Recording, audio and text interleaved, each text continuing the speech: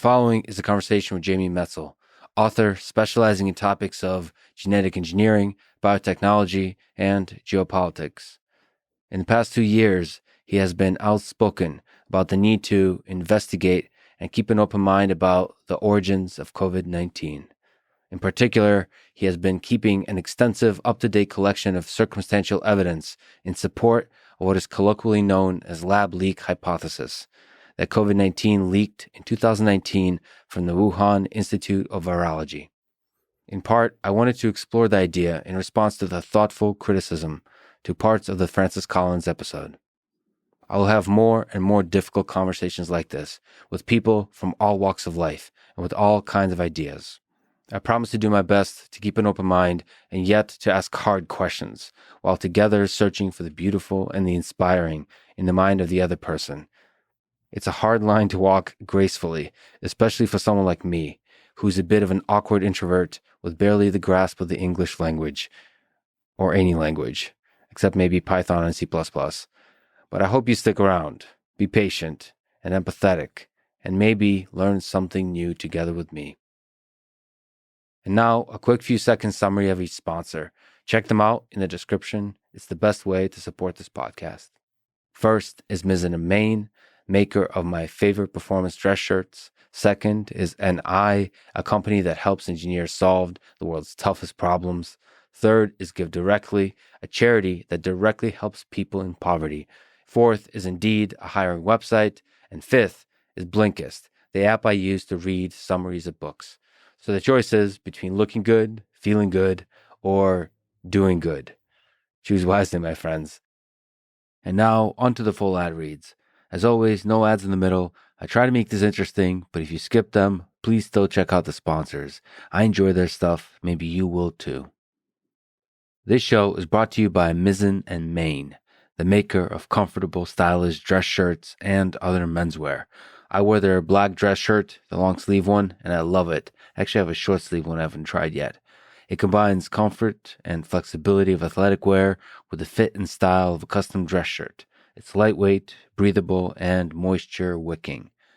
Again, they have a bunch of different styles on their website, but I love minimalism, so I went for the black shirt, and it's definitely the favorite dress black shirt that I've ever worn, and I have a few of them. It's my go-to. Right now, if you go to mizzenandmain.com, by the way, that's spelled MIZZEN and Main.com, and use promo code LEX, you'll receive $35 off any regular price order of $125 or more. So go to Mizzen and Main and use our promo code LEX.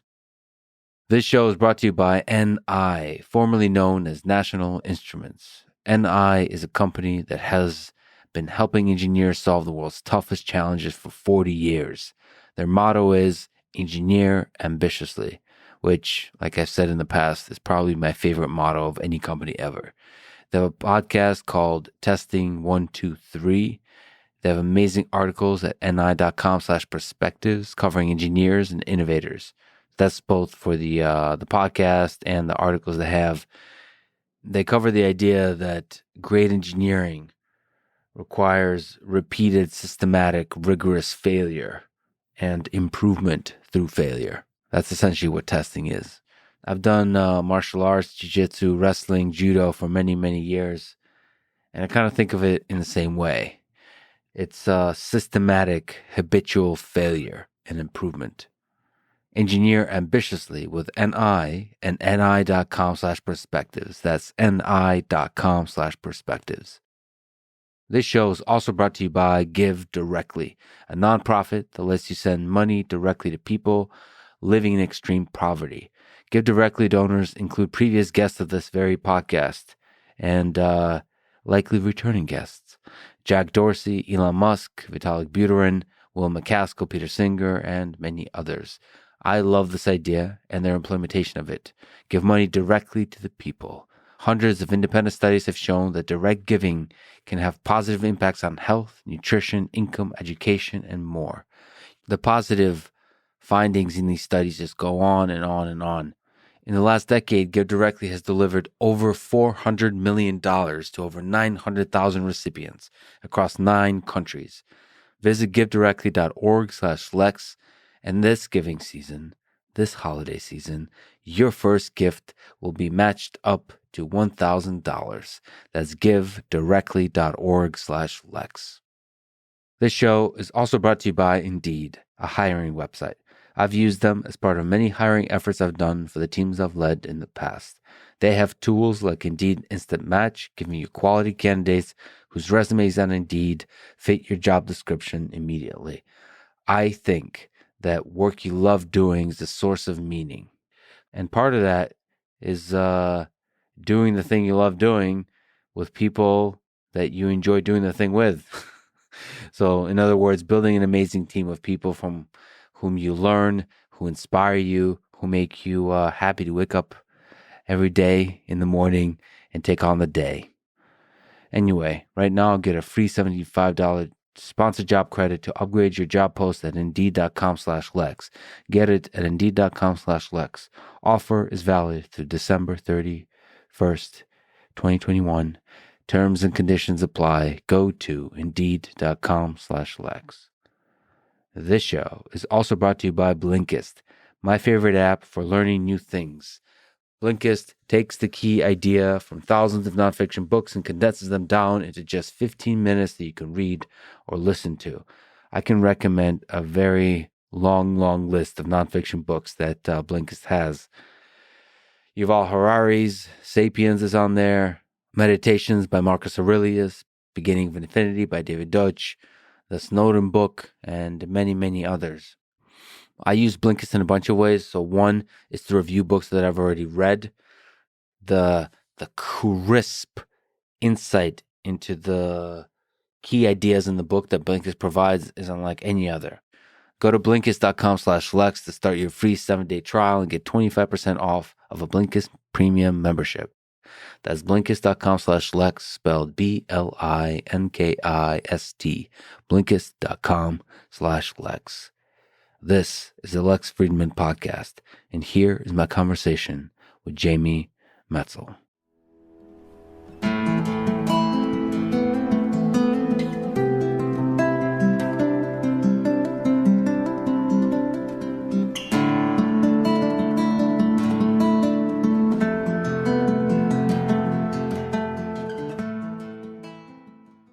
What is the probability in your mind that COVID-19 leaked from a lab?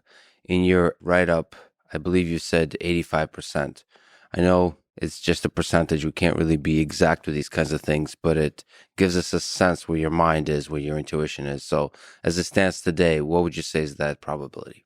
I would stand by what I've been saying since really the middle of last year. It's more likely and not, in my opinion, that the pandemic stems from an accidental lab incident in Wuhan. Is it 90%? Is it 65%? I mean, that's kind of arbitrary. But when I stack up all of the available evidence, and all of it on both sides is circumstantial, it weighs very significantly toward a lab incident origin. So before we dive into the specifics at a high level, what types of evidence, what intuition, what ideas are leading you to have that kind of estimate? Is it possible to kind of condense, when you look at the wall of evidence before you, where's your source, the strongest source of your intuition for this? And I would have to say it's just logic and deductive reasoning. So before I make the case for why I think it's most likely a lab incident origin, let's just say why it could be and still could be what we natural origin. All of this is a natural origin in the sense that it's a bat virus backbone, horseshoe bat virus backbone. Okay, I'm going to keep pausing you to define stuff. So maybe it's useful to say, what do we mean by lab leak? What do we mean by natural origin? What do we mean by virus backbone? Okay, great questions. So viruses come from somewhere. Viruses have been around for 3.5 billion years. And they've been around for such a long time because they are adaptive and they're growing and they're always changing and they're morphing. And that's why viruses they've been very successful, and we are victims. Sometimes we're beneficiaries. We have viral DNA has morphed into our genomes, but Now, certainly in the case of COVID-19, we are victims of the success of viruses.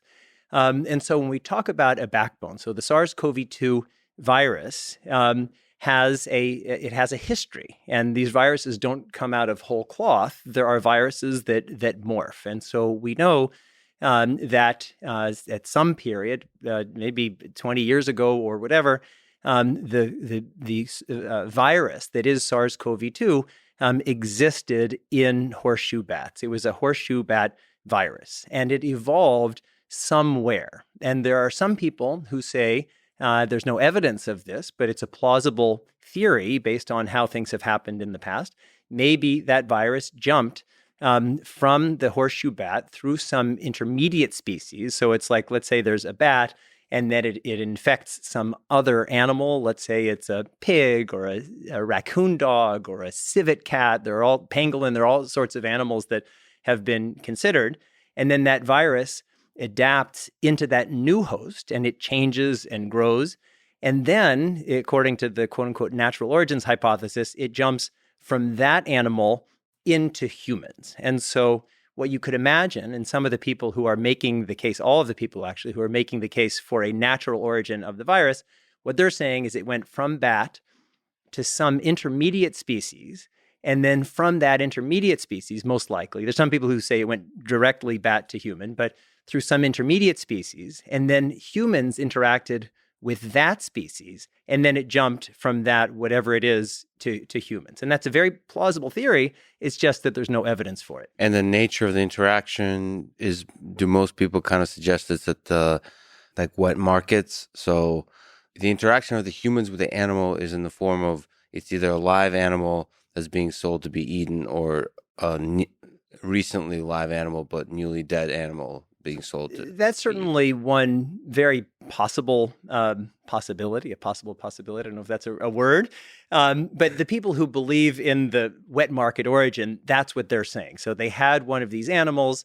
They were cutting it up, let's say, in a market, and maybe some of the blood got into somebody, maybe had a cut on their hand, or maybe it was aerosolized, and so somebody breathed it. And then that virus found this new host, and that was the human host.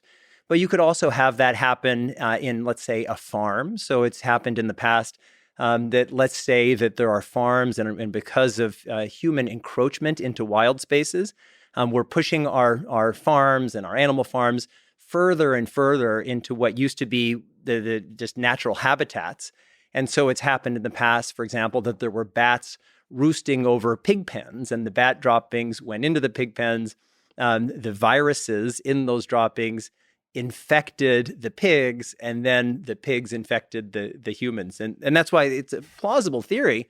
It's just that there's basically no evidence for it. If it was the case that SARS-CoV-2 comes from this type of interaction, as in most of the at least recent past outbreaks, we'd see evidence of that. Viruses are messy. They're constantly undergoing Darwinian evolution, and they're changing. And it's not that they're just ready for prime time, ready to infect humans on day one. Normally, you can trace the viral evolution prior to the time when it infects humans. But for SARS-CoV-2, it just showed up on the scene ready to infect humans. And there's no history that anybody has found so far of that kind of viral evolution. With the first SARS, you could track it by the genome sequencing that it was experimenting. And SARS-CoV-2 was very, very stable, meaning it had already adapted to humans by the time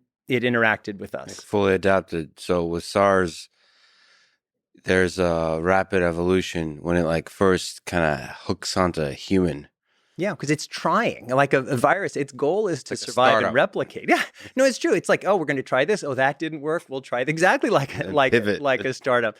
And so we don't see that. And so there are some people who say, well, one hypothesis is, you have a totally isolated group of humans, maybe in southern China, which is more than 1,000 miles away from Wuhan, and maybe they're doing their animal farming right next to these areas where there are these horseshoe bats, and maybe in this totally isolated place that no one's ever heard of. They're not connected to any other place. One person gets infected. And it doesn't spread to anybody else because they're so isolated. They're like, I don't know. I mean, I can't even imagine that this is the case. And then somebody gets in a car and drives all night, more than 1,000 miles through crappy roads to get to Wuhan. Doesn't stop for anything, doesn't infect anybody on the way. No one else in that person's village infects anyone.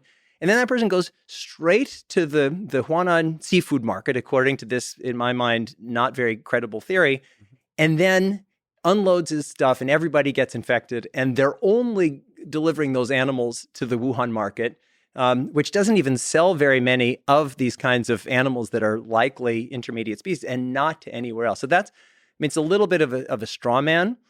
But on top of that, the Chinese have sequenced more than 80,000 animal samples, and there's no evidence of this type of viral evolution that we would otherwise expect. Let's try to, at this moment, steelman the argument for the natural origin of the virus.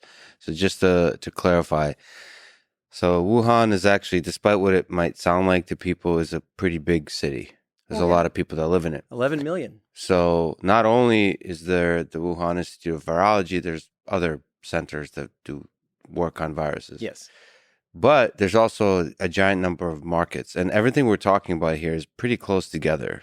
So when I kind of look at the geography of this, I think when you zoom out, it's all Wuhan. But when you zoom in, there's just a lot of interesting dynamics that could be happening and where the cases are popping up and what's being reported, all that kind of stuff.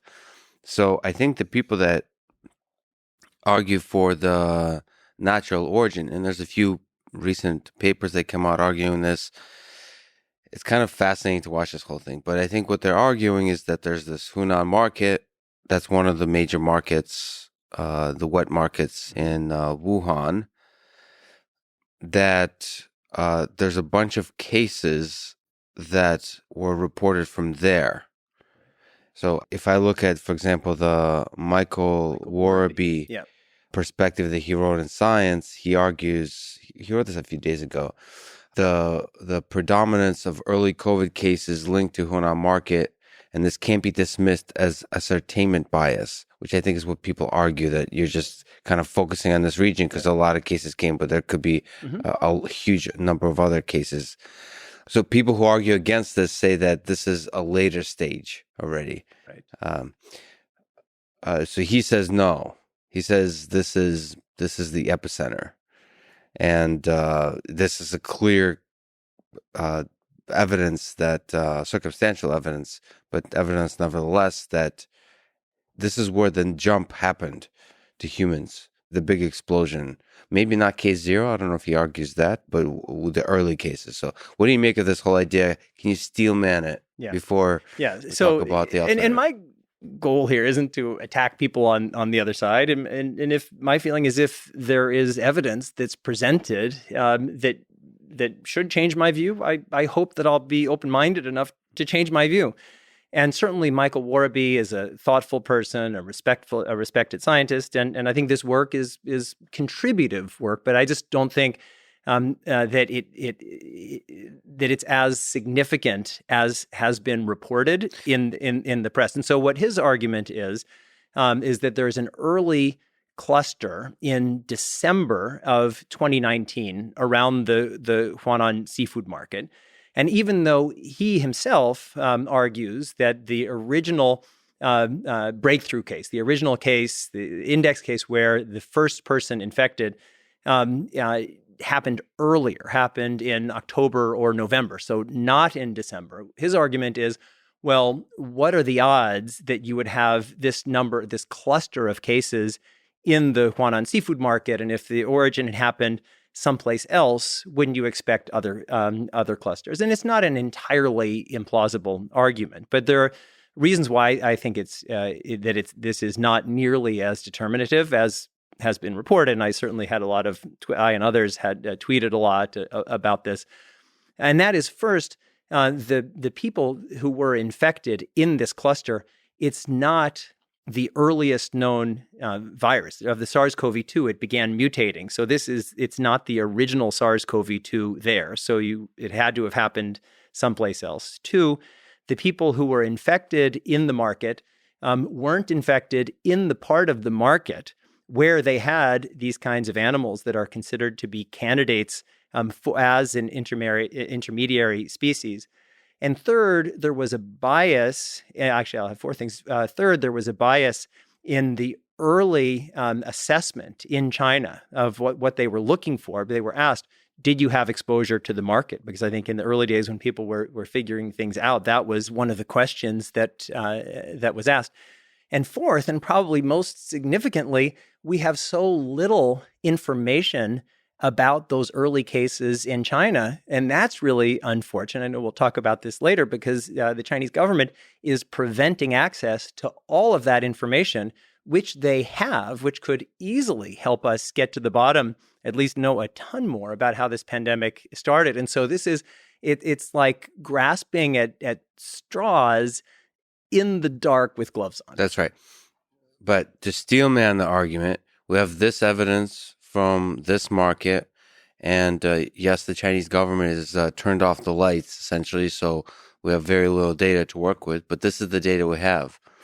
So who's to say that this data doesn't represent a much bigger data set, that a lot of people got infected at this market, where even at the parts, or especially at the parts where the meat, the infected meat was being sold? So that could be true, and it probably is true. The question is this the source? Is this the place where this began? Or was this just a place where it was amplified? And I certainly think that it's extremely likely that the Huanan seafood market was a point of amplification. And it's just answering a different question. Basically, what you're saying is it's very difficult to use the market as evidence for anything because it's probably not even the starting point. So it's just a good place for it to continue spreading. That's certainly my view. What Michael Warabee's argument is that, well, what are the odds of that we're seeing this amplification in the market? And let me put it this way. If we had all of the information, if the Chinese government hadn't blocked access to all of this, because there's blood bank information, there's all sorts of information, and based on a full and complete understanding, we came to believe that all of the early cases were at this market. I think that would be a stronger argument than what this is so far. But everything leads to the fact that why is it that the Chinese government, which was, frankly, after a slow start, the gold standard of doing viral tracking for SARS-1, why have they apparently done so little and shared so little? I think it begs a lot of questions. Okay, so let's then talk about the Chinese government. There's several governments, right? So one is the local government of Wuhan. And not just the Chinese government. Let's talk about government. No, let's talk about human nature. Let's just keep zooming out. Yeah, let's talk about planet Earth. Yeah. No. So there's the Wuhan local government. There's the Chinese government led by Xi Jinping. And there's governments in general. I'm trying to empathize. So my father was involved with Chernobyl. I'm trying to put myself into the mind of local officials, of people who are like, oh shit, there's a potential catastrophic event happening here, and it's my ass because there's incompetence all over the place. Human nature is such that there's incompetence all over the place, and you're always trying to cover it up. And so given that context, I want to lay out all the possible incompetence, all the possible malevolence, all the possible geopolitical tensions here. All right. Where, in your sense, did the cover-up start? So there's this suspicious fact, it seems like, that the Wuhan Institute of Virology had a public database of thousands of sampled bat coronavirus sequences. and that went offline in September 2019. Well, what's that about? So let me talk about that specific, and then I'll also follow your path of zooming out. And it's a really important. Is that a good starting point? It's a great starting point. Yeah. So, but there's a bigger story, but let me talk about that. So the Wuhan Institute of Virology, and we can go into the whole history of the Wuhan Institute of Virology either now or later, because I think it's very relevant to this story. But let's focus for now on this database. They had a database of 22,000 viral samples and sequence information about viruses that they had collected. Some of which, the collection of some of which was supported through funding from the NIH, not a huge NIH, through the EcoHealth Alliance. It's a relatively small amount, $600,000, but not nothing. The goal of this database was so that we could understand viral evolution, so that exactly for this kind of moment where we had an unknown virus, we could say, well, is this like anything that we've seen before? And that would help us both understand what we're facing and be better able to respond. So this was a password-protected public access database. In 2019, in September 2019, it became inaccessible. And then a few months later, the entire database disappeared. What the Chinese have said is that because there were all kinds of computer attacks on this database. But why would that happen in September 2019 before the pandemic, at least as far as we know? So just to clarify. Yes. It went down to September 2019, just so we get the year straight. Yeah. January 2020 is when the virus really started getting the press. So we're talking about December 2019, a lot of early infections happened. September 2019 is when this database goes down. Just to clarify, because you said it quickly, the Chinese government said that their database was getting hacked. Right. Well, therefore, Xu Zhengli, the director of this part of the Wuhan Institute of Virology, said that. Really? She was the one that said it. She was the one who said it. Oh, boy. I did not even know that part. Yeah. Okay. Well, she's an interesting character. We'll talk about her. Yeah. So the excuse is that it's getting cyber attacked a lot, so we're going to take it down without any further explanation, which seems very suspicious. And then this virus starts to emerge in October, November, December. There's a lot of argument about that, but after. Sorry to interrupt, but some people are saying that the first outbreak could have happened as early as September. I think it's more likely it's October, November, but for the people who are saying that the first outbreak, the first incident of a known outbreak, at least to somebody, happened in September, they make the argument, well, what if that also happened in mid-September of 2019? I'm not prepared to go there, but there are some people who make that argument. But I think, if I were to put myself in the mind of officials, whether it's officials within the Wuhan Institute of Virology or Wuhan local officials, I think if I notice some major problem, like somebody got sick, some sign of oh shit, we screwed up. That's when you kind of do the slow. There's like a Homer Simpson meme where you slowly start backing out, and I would probably start hiding stuff. CYA, yeah, yeah, and then coming up with really shady excuses. It's like you're in a relationship and your girlfriend wants to see your phone, and you're like, I'm sorry, I'm just getting attacked by the Russians now. The cybersecurity issue, I can't. Yeah, I wish I could. I wish I could. It's just unsafe right now. So would it be okay if I give you my kind of macro view of the whole information space and why I believe this has been so contentious? It's so here's if I had to give my best guess, and I underline the word guess, of what happened, and your background, your family background with Chernobyl, I think is highly relevant here. So after the first SARS, there was a recognition that we needed to distribute knowledge about virology and epidemiology around the world, that people in China and Africa, in Southeast Asia, they were the frontline workers, and they needed to be doing a lot of the viral monitoring and assessment so that we could have an early alarm system. And that was why there was a lot of investment in all of those places in building capacity and training people and helping to build institutional capacity. And the Chinese government, they recognized that they needed to ramp things up. And then the World Health Organization and the World Health Assembly, they had their international health regulations that were designed to create a stronger infrastructure. So that was the goal. There were a lot of investments, and I know we'll talk later about the Wuhan Institute of Virology, and I won't go into that right now. So there was all of this distributed capacity. And so in the early days, there's a breakout in Wuhan. We don't know, is it September, October, November? Maybe December is when the local authorities start to recognize that something's happening. But at some point in late 2019, local officials in Wuhan understand that something is up. And exactly like in Chernobyl, these guys exist within a hierarchical system. And they are going to be rewarded if good things happen, and they're going to be in big trouble if bad things happen under their watch.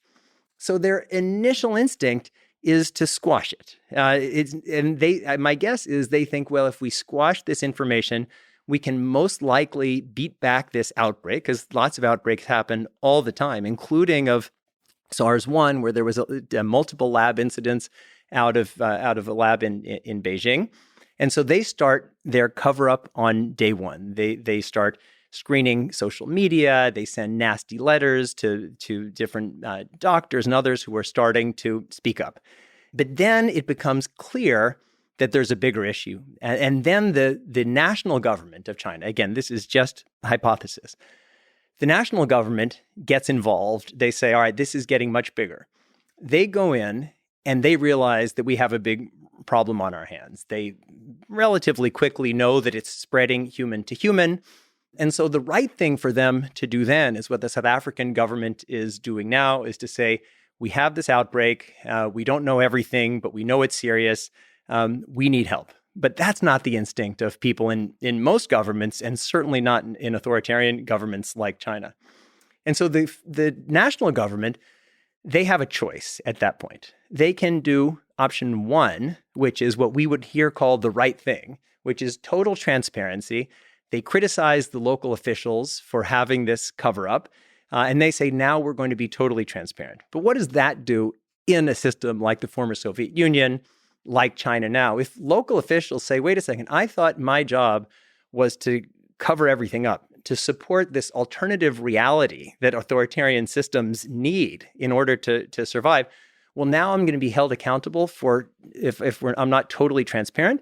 Like, your whole system would collapse. So the national government, they have that choice, and their only choice, according to the logic of their system, is to be all in on a cover-up. And that's why they block the World Health Organization from sending its team to Wuhan for over 3 weeks.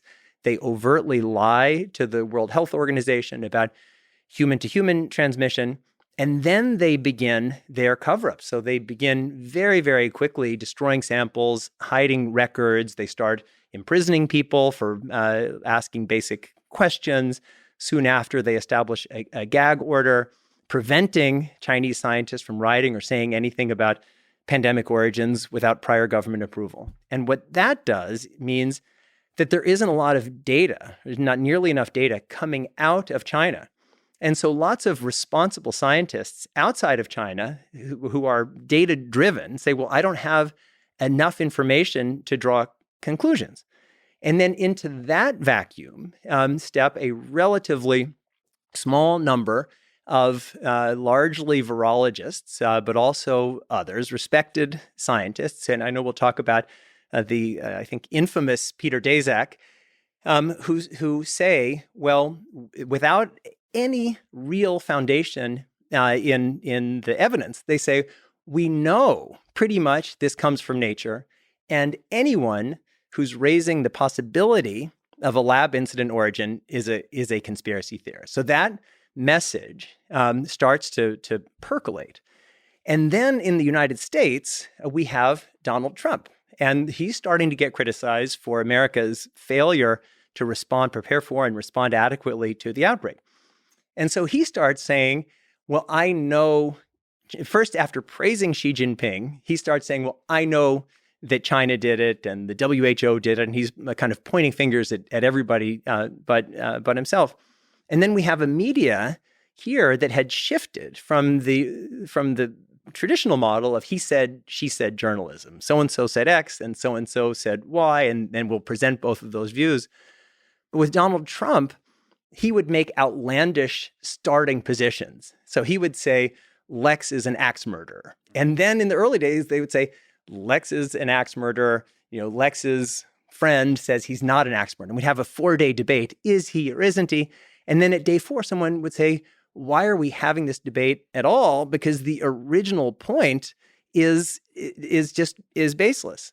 And so the media just got in the habit. Here's what Trump said, and here's why it's wrong. It's very complicated to figure out what is the role of a politician, what is the role of a leader in this kind of game of politics. But certainly in when there's a tragedy, when there's a catastrophic event, what it takes to be a leader is to see clearly through the fog and to make big, bold decisions and to speak to the truth of things.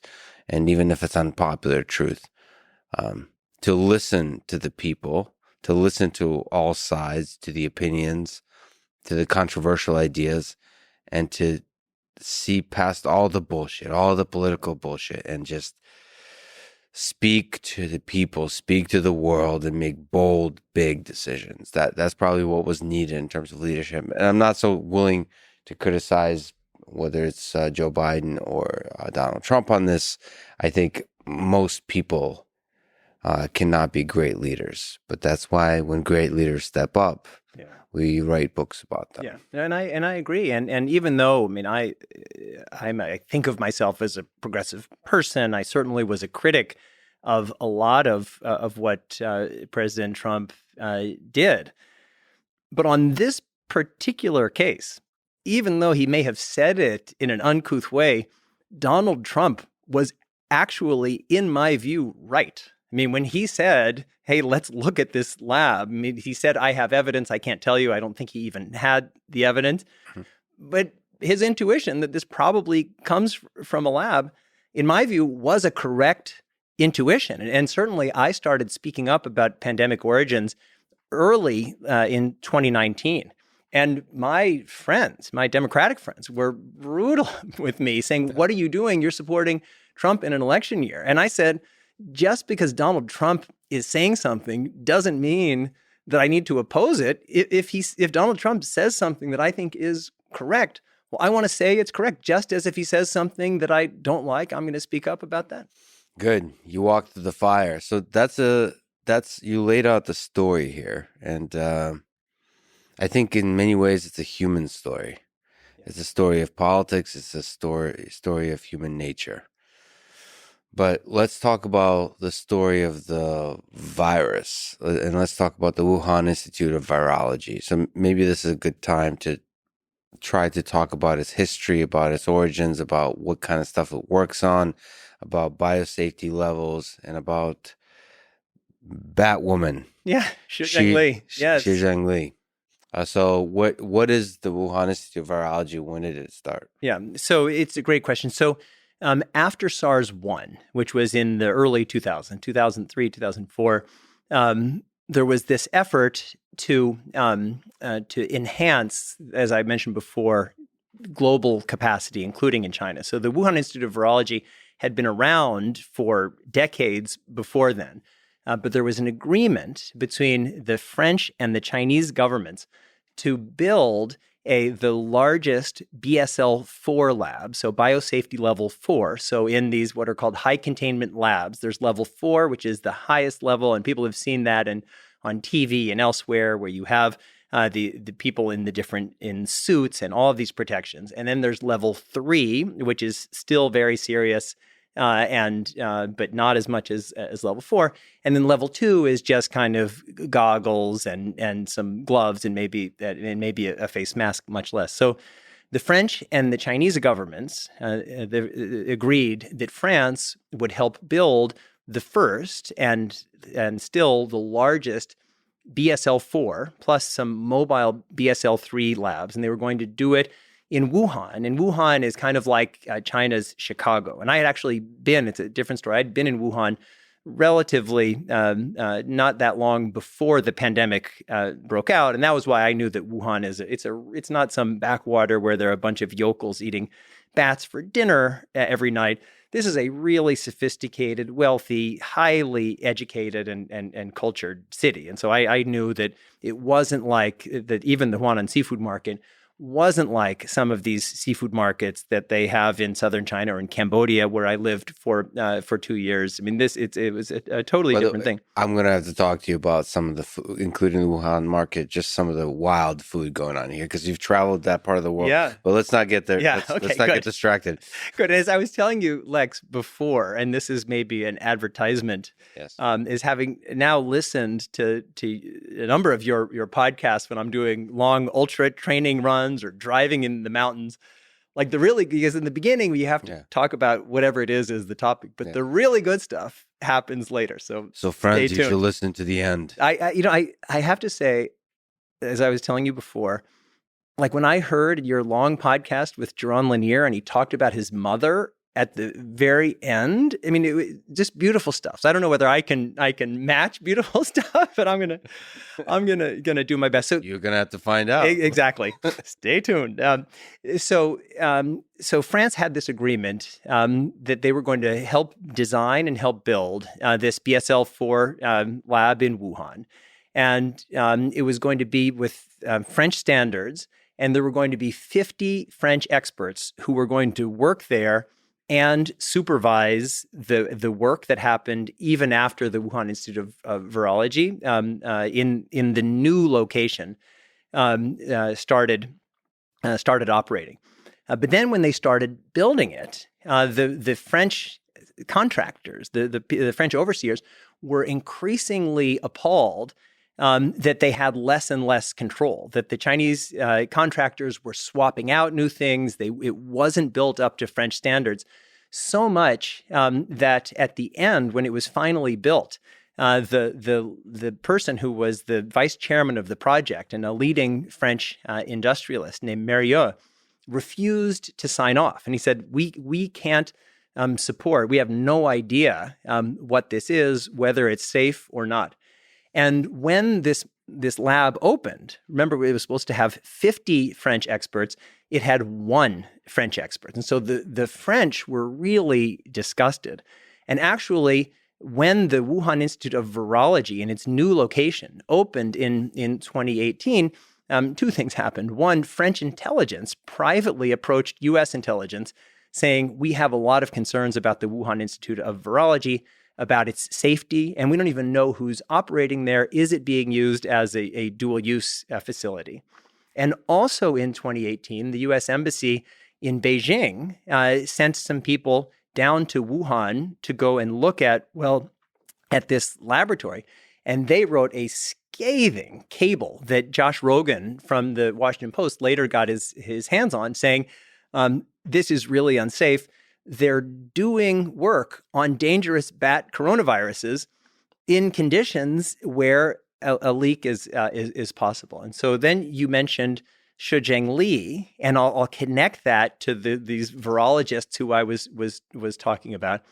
So there's a very credible thesis that because these pathogenic outbreaks happen in other parts of the world, having partnerships with experts in those parts of the world must be a foundation of our efforts. We can't just bring everything home because we know that viruses don't care about borders and boundaries. And so if something happens there, it's going to come here. So very correctly, we have all kinds of partnerships with experts in these labs. And Shuzheng Li was one of those partners. And her closest relationship was with Peter Daszak, who's a British, I think now American, but the president of a thing called EcoHealth Alliance, which was getting money from NIH. And basically, EcoHealth Alliance was a pass-through organization. And over the years, it was only about $600,000. So almost all of her funding came from the Chinese government, but there's a little bit that came from the United States.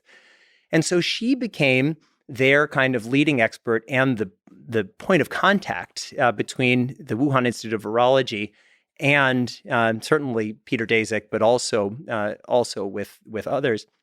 And that was why in the earliest days of the outbreak, I did mention that there were these virologists who had this fake certainty that they knew it came from nature and it didn't come from a lab. And they called people like me conspiracy theorists just for raising that possibility. But when Peter Daszak was organizing that effort in February of 2020, what he said is, we need to rally behind our Chinese colleagues. And that the basic idea was these international collaborations are under threat. And I think it was because of that, because Peter Daszak's basically his major contribution as a scientist was just tacking his name on work that Shuzheng Li had largely done. He was defending a lot, certainly for himself and his organization. So you think EcoHealth Alliance and Peter is less about money, it's more about kind of almost like legacy because you're so attached to this work? It's just on a human level. I think so. I mean, I've been criticized for being I'm certainly a big critic of Peter Daszak, but I've been criticized by some for being too lenient. I mean, it's so easy to say, oh, they're like an evil ogre and just trying to do evil and cackling in their closet or whatever. But I think for most of us, even those of us who do terrible, horrible things, the story that we tell ourselves and we really believe is that we're doing the thing that we most believe in. I mean, I did my PhD dissertation on the Khmer Rouge in Cambodia. They genuinely saw themselves as idealists. They thought, well, we need to make radical change to build a better future. And what they described as what they felt was radical change was a monstrous atrocities by us. So the criticism here of Peter is that he was part of an organization that was kind of funding an effort that was an unsafe implementation of a biosafety level 4 laboratory. Well, a few things. So what he thought he was doing what he thought he was doing is itself highly controversial, because there's one there that in 2011, there were, I know you've talked about this with other guests, but in 2011, there were the first published papers on this now infamous gain of function research. And basically what they did, both in different labs, and certainly in the United States, in Wisconsin and in the Netherlands, was they had a bird flu virus that was very dangerous, but not massively transmissive. And they had a gain of function process through what's called serial passage, which means basically passing a virus like natural selection, but forcing natural selection by just passing a virus through different cell cultures and then selecting for what it is that you want.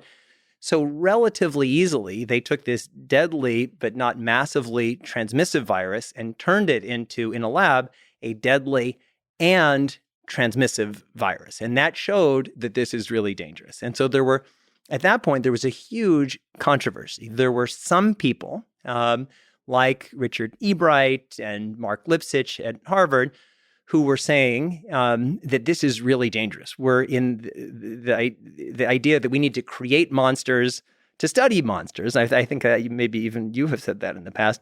It doesn't make sense because there's an unlimited number of monsters. And so what are we going to do? Create an unlimited number of monsters. And if we do that, eventually the monsters are going to get out. Then there was the Peter Daszak camp, and he got a lot of funding, particularly from the United States, who said, well, and certainly Collins and Fauci were supportive of this. And they thought, well, there's a safe way to go out into the world to collect the world's most dangerous viruses and to poke and prod them to figure out how they might mutate, how they might become more dangerous, with the goal of predicting future pandemics, and that certainly never happened, with the goal of creating vaccines and treatments, and that largely never happened. But so Peter Daszak kind of epitomized that second approach. And as you've talked about in the past, in 2014, there was a funding moratorium in the United States. And then in 2017, that was lifted. It didn't affect the funding that went to the EcoHealth Alliance.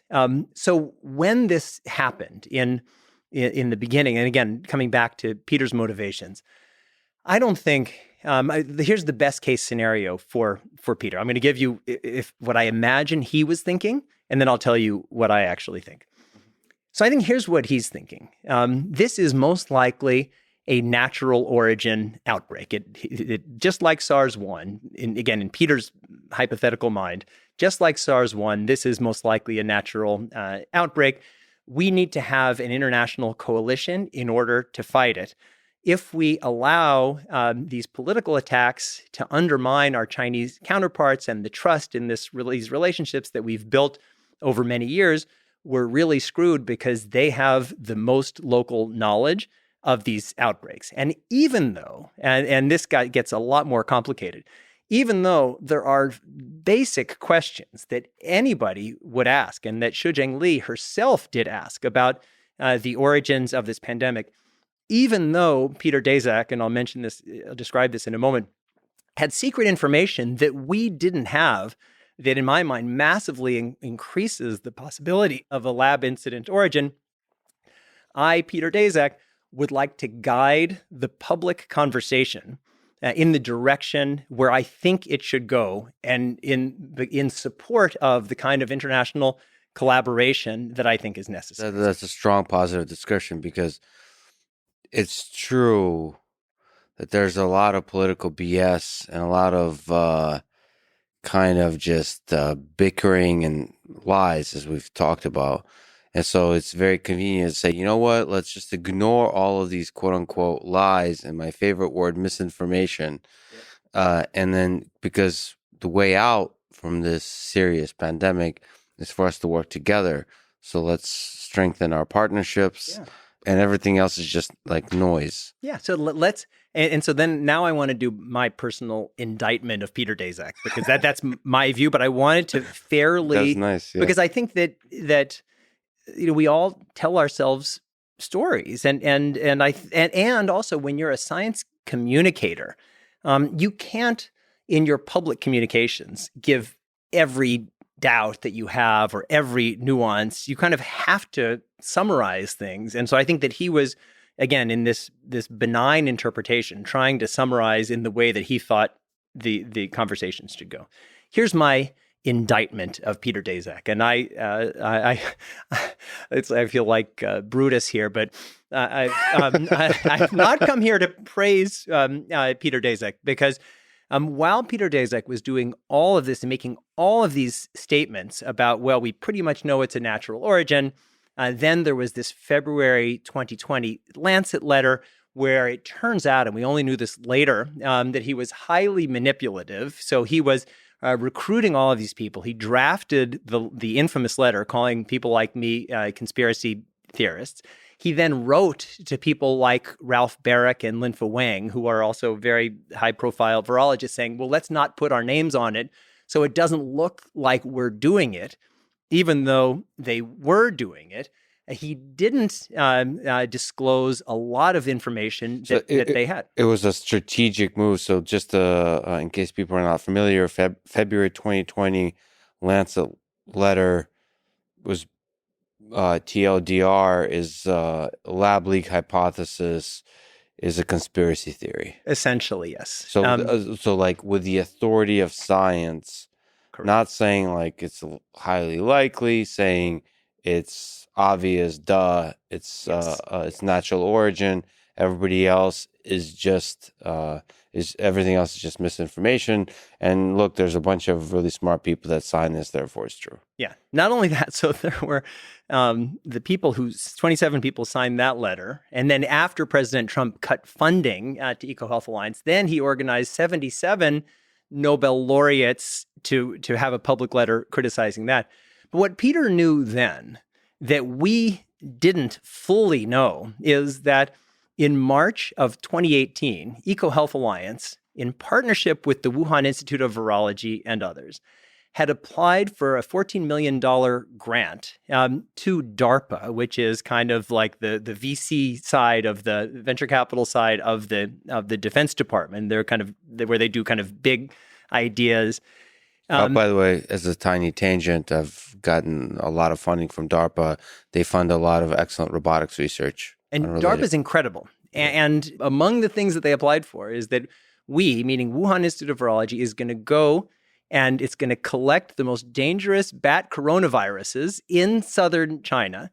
And then we, as this group, are going to genetically engineer these viruses to insert a furin cleavage site. So I think when everyone's now seen the image of the SARS-CoV-2 virus, it has these little spike proteins, these little things that stick out, which is why they call it a coronavirus.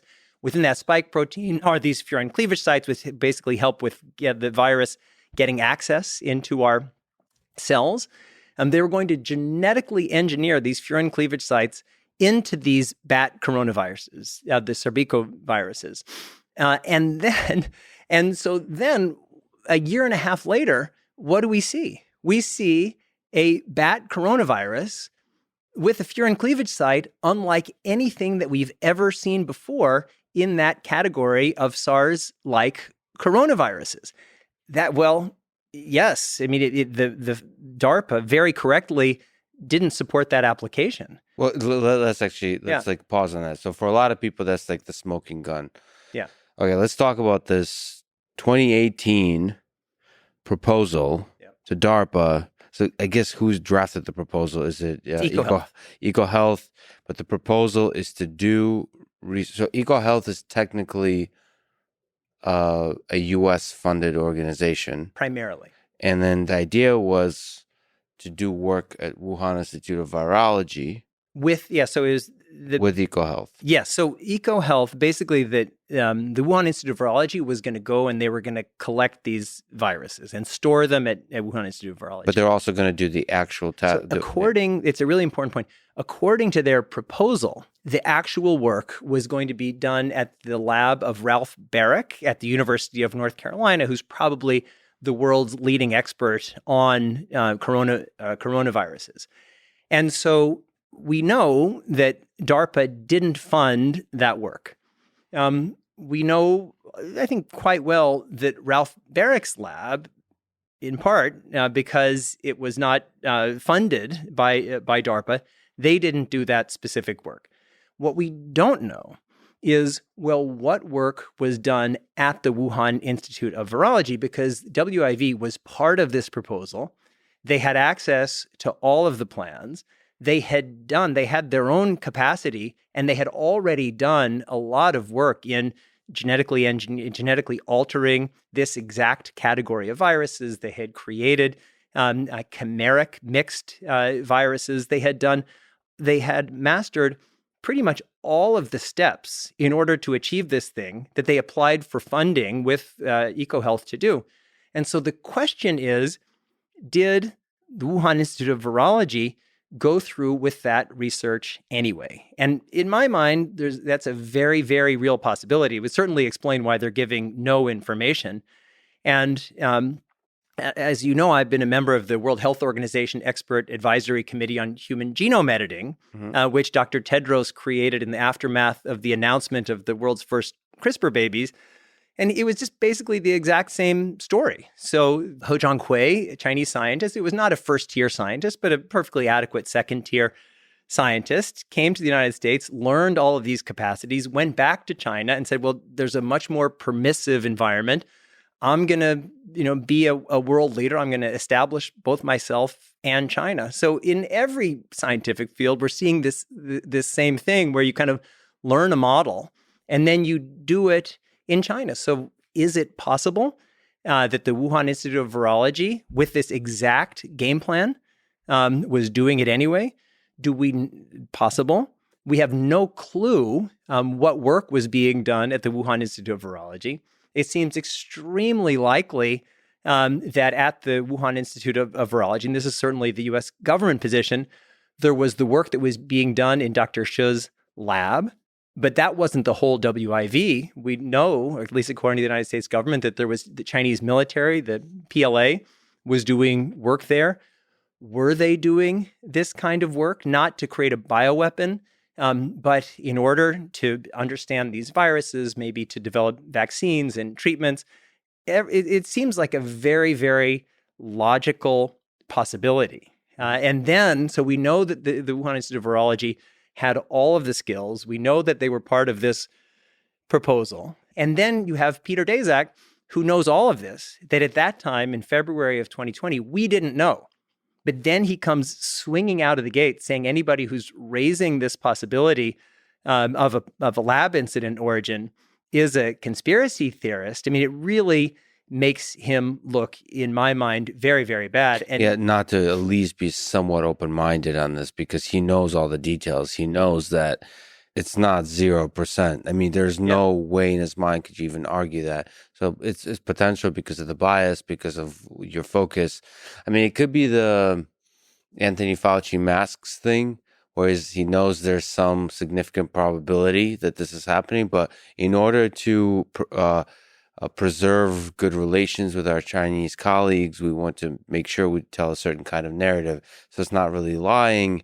It's doing the best possible action at this time to help the world. Not that this already happened. Yeah. But that's how, Yeah, I think it's quite likely that that was the story that he was telling himself. But it's that lack of transparency, in my mind, is fraudulent. That we were struggling to understand something that we didn't understand, and that I just think that people who possess that kind of information, especially when the existence, like the entire career of Peter Daszak is based on U.S. taxpayers, there's a debt that comes with that, and that debt is honesty and transparency. And for all of us, you talked about your girlfriend checking your phone. For all of us, being honest and transparent in the most difficult times is really difficult. If it were easy, everybody would do it. And that's, I just feel that Peter was the opposite of transparent, and then went on the offensive, and then had the gall of joining, and I know we can talk about this highly compromised joint study process with the international experts and their Chinese government counterparts, and used that as a way of furthering this, in my mind, fraudulent narrative that it almost certainly came from natural origins, and a lab origin was extremely unlikely. Just to stick briefly on the proposal to wrap that up, because I do think, in a kind of Jon Stewart way, if you heard that a bit, sort of kind of like common sense way, the 2018 proposal to DARPA from EcoHealth Alliance and Wuhan Institute of Virology just seems like a bit of a smoking gun to me, like that. So there's this excellent book that people should read called Viral, The Search for the Origin of COVID-19. Matt Ridley and Alina Chan. I think Alina is in MIT. Probably she's at the Broad, at Broad Institute, yeah. So she, I heard her in an interview give this analogy of unicorns. Yeah. And where basically somebody writes a proposal to add horns to horses. The proposal was rejected. And then a couple of years later, or a year later, a unicorn shows up. In the place where they're proposing to do it. I mean, that's so I had... And then everyone was like, it's natural origin. Yeah. It's like, it's possible it's natural origin. Like, we haven't detected a unicorn yet, and this is the first time we've detected a unicorn. Or it could be this massive organization that was planning, is fully equipped, has like a history of being able to do this stuff, has the world experts to do it, has the funding, has the motivation to add horns to horses, and now a unicorn shows up and they're saying, nope, definitely natural. Well, that connects to what your first question of how do I get to my 85%? And here's a summary of that answer. And so it's what I said in my 60 Minutes interview a long time ago. Of all the gin joints in all the towns in all the world, the quote from Casablanca. Mm-hmm. And so of all the places in the world where we have an outbreak of a SARS-like bat coronavirus, it's not in the area of the natural habitat of the horseshoe bats. It's the one city in China with the first and largest level 4 virology lab, which actually wasn't even using it. They were doing level 3 and level 2 for this work, where they had the world's largest collection of bat coronaviruses, where they were doing aggressive experiments designed to make these scary viruses scarier, where they had been part of an application to insert a furin cleavage site able to infect human cells, and where when the outbreak happened, we had a virus that was ready for action to infect humans, and to this day better able to infect humans than any other species, including bats. And then from day one, there's this massive cover-up. And then on top of that, in spite of lots of efforts by lots of people, there's basically no evidence for the natural origin hypothesis. Everything that I've described just now is circumstantial, but there's a certain point where you add up the circumstances and you see, well, this seems pretty likely. I mean, if we're getting to 100%, we are not at 100% by any means. There still is a possibility of a natural origin, and if we find that, great. But from everything that I know, that's how I get to my 85. And we'll talk about why this matters in a political sense, in a human sense, in a science, in the realm of science, all of those factors. But first, as Nietzsche said, let us look into the abyss and the games we'll play with monsters. That is colloquially called gain-of-function research. Let me ask the kind of political sounding question, which is how people usually phrase it. Did Anthony Fauci fund gain-of-function research at the Wuhan Institute of Virology? So it depends. I mean, I've obviously been very closely monitoring this. I've spoken a lot about it. I've written about it. And it depends on, I mean, not to quote Bill Clinton, but to quote Bill Clinton, it depends on what the definition of is. Yeah. And so if you use a common sense definition of gain of function, and by gain of function, there are lots of things like gene therapies that are gain of function, but what we mean is gain of function for pathogens potentially able to create human pandemics. But if you use the kind of common sense language, well, then he probably did. If you use the technical language from a 2017 NIH document, and you read that language very narrowly, I think you can make a credible argument that he did not. There's a question, though, and Francis Collins talked about that in his interview with you. But then there's a question that we know from now that we have the information of the reports submitted by EcoHealth Alliance to the NIH, and some of which were late or not even delivered, that some of this research was done on MERS, Middle Eastern Respiratory Syndrome virus. And if that was the case, there is, I think, a colorable argument that would be considered gain-of-function research, even by the narrow language of that 2017 document. But I definitely think, and I've said this repeatedly, that Rand Paul can be right and Tony Fauci can be right. And the question is, how are we defining gain of function? And that's why I've always said the question in my mind isn't, was it or wasn't it gain of function, as if that's like a binary thing, if not, great, and if yes, guilty. The question is just, what work was being done at the Wuhan Institute of Virology? What role, if any, did U.S. Government funding play in supporting that work? And what rights do we all have as human beings and as American citizens and taxpayers to get all of the relevant information about that?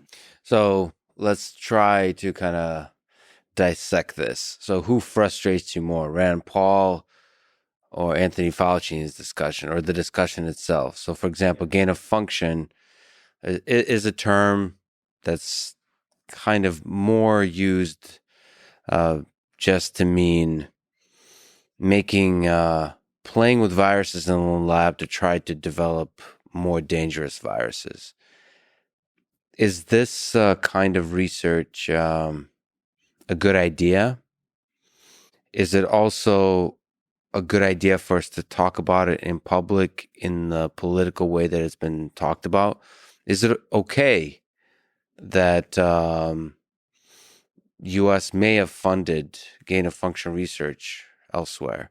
I mean, it's kind of assumed, just like with Bill Clinton, there was very little discussion of, I think, correct me if I'm wrong, but, whether it's okay for a president, male or female, to have extramarital sex, okay? Or is it okay for a president to have extramarital sex with people on his staff or her staff? It was more the discussion of lying, I think. It was, did you lie about having sex or not? And in this gain of function discussion, what frustrates me personally is there's not a deep philosophical discussion about whether we should be doing this kind of research and what are the ethical lines, research on animals at all. Those are fascinating questions. Instead, it's a gotcha thing.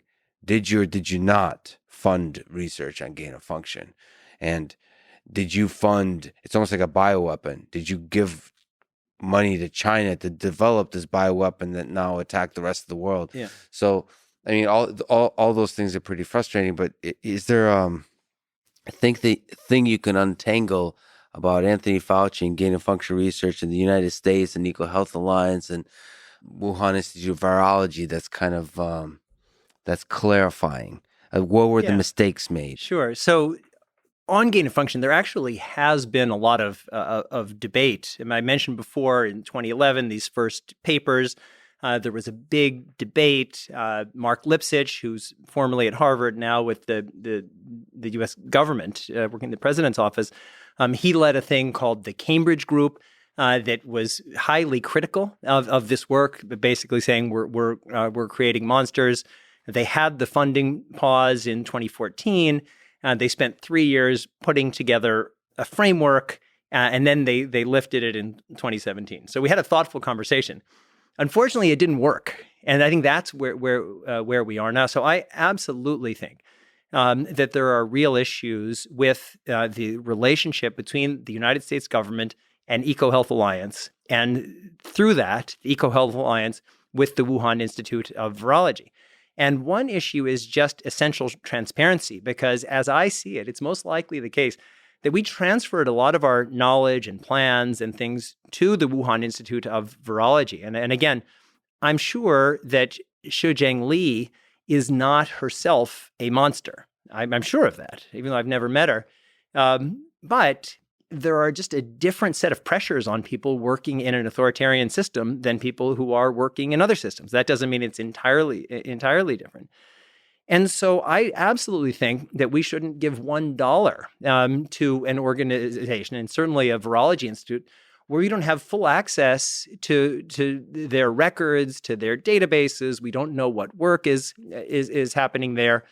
And I think that we need to have that kind of full examination. And that's why, so I understand what Dr. Fauci is doing is saying, hey, Dr. Fauci is saying, what I hear from you, Rand Paul, is you're accusing me of starting this pandemic, and you're using gain of function as a proxy for that. And we have, when there are Senate hearings, every senator gets 5 minutes. And the name of the game is to translate your 5 minutes into a clip that's going to run on the news. And so I get that there is that kind of game. Gotcha. But I also think that the Dr. Fauci and the NIH, the National Institute of Allergy and Infectious Diseases, and the NIH should have been more transparent. Because I think that in this day and age where there are a lot of people poking around in this whole story of COVID origins, we would not be where we are if it wasn't for a relatively small number of people. And I'm part of, there are two, as I know, two groups. One is these internet sleuths known as Drastic, And a number of them are part of a group that I'm part of called, it's not our official name, but called the Paris Group. It's about 24 experts around the world, but centered around some very high-level French academics. So we've all been digging and meeting with each other regularly since last year. And our governments across the board, certainly China, but including the United States, haven't been as transparent as they need to be. So there's definitely mistakes were made on all sides. And that's why, for me, from day one, I've been calling for a comprehensive investigation into this issue that certainly obviously looks at China, but we have to look at ourselves. We did not get this right. So to you, I'm just going to put Rand Paul aside here. Yeah. He politician playing political games. It's very frustrating, but it is what it is on all sides. Anthony Fauci, you think should have been more transparent and maybe more eloquent in expressing the complexity of all of this, the uncertainty in all of this. Yeah. And I get that it's really hard to do that because let's say you have you speak a paragraph and it's got 4 sentences. And one of those sentences is the thing that's going to be turned into Twitter. And Jamie, let me push back. I get really, so I'll try not to be emotional about this, but I've heard Anthony Fauci a couple of times now say that he represents science. I know what he means by that. He means in the political bickering, all that kind of stuff, that for a lot of people, he represents science. But words matter. And this isn't just clips. I mean, maybe I'm distinctly aware of that doing this podcast. Like, yeah, I talk for like hundreds of hours now, maybe over 1,000 hours. But like, I'm still careful with the words. Like, I'm trying not to be an asshole, and I'm aware when I'm an asshole, and I'll apologize for it. Like, if the words "I represent science" left my mouth, which they very well could, I would sure as hell be apologizing for it. And not because I got in trouble. I would just feel bad about saying something like that. And even that little phrase, "I represent science." No, Dr. Fauci, you do not represent science. I love science. The millions of scientists that inspired me to get into it, to fall in love with the scientific method in the exploration of ideas through the rigor of science, that Anthony Fauci does not represent. He's one, I believe, great scientist of millions. He does not represent anybody. He's just one scientist. And I think the greatness of a scientist is best exemplified in humility, because the scientific method basically says, like, you're like standing before the fog, the mystery of it all, and like slowly chipping away at the mystery.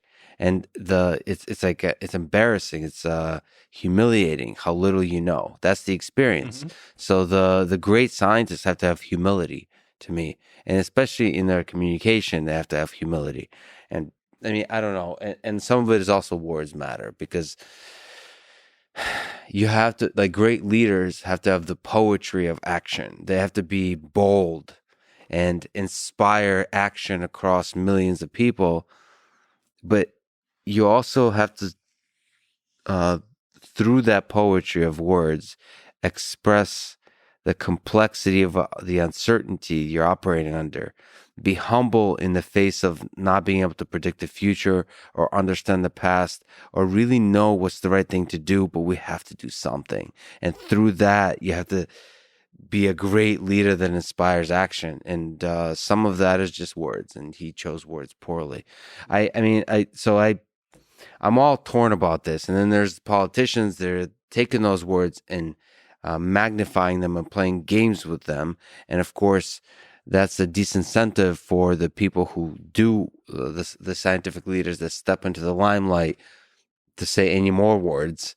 So they kind of become more conservative with the words they use. I mean, it just becomes a giant mess. But I think the solution is to ignore all of that and to be transparent, to be honest, to be vulnerable. And to express the full uncertainty of what you're operating under, to present all the possible actions, and to be honest about the mistakes they made in the past. I mean, there's something, even if you're not directly responsible for those mistakes, taking responsibility for them is a way to win people over. Like, I don't think leaders realize this often in the modern age, in the internet age. They can see through your bullshit. And it's really inspiring when you take ownership. So to do the thought experiment, like in public, do a thought experiment. If there was a lab leak, and then lay out all the funding, the EcoHealth Alliance, all the incredible science going on at the Wuhan Institute of Virology and the NIH.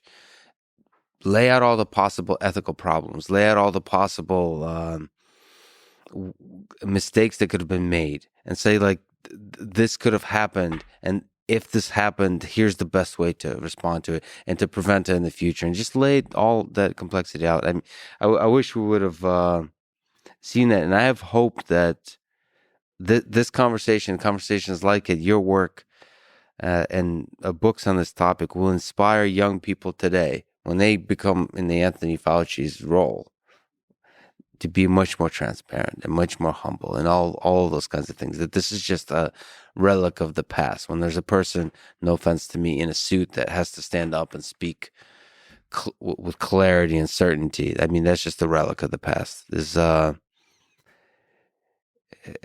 is my hope. But do you mind if I? Yes, because I agree with a great deal of what you said, and it's really unfortunate that certainly the Chinese government, as I said before, our government wasn't as transparent as I feel they should have been, particularly in the early days of the pandemic, and particularly with regard to the issue of pandemic origins. I mean, we know that Dr. Fauci was on calls with people like Christian Anderson at Scripps and others in those early days, raising questions. Is this an engineered virus? There were a lot of questions. And it's kind of sad. I mean, as I mentioned before, I've been one, I mean, and certainly there were others, but there weren't a lot of us, of the people who from the earliest days of the pandemic were raising questions about, hey, not so fast here. And I launched my website on pandemic origins in April of last year, April 2020. It got a huge amount of attention. And actually, my friend Matt Pottinger, who was the Deputy National Security Advisor, when he was reaching out to people in the U.S. government and in allied governments saying, hey, we should look into this, what he was sending them was my website. It wasn't some U.S. government information. And so, by the way, people should still go to the website. I hope you keep updating it, and Yep. it's an incredible resource. Well, thank you, JamieMetzl.com. And it's really unfortunate that our governments and international institutions, for pretty much all of 2020, weren't doing their jobs of really probing this issue. People were hiding behind this kind of false consensus, and I'm critical of many people. Even when I heard Francis Collins' interview with you, I just felt, well, he wasn't as balanced on the issue of COVID origins. Certainly, Dr. Fauci could have, in his conversation with Rand Paul, it wasn't even a conversation, but in some process in the aftermath, could have laid things out a bit better. He did say, and Francis Collins did say, that we don't know the origins, and that was a shift, and we need to have an investigation. So now, but having said all of that, I do kind of, I have tremendous respect for Dr. Fauci, for the work that he's done on HIV/AIDS. I mean, I have been vaccinated with the Moderna vaccine. Dr. Fauci was a big part of the story of getting us these vaccines that have saved millions and millions of lives. And so I don't think, I mean, there's a lot to this story. And then the second thing is it's really hard to be a public health expert because you have, your mission is public health. And you have to, if you are leading with all of your uncertainty, it's a really hard way to do things. And so, like, even now, like if I go to CVS and I get a Tylenol, somebody has done a calculation of how many people will die from taking Tylenol, and they say, well, all right, we can live with that. And that's why we have regulation. And so all of us are doing kind of summaries. And then we have people in public health who are saying, well, we've summed it all up and you should do X. You should get your kids vaccinated for measles. You should not drive your car at 100 miles an hour. You should don't drink lighter fluid, whatever these things are. And we want them to kind of give us broad guidelines. And yet now our information world is so fragmented that if you're not being honest about something material, someone's going to find out and it's going to undermine your credibility. And so I agree with you that there's a greater requirement for transparency now. Maybe there always has been, but there's an even greater requirement for it now because people want to trust that you're speaking honestly and that you're saying, well, here's what I know. And this is based on what I know. Here are the conclusions that I draw. But if it's just, and again, I don't think the words "I'm science" or whatever it was are the right words. But if it's just, trust me because of who I am, I don't think that flies anywhere anymore. Can I just ask you about the Francis Collins interview that I did? If you got a chance to hear that part, I think in the beginning we talk about the lab leak. What are your thoughts about his response?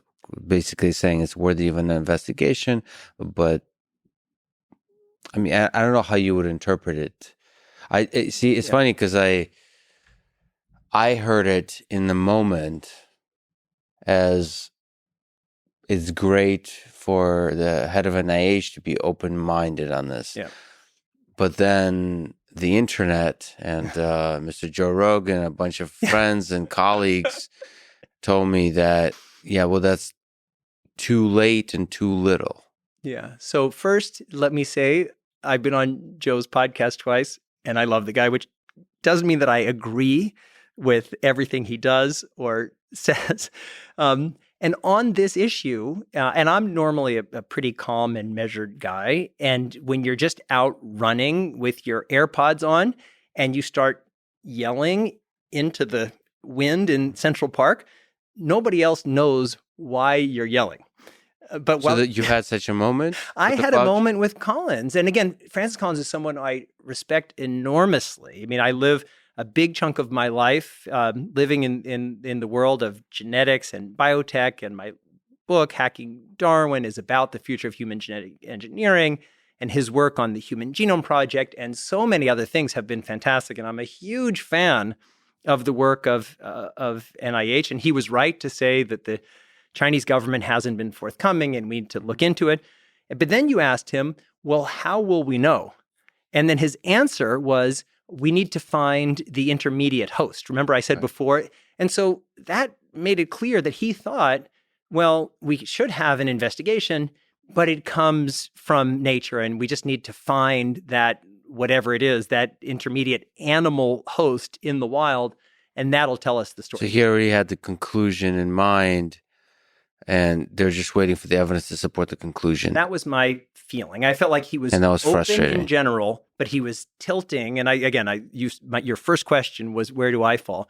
He was like, I'm 85% or whatever it is, 80, 75, 90, whatever it is, in the direction of a lab incident. It made it feel that he was 90-10 in the other direction, which is still means that he's open-minded about the possibility. And that's why, in my view, every single person who talks about this issue, I think the right answer, in my view, is we don't know conclusively. Then this is my personal view, the circumstantial evidence is strongly in favor of a lab incident origin, but that could immediately shift with additional information. We need transparency, but we should come together in absolutely condemning the outrageous cover-up carried out by the Chinese government, which to this day is preventing any meaningful investigation into pandemic origins. We have, if you use the Economist numbers, 15 million people who are dead as a result of this pandemic. And I believe that the actions of the Chinese government are disgracing the memory of these 15 million dead. They're insulting the families and the billions of people around the world who have suffered from this totally avoidable pandemic. And whatever the origin, the criminal cover-up carried out by the Chinese government, which continues to this day, but most intensely in the first months following the outbreak, that's the reason why we have so many dead. And certainly, as I was saying before, I and a small number of others have been carrying this flame since early last year. But it's kind of crazy that our governments haven't been demanding it. And we can talk about the World Health Organization process, which was deeply compromised in the beginning. Now it's become much, much better. But again, it was the pressure of outsiders that played such an important role in shifting our national and international institutions. And while that's better than nothing, it would have been far better if our governments and international organizations had done the right thing from the start. If I could just make a couple of comments about Joe Rogan. So there's a bunch of people in my life who have inspired me, who have taught me a lot, who I even look up to. Many of them are alive, most of them are dead. I want to say that so Joe said a few critical words about the conversation with Francis Collins, most of it offline, with a lot of great conversations about it. Some he said publicly. And he was also critical to say that me asking hard questions in an interview is not my strong suit. And I really want to kind of respond to that, which I did privately as well, but publicly, to say that Joe is 100% right on that. But that doesn't mean that always has to be the case. And that is definitely something I want to work on, because most of the conversations I have, I want to see the beautiful ideas in people's minds. But there's some times where you have to ask the hard questions to bring out the beautiful ideas. And it's hard to do. It's a skill. And Joe is very good at this. He says the way he put it in his criticisms, and he does this in his conversations, which is, whoa, stop. There's a kind of sense like, did you just say what you said? Let's make sure we get to the bottom. We clarify what you mean. Because sometimes really big negative or difficult ideas can be said as a quick aside in a sentence, like it's nothing. But it could be everything, and you want to make sure you catch that and you talk about it, and not as a gotcha, not as a kind of way to destroy another human being, but to reveal something profound. And that's definitely something I want to work on. I also want to say that, as you said, you disagree with Joe on quite a lot of things. So for a long time, Joe was somebody that I was just a fan of and listened to. He's now a good friend. And I would say we disagree more than we agree. And I love doing that. And but at the same time, I learn from that. So it's like dual, like nobody in this world can tell me what to think. But I think everybody has a lesson to teach me. I think that's a good way to approach it. Like whenever somebody has words of criticism, I assume they're right and walk around with that idea to really sort of empathize with that idea, because there's a lesson there. And oftentimes my understanding of a topic becomes is altered completely, or it becomes much more nuanced or much more much richer for that kind of empathetic process. But definitely, I do not allow anybody to tell me what to think, whether it's Joe Rogan or Fyodor Dostoevsky or Nietzsche or my parents or the the proverbial girlfriend, which I don't actually have. But she's still busting my balls. Exactly. In my imagination, I have a girlfriend in Canada that I have imagining imagining conversations with. I so want to mention that, but also I don't know if you've gotten a chance to see this. I'd love to also mention this Twitter feud between two other interesting people, which is Brett Weinstein and Sam Harris, or Sam Harris and others in general. And it kind of breaks my heart that these two people I listen to that are very thoughtful about a bunch of issues. Let's put COVID aside, because people are very emotional about this topic. I mean, I think they're deeply thoughtful and intelligent, whether you agree with them or not. And I always learn something from their conversations. And they are legitimately, or have been for a long time, friends. And it's a little bit heartbreaking to me to see that they basically don't talk in private anymore. And there's occasional jabs on Twitter. And I hope that changes. I hope that changes in general for COVID. That COVID brought out the I would say, the most emotional sides of people, the worst in people. And I think there hasn't been enough love and empathy and compassion. And to see two people from whom I've learned a lot, whether it's Eric Weinstein, Brett Weinstein, Sam Harris, you can criticize them as much as you want, their ideas as much as you want. But if you're not sufficiently open-minded to admit that you have a lot to learn from their conversations, I think you're not being honest.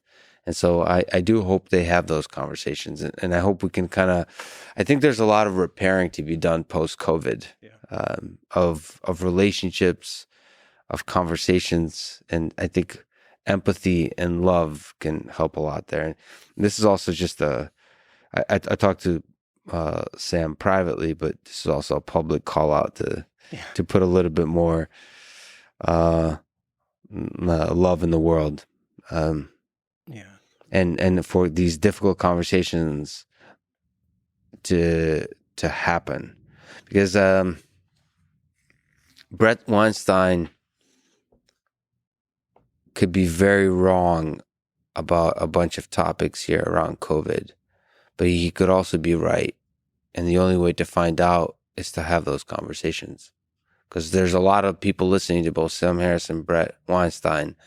And if you go into these silos where you just keep telling each other that you're the possessors of truth and nobody else is the possessor of truth, what starts happening is you both lose track or the capability of arriving at the truth, because nobody's in the possession of the truth.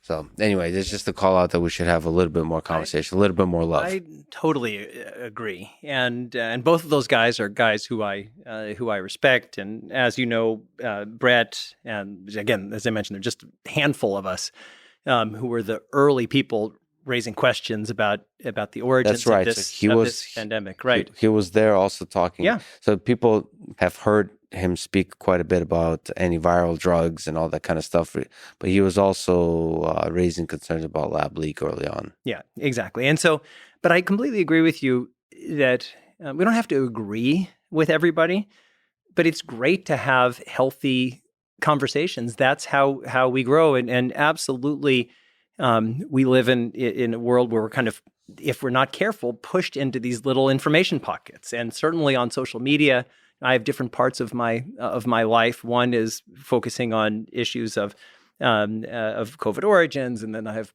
genetics and biotechnology, and then I have, which maybe we'll talk about later, One Shared World, which is about how do we build a safer future.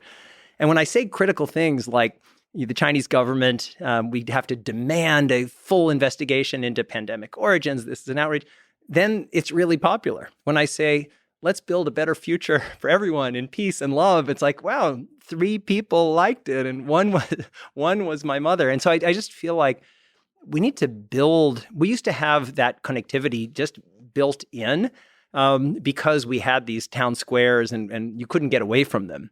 Now we can get away from them. So so engaging with people who have a different background is really essential. I mean, I'm on Fox News sometimes 3-4 times a week, and I wouldn't in my normal life I'm not watching that much of Fox News or even television more generally. But I just feel like if I just speak to people who are very similar to me, I mean, it'll be comfortable. But what have I contributed? And so I think we really have to have those kinds of conversations and recognize that at the end of the day, most people want to be happy. They want to live in a better world. They maybe have different paths to get there. But if we just break into camps that don't even connect with each other, that's a much more dangerous world. Let's dive back into the difficult pool. Yes. Just like you said, in the English-speaking world, it seems popular, almost easy to demonize China. Yeah. The Chinese government, I should say. But even China, like there's this kind of gray area that people just fall into. And I'm really uncomfortable with that. Perhaps because in my mind, in my heart, in my blood are echoes of the Cold War and that kind of tension. It feels like we almost desire conflict. So we see demons when there is none. So I'm a little like cautious to demonize, but at the same time, you have to be honest. So it's like honest with the demons that are there and honest when they're not.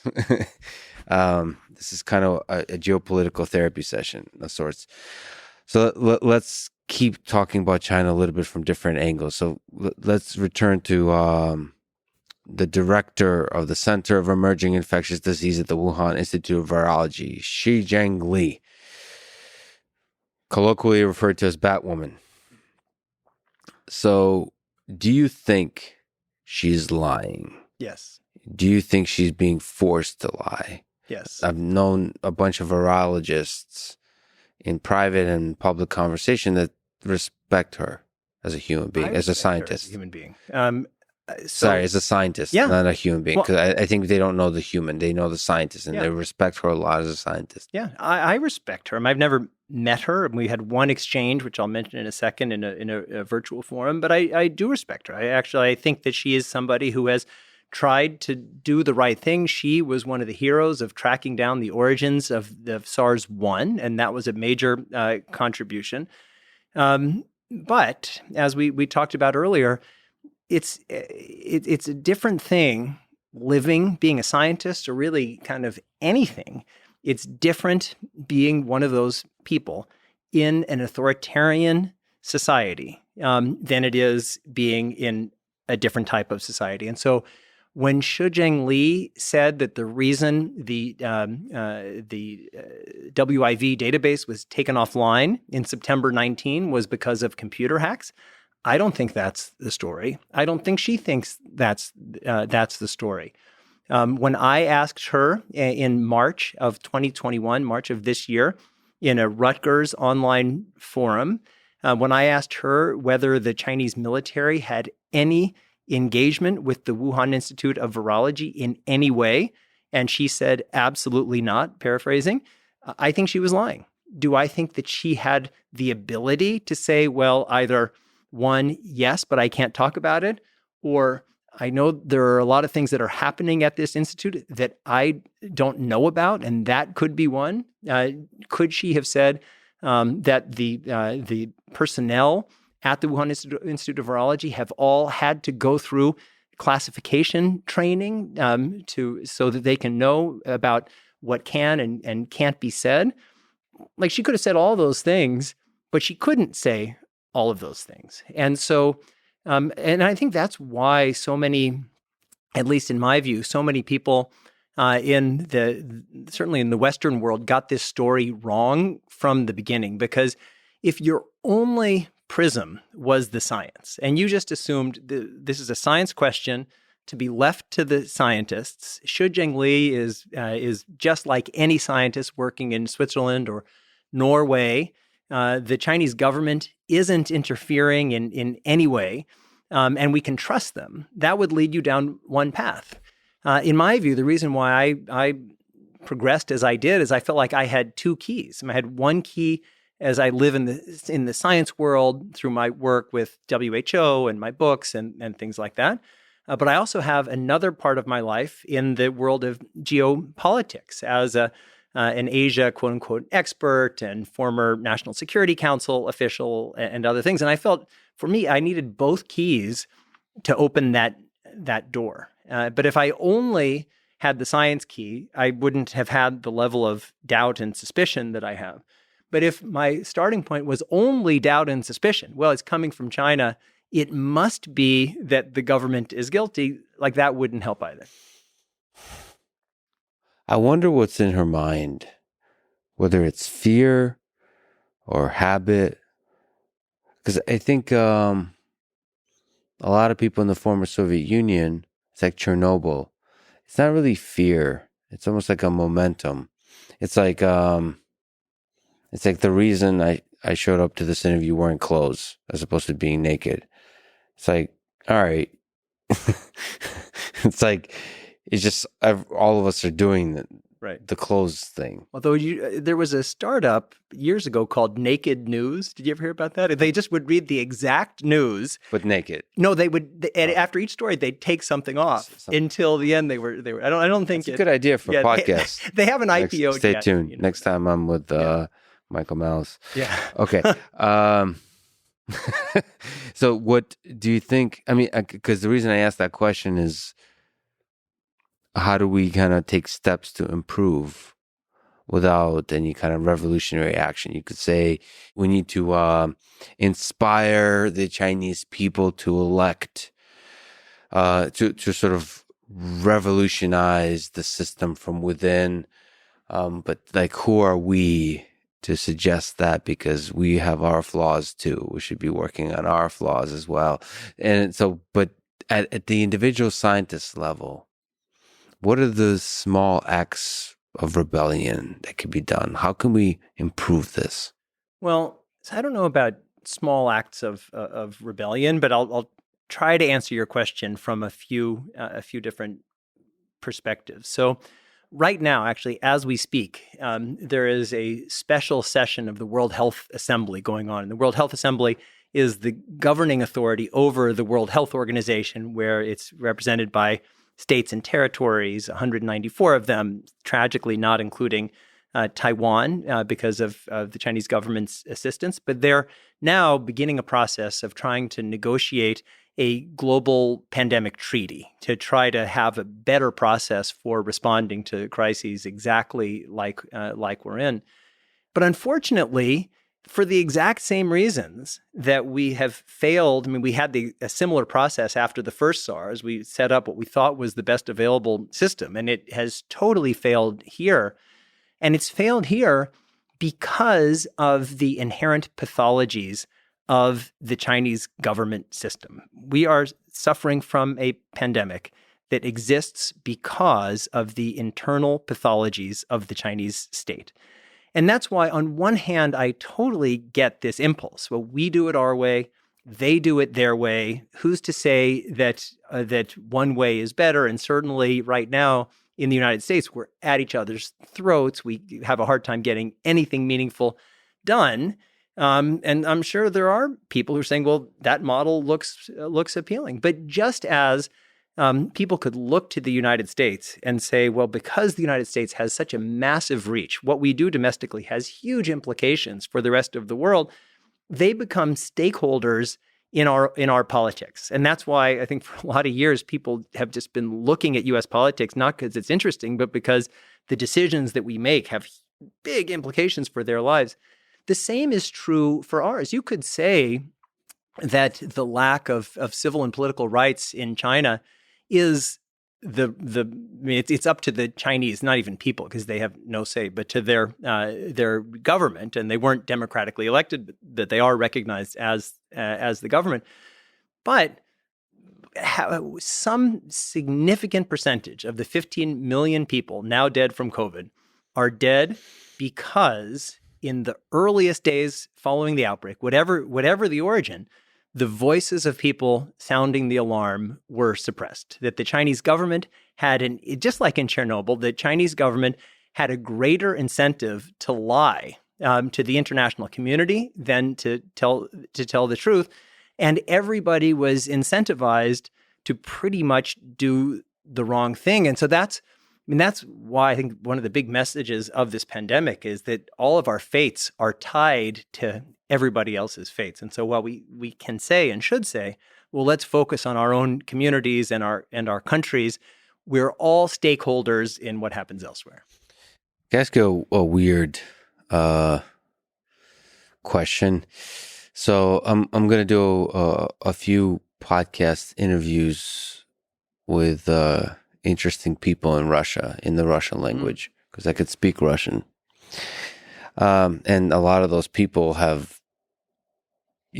not usually speaking in these kinds of formats. Do you think it's possible to interview Xi Jinping? Do you think it's possible to interview somebody like her or anyone in the Chinese government? I think not.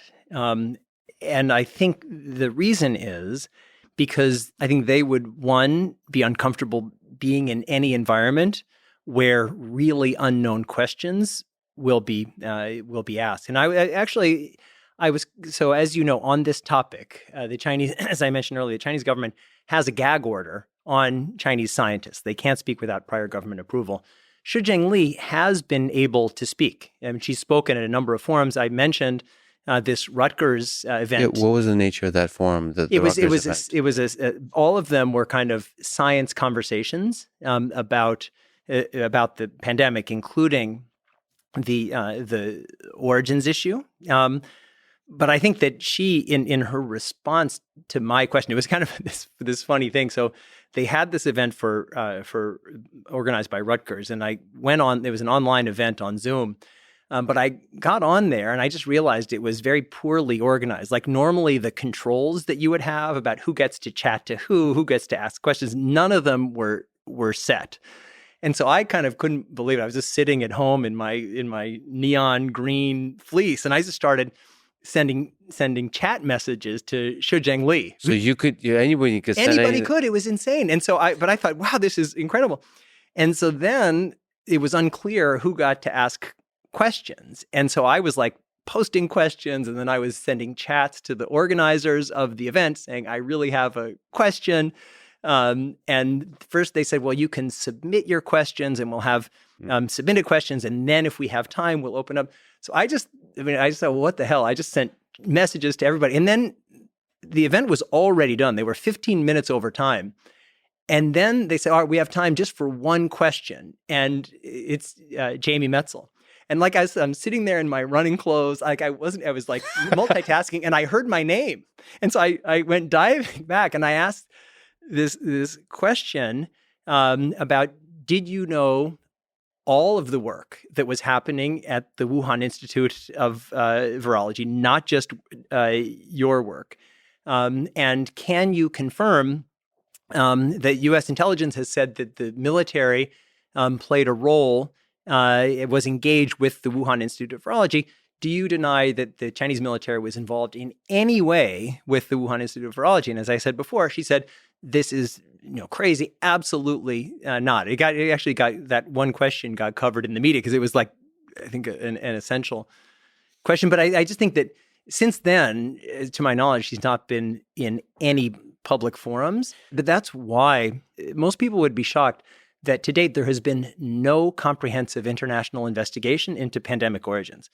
There is no whistleblower provision. So if my guess is there are at least tens, maybe hundreds of people in China who have relevant information about the origins of the pandemic who are terrified and don't dare share it. And let's just say somebody wanted to get that information out, to send it somewhere. There's no official address. The WHO doesn't have that. Nobody has that. And so I would love, you may as well ask. I don't think it's likely that there'll be a yes. But it could well be that there are defectors who will want to speak. So let me also push back on this idea. So one, I want to ask if the language barrier is a thing, because I've I've understand Russian culture, I think, or not understand. This. I don't understand basically anything in this world. But I mean, I hear the music that is Russian culture, and I enjoy it. I don't hear that music for Chinese culture. It's just not something I've experienced. So it's a beautiful, rich, complex culture. For sure.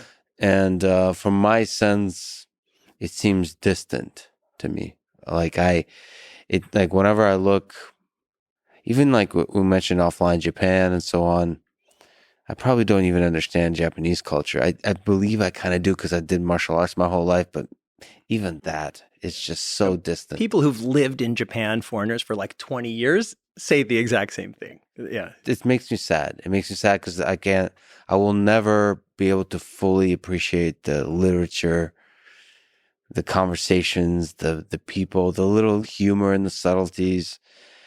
And those are all essential to understand even this cold topics of science. Yeah. Because all of that is important to understand. So that's a question for me if you think language barrier is a thing. But the other thing I just want to kind of comment on is it's a criticism of journalism that somebody like Xi Zhengli or even Xi Jinping, so just anybody in China, is very skeptical to have really conversations with anybody in the Western media. Yeah. Because it's like, what are the odds that they will try to bring out the beautiful ideas in the person? And honestly, just this is a harsh criticism. I apologize, but I kind of mean it. Is the journalists that have some of these high profile conversations often don't do the work. They come off as not very intelligent. And I know they're intelligent people. They have not done the research. They have not come up and like read a bunch of books. They have not even read the Wikipedia article, meaning put in the minimal effort to empathize, to try to understand the culture of the people, all the complexities, all the different ideas in the spaces, do all the incredible, not all, but some of the incredible work that you've done initially.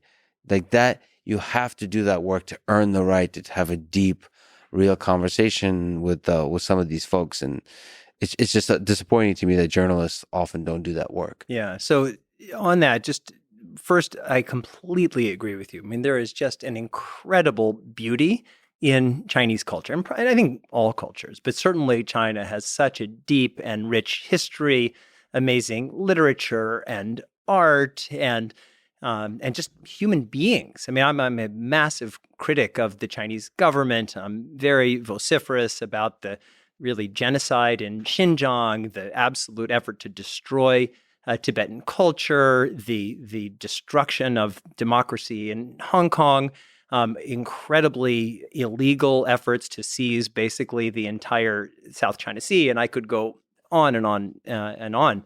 But Chinese culture is fantastic. And I mean, I can't speak to every technical field, but just in terms of having journalists, and I'll speak to American journalists, people like Peter Hessler, who have really invested the time to live in China, to learn the language, learn the culture. Peter himself, who is maybe one of our best journalists covering China from a soul level, he was kicked out of China. So it's very, very difficult. It's and tough. so, yeah, it's really, and so for me, you talked about my website on pandemic origins. So when I launched it, I had it, I'm not a Chinese speaker, but I had the entire site translated into Chinese, and I have it up on my website just because I felt like, well, if somebody, I mean, the Great Firewall makes it very, very difficult for people in China to access that kind of information. But I figured if somebody gets there and they want to have it in their own language, but it's hard because the Chinese government is represented by these quote unquote wolf warriors, it's like these basic ruffians. And I personally was condemned by name by the spokesman of the Chinese Foreign Ministry from the podium in Beijing. And so it's really hard because I absolutely think the American people and the Chinese people. I mean, maybe all people, but we have so much in common. I mean, yes, China is an ancient civilization, but they kind of wiped out their own civilization in the Great Leap Forward and Cultural Revolution. They burned their scrolls, they smashed their artworks. And so it's a very young society, kind of like America is a young society. So we have a lot in common. And if we just kind of got out of our own ways, we could have a beautiful relationship. But there's a lot of things that are happening. Certainly, the United States feels responsible to defend the post-war international order that past generations helped build, and I'm a certain believer in that. And China is challenging that. And the Chinese government, and they've shared that view with the Chinese people, feel that they haven't been adequately respected, and now they're building a massive nuclear arsenal and all these other things to try to position themselves in the world with an articulated goal of being the lead country in the world, and that puts them at odds with the United States. So there are a lot of real reasons that we need to be honest about for division. But if that's all we focus on, if we don't say that there's another side of the story that brings us together, we'll put ourselves on an inevitable glide path to a terrible outcome. What do you make of Xi Jinping?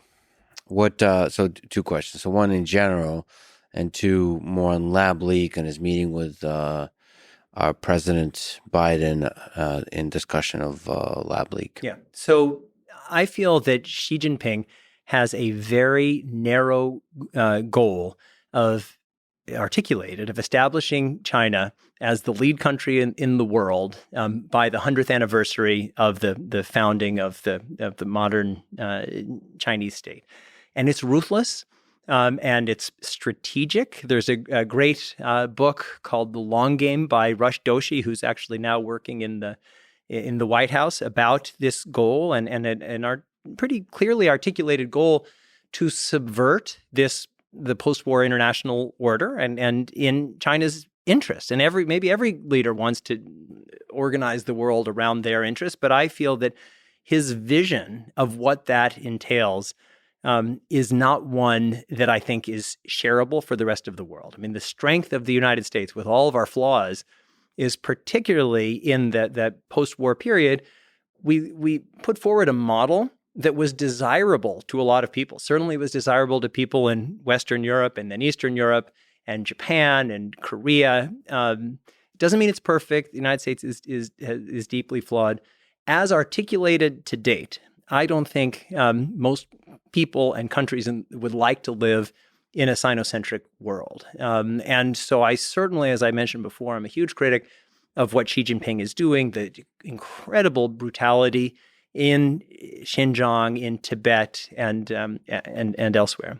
Yeah, the censorship one it gives me a lot of trouble on the science realm and in journalism and just the world. It prevents us from having conversations with each other. Do you know about the Winnie the Pooh thing? Yes. I mean, it's ridiculous. Yeah. To me, that's such a good illustration of censorship being petty. Well, censorship has to be petty because the goal of censorship, maybe you experienced in the Soviet Union, is to get into your head.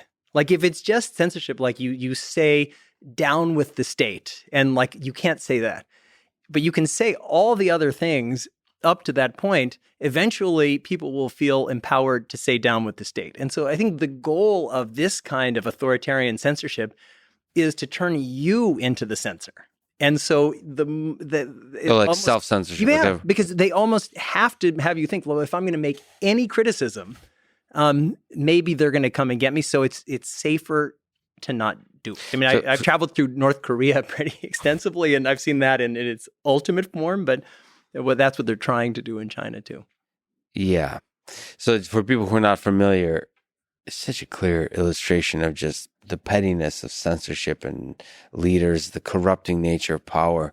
But there's a meme of Xi Jinping with, I guess, Barack Obama. And the meme is that he looks like Winnie the Pooh in that picture. And that was The president Xi Jinping looks like Winnie the Pooh, and I guess that became because that got censored, or like mentions of Winnie the Pooh got censored all across China. Yeah. Winnie the Pooh became the unknowing revolutionary hero that represents freedom of speech and so on. But it's just such a absurd thing because we spend so much time in this conversation talking about the censorship. That's a little bit more understandable to me, which is like we messed up, and it wasn't. Maybe it's almost understandable errors that happen in the progress of science. I mean, you could always argue that there was a lot of mistakes along the way, and the censorship along the way caused the big mistake. You can argue that same way for the Chernobyl, but those are sort of understandable and difficult topics. But like Winnie the Pooh. But in your message, it shows both sides of the story. I mean, one, how petty authoritarian censors have to be. And that's why the messaging from the Chinese government is so consistent. No matter who you are, you have to be careful what you say. And that's why it's the story of Peng Shuai, the tennis player. She dared raise her voice in an individual way. Jack Ma, the richest man in China, had a minor criticism of the Chinese government. He had basically disappeared from the public eye. Fan Bingbing, who's like one of the leading Chinese movie stars, she was seen as not loyal enough, and she just vanished. And so the message is, no matter who you are, no matter what level, if you don't mind everything you say, you could lose everything. I'm pretty hopeful, optimistic about a lot of things. And so for me, if the Chinese government stays with its current structure, I think what I hope they start fixing is the freedom of speech. But they can't. I mean, the thing is, if they open up freedom of speech really in a meaningful way, they can't maintain their current form of government. And it's connected, as I was saying before, to the origins of the pandemic. I mean, if my hypothesis was right, that was the big choice that the national government had. Do we really investigate the origins of the pandemic? Do we deliver a message that transparency is required, public transparency is required from local officials? If they do that, the entire system collapses. Pretty much everybody in China has a relative who has died as a result of the actions of the Communist Party, particularly in the Great Leap Forward. It's nearly 50 million people died as a result of Mao's disastrous policies. And yet, why is Mao's picture still on Tiananmen Square and it's on the money? Because maintaining that fiction is the foundation of the legitimacy of the Chinese state. If people were allowed, just say what you want. Do you really think Mao was such a great guy, even though your own relatives are dead as a result?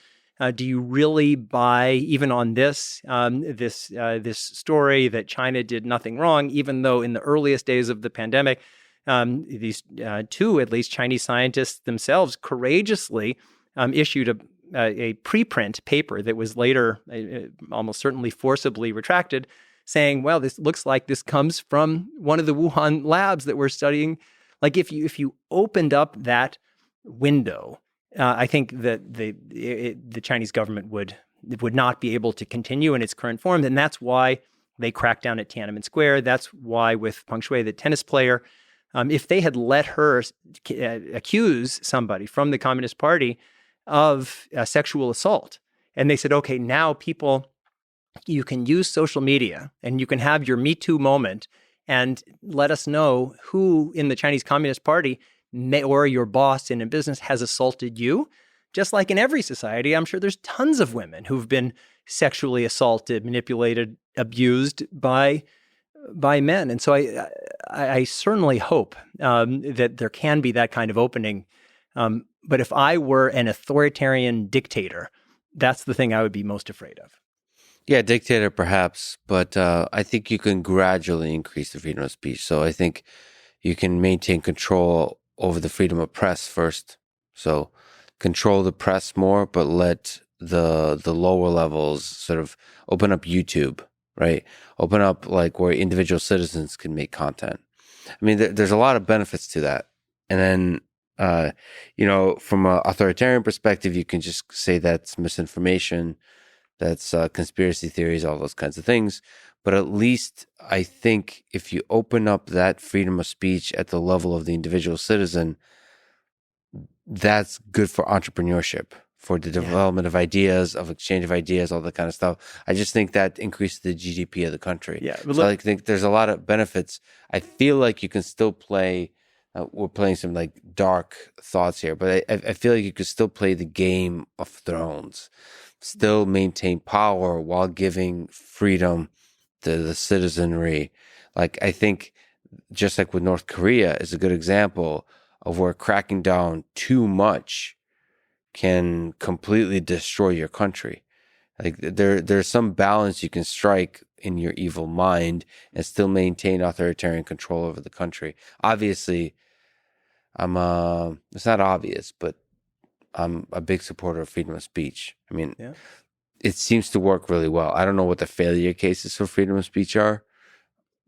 Probably we're experiencing them with Twitter, and like where the nature of truth is being completely kind of flipped upside down. But it seems like on the whole, ability to defeat lies with more, not through censorship, but through more conversations, more information is the right way to go. Can I tell you a little story? Sure. 2 stories about North Korea. So a number of years ago, I was invited to be part of a small 6-person delegation advising the government of North Korea on how to establish special economic zones, because other countries have used these SEZs as a way of building their economies. And when I was invited, I thought, well, maybe there's an opening. And I certainly believe in that. So we flew to China, crossed the border into North Korea, and then we were met by our partners from the North Korean Development Organization. And then we zigzagged the country for almost 2 weeks, visiting all these sites for where they were intended to create these special economic zones. And in each site, they had their local officials, and they had a map, and they showed us where everything that was going to be built. And the other people who were like really technical experts on how to set up a special economic zone, they were asking questions, well, like, should you put the entrance over here or shouldn't you put it over there? And what if there's flooding?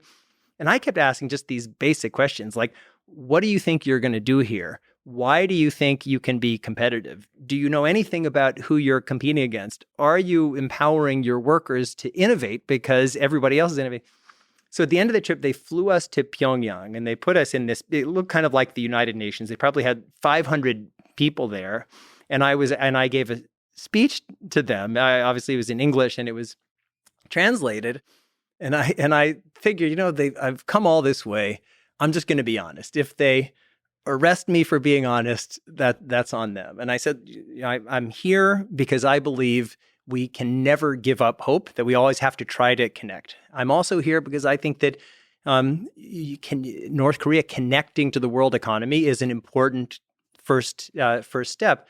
But having visited all of your special economic zone sites and having met with many of your officials, I don't think your plan has any chance of succeeding, because you're trying to sell into a global market, but you need to have market information and I gave examples of GE and there are others, that the innovation can't only happen at one place. And if you want innovation to happen from the people who are doing this, you have to empower them. They have to have access. They have to have voice. I mean, nobody.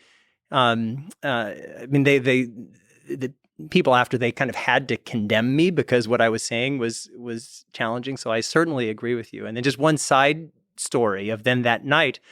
And it was just kind of bizarre because North Korea it's so desperately poor, but they were trying to impress us. And so we had these embarrassingly sumptuous banquets. And so for our final dinner that night, it looked like something from Beauty and the Beast. It was like China and waiters in tuxedos, and they had this beautiful dinner.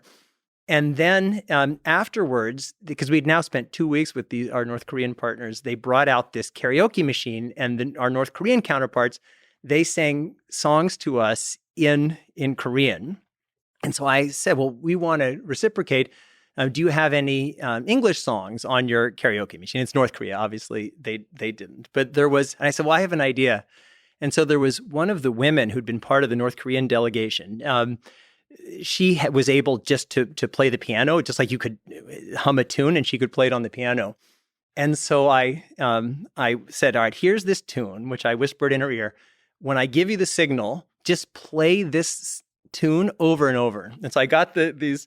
I mean, there were the 6 of us and maybe 20 North Koreans, and we are all in a circle. I said, all right, everybody hold hands, and then put your right foot in front of your left, and then left foot in front of the right, going sideways. And I said, all right, hit it. And she played a North Korean version of Hava Nagila. And I think it was the first and only hora that they've ever done in North Korea. That's hilarious. I survived to Was this recorded or no? It was not. Oh, no. Yeah. If they had free YouTube, this would have been a big one. Let's return to the beginning and it just patient 0. It's kind of always incredible to think that there's one human at which it all started. Yep. Who do you think was patient 0? Do you think it was somebody that worked at Wuhan Institute of Virology? Do you think it was there was a leak of some other kind that led to the infection? Like, what do we know? Because there's this December 8th / December 16th case of, maybe you can describe what that is. And then there's like, what's his name? Michael Warabi has a nice timeline. I'm sure you have a timeline of it, but he has a nice timeline that puts the average at like November something, like 18th and November 16th as the average estimate for when the patient 0 got infected, when the first human infection happened. Yeah, so the just 2 points. One is it may be that there's infectee 0 and patient 0. Like it could be that the first person infected was asymptomatic, because we know there's a lot of people who are asymptomatic. And then there's the question of, well, who is patient 0, meaning the first person to present themselves in some kind of health facility where that diagnosis could be made. So can we actually linger on that definition? Yeah. So is that to you a good definition of patient 0? Okay, there's a bunch of stuff here because this virus is weird. Yeah. So one is who gets infected, one who is infectious, or the first person to infect others. Yeah. So who shows up to a hospital, like you said. So I think that's why I'm calling the first person to show up to a hospital who's diagnosed with COVID-19. I'm calling that person patient 0. There's also there's somewhere the first person to be infected, and that person maybe never showed up in a hospital because maybe they were asymptomatic and never got sick. So let me start with what I'm calling infectee 0. Here are some options. I talked before about some person who was a villager in some remote village. It's almost impossible to imagine, but possible to imagine because strange things happen. And that person, somehow gets to Wuhan. By the way, just to steel man that argument, there's not an argument, it's a statement, but strange things happen all the time. Yeah. No, I agree. It doesn't mean that logic doesn't apply and probabilities don't apply, but in general principle, everyone, if we were honest, should be agnostic about everything. I think I'm Jamie, but is there a 0.01% chance or 0.001% chance that I'm not? But could be. How would I know? There's a large number of people arguing about the meaning of the word I in that I'm exactly. Jamie. So exactly. What is consciousness? Exactly. So we could spend another 3 hours going into that one. So one possibility is there's some remote villager. Another possibility is there's somehow, bizarrely, there are these infected animals that come from southern China, most likely. Maybe there's only one of them that's infected, which how could that possibly be? And it's only sent to Wuhan. It's not sent anywhere else, to any of the markets there or whatever. And then maybe somebody in a market is infected. That's one remote possibility, but a possibility. Another is that researchers from the Wuhan Institute of Virology go down to southern China. We haven't talked about it yet, but in 2012, there were 6 miners were sent into a copper mine in southern China in Yunnan province.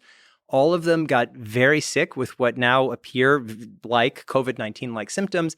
Half of them died. Blood samples from them were taken to the Wuhan Institute of Virology and elsewhere. And then after that, there were multiple site visits to that mine collecting viral samples that were brought to the Wuhan Institute of Virology, included among those samples was this now infamous RATG13 virus, which is among the genetically closest viruses to SARS-CoV-2. There were 8 other viruses that were collected from that mine that were presumably very similar to that. And again, we have no access to the information about those and many of the other, almost all of the other viruses. So could it be that one of the people who was sent from the Wuhan Institute of Virology or the Wuhan Centers for Disease Control, they went down there to collect and they got infected asymptomatically and brought it back? Could it be that they were working on these viruses in the laboratory and there was an issue with waste disposal? And we know that the Wuhan CDC had a major problem with waste disposal. And just before the pandemic, they put out an RFP to fix their waste disposal. And in early 2019, they moved to their new site, which was basically across the street from the Huanan seafood market. So could there have been an issue of somebody infected in the lab, of waste disposal? Could a laboratory animal, their experiences in China, actually China just recently passed a law saying it's illegal to sell laboratory animals in the market because there were one scientist who was selling laboratory animals in the market and people would just come and buy. It's insane. So there are so many scenarios. But if I, again, connect it to my 85% number, I think in the whole category of laboratory-related incidents, whether it's collection, waste, something connected to the lab, I think that's the most likely. But there are other credible people who would say they think it's not the most likely, and I welcome their views, and we need to have this conversation. So in your write-up, but what's the URL? Because I always find it by doing Jamie Metzl lab leak. That's probably the easiest. Just so the Google easiest thing, that. But if you just go to jamiemetzl.com, JAMIEMETZL.com, then there's just a thing. It's COVID origins. COVID origins. Or you could just Google Jamie Metzl lab leak. Google's search engine is such a powerful thing. You mentioned in that write-up that you don't think, this could be just me misreading it or it's just slightly miswritten, but you don't think that the viruses from that 2012 mine, which is fascinating, could be the backbone for SARS-CoV-2. So what I mean, just the specific virus, which I mentioned, RATG13, and there's a whole history of that because it had a different name and it looked, and Shi Zhengli provided wrong information about when it had been sequenced. I mean, there was a whole issue connected to that. But the genetic difference, even though it's 96.2% similar to the SARS-CoV-2 virus, that's actually a significant difference, even though that and a virus called Banal 52 that was collected in Laos are the two most similar. There still are differences. So I'm not saying RATG13 is the backbone, but I believe there is a possibility that other viruses that were collected either in that mine in Yunnan in southern China or in Laos or Cambodia, because that was with the EcoHealth Alliance proposals and documents.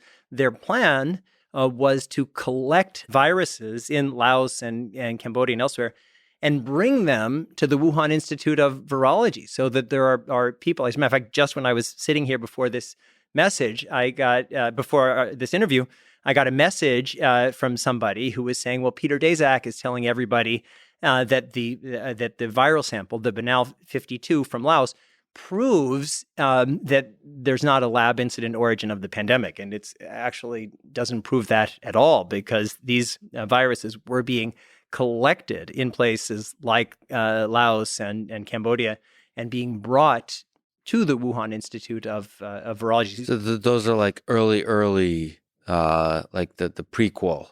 So they're not sufficiently similar to be to serve as a backbone, but they kind of tell a story that they could have been brought to the lab through several processes, including genetic modification or through the natural evolution processes, accelerated evolution. They could have arrived at something that has the spike protein and the cleavage, the furin cleavage site and all that kind of stuff. So what I'm saying is the essential point is, if we had access, if we knew everything that was every virus that was being held at the Wuhan Institute of Virology and the Wuhan CDC, we had full access. We had full access to everybody's lab notes, and we did just the kind of forensic investigation that has been so desperately required since day one. We'd be able to say, well, what did you have? Because if we knew, if it should come out that the Wuhan Institute of Virology had in its repository, prior to the outbreak, either SARS-CoV-2 or a reasonable precursor to it, that would prove the lab incident hypothesis. In my mind, that's almost certainly why they are preventing any kind of meaningful investigation. So my hypothesis is not that what RATG13 says is because, as I mentioned earlier, the genetics of virus are constantly recombinating. So that what that means is if you don't have very many total outlier viruses in a bat community, because these viruses are always mixing and matching with each other. And so if you have RATG13, which is relatively similar to SARS-CoV-2, there's a pretty decent likelihood there was other stuff that was collected at this mine called Mojang Mine in Yunnan province, maybe in Laos and Cambodia, and that's why we need to have that information. Do you think somebody knows who patient zero is Yes. within China? So do you think that is? Well, there's two things. One is I think somebody and people probably know. And then two, it's been incredibly curious that the best virus chasers in the world are in China, and they are in Wuhan. And we can talk about this deeply compromised, now vastly improved World Health Organization process. But when they went there, the local and national Chinese authorities say, we haven't tested the samples in our blood center. We haven't done any of this tracing. And these deeply compromised people who were part of the international part of the joint study tour, when they came out with they had their visit earlier this year and came out with their report, they had, in my mind, just an absurd letter to the editor in Nature saying, well, if we don't hurry back, we're not going to know what happened, assuming that the people in China are like bumpkins who on their own don't know how to trace the origin of a virus. And the opposite is the case. So I think there are people in China who at least know a lot. They know a lot more than they're saying. And at the best case scenario is the Chinese government wants to prevent any investigation, including by them.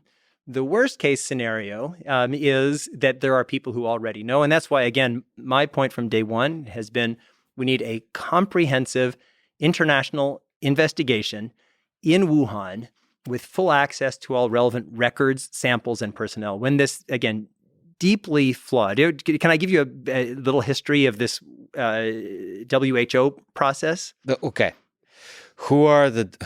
That's funny. Who's on first? Who's on first? I'm so funny with the jokes. Yeah. Look at me go. Who are the WHO? So what is this organization? What is its purpose?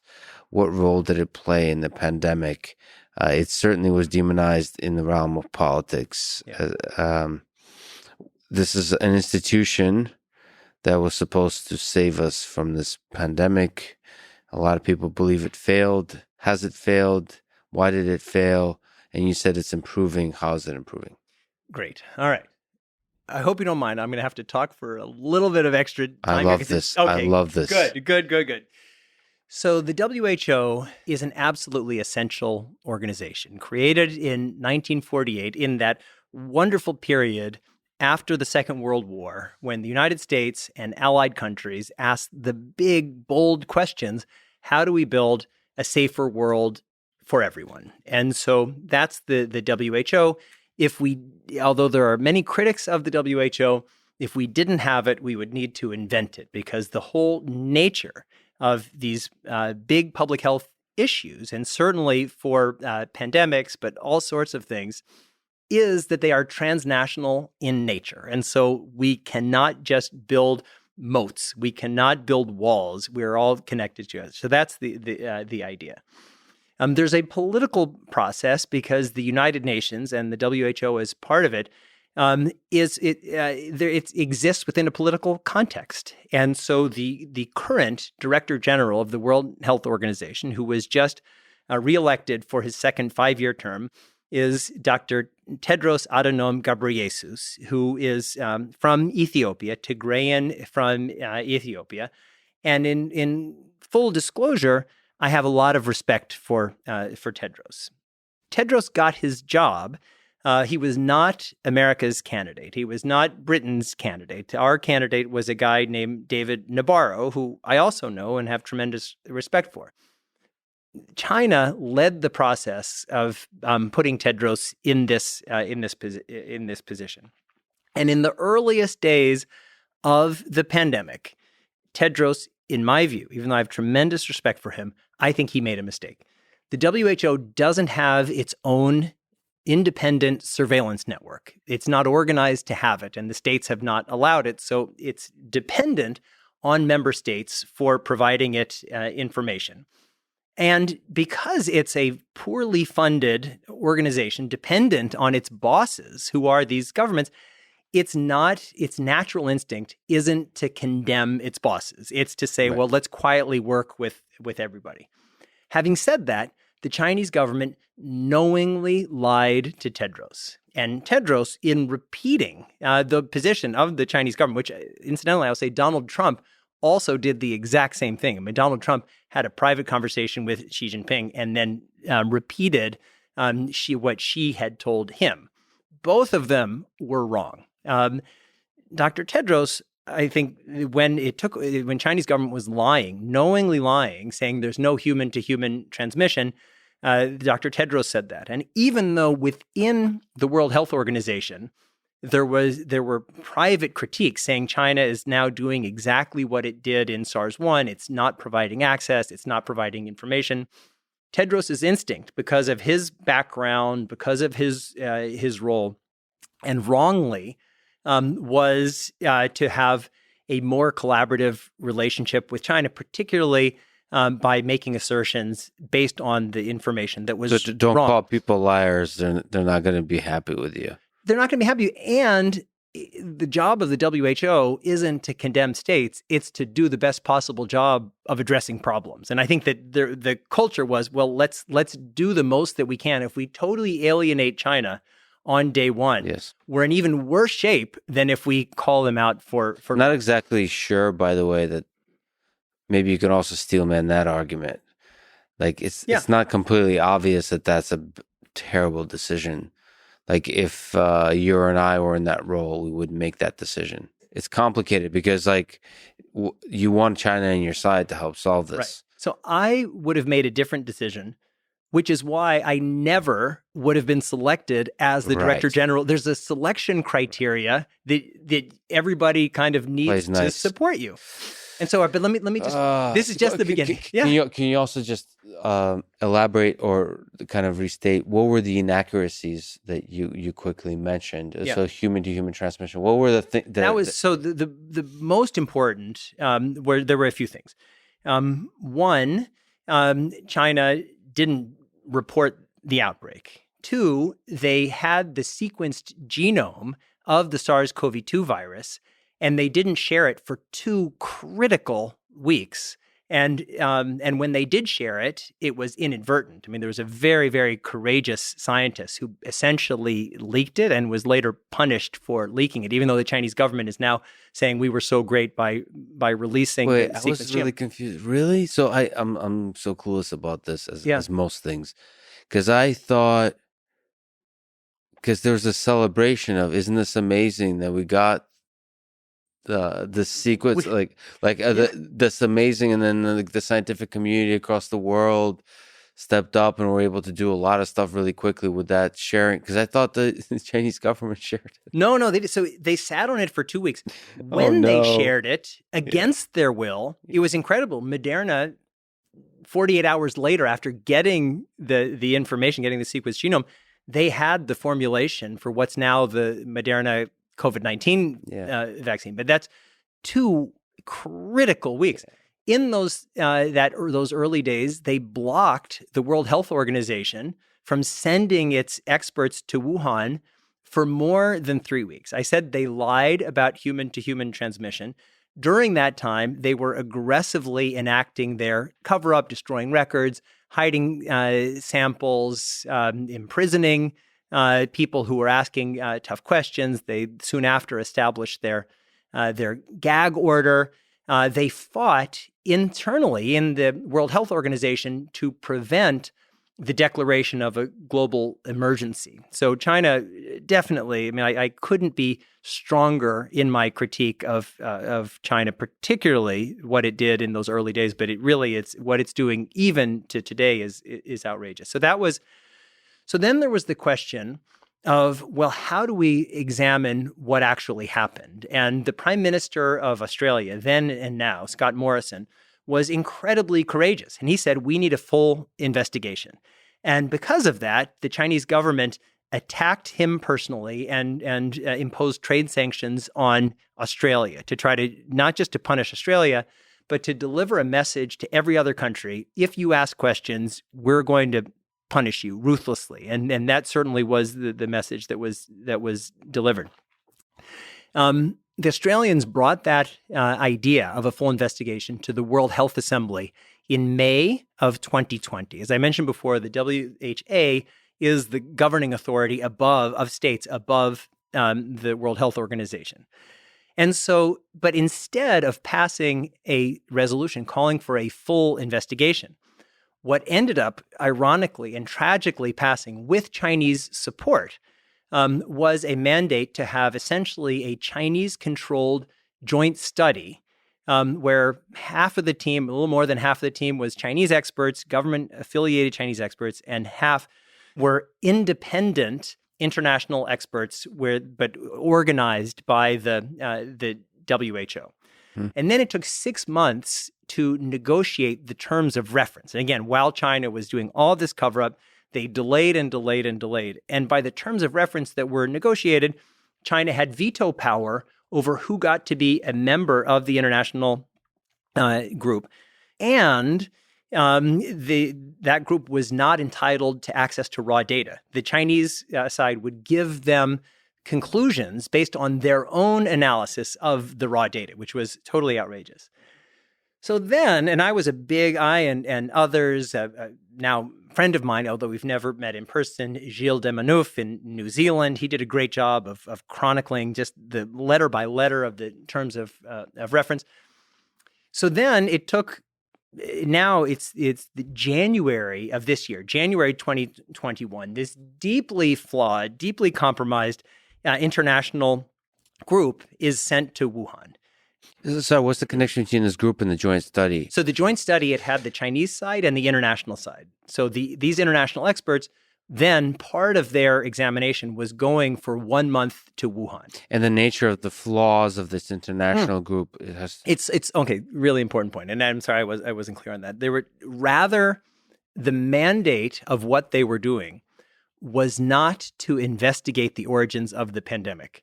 It was to have a joint study into the zoonotic origins of the virus, which was interpreted to mean the natural origins hypothesis. To they weren't find empowered evidence for a single hypothesis, not so that they weren't empowered to examine the lab incident origin. They were there to look at the natural origin hypothesis. To shop for some meat at some markets? Yeah, How do you do this investigation?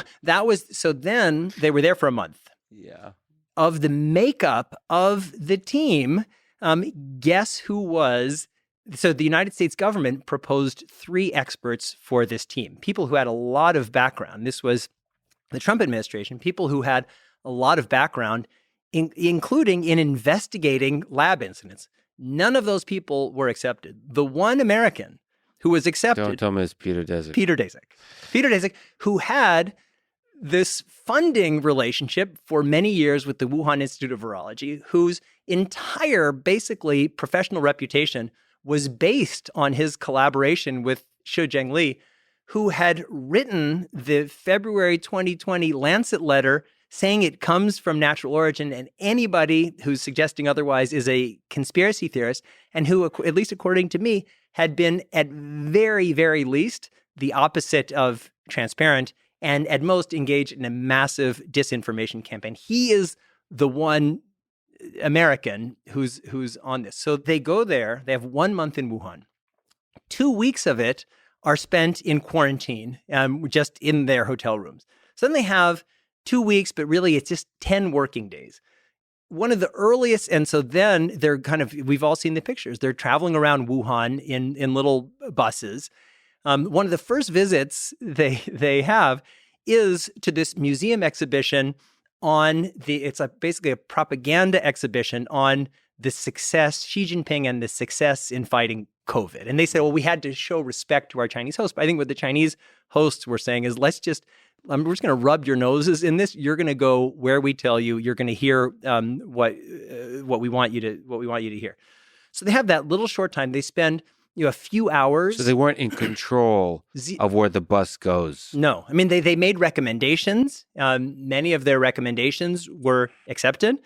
But when they went to the Wuhan Institute of Virology, and some of them did, they weren't able to do any kind of audit. When they had asked for access to raw data, they weren't provided that. It was, as I said in my 60 Minutes interview, it was a chaperoned study tour. It was not even remotely close to an investigation. And the thing they were looking at wasn't the origins of the pandemic. It was the single hypothesis of a quote unquote natural origins. Then, I mean, it was really so shocking for me. On February 9 of this year in Wuhan, the Chinese government sets up a joint press event where it's the Chinese side and the international side. And during that press event, a guy named Peter Ben Mbarak, and it's a little confusing, he was basically the head of this delegation, and he works for the WHO, even though this was an independent committee. It was organized by the WHO. So Peter Ben Mbarak gets up there and says, we think it's most likely it comes from nature. Then he says, we think it's possible it comes through frozen food, which is absolutely outrageous. I mean, it's basically preposterous. Alina Chan calls this popsicle origins, but it's really, really unlikely. But then most significantly, he says that we've all agreed that a lab incident origin is, quote unquote, extremely unlikely and shouldn't be investigated.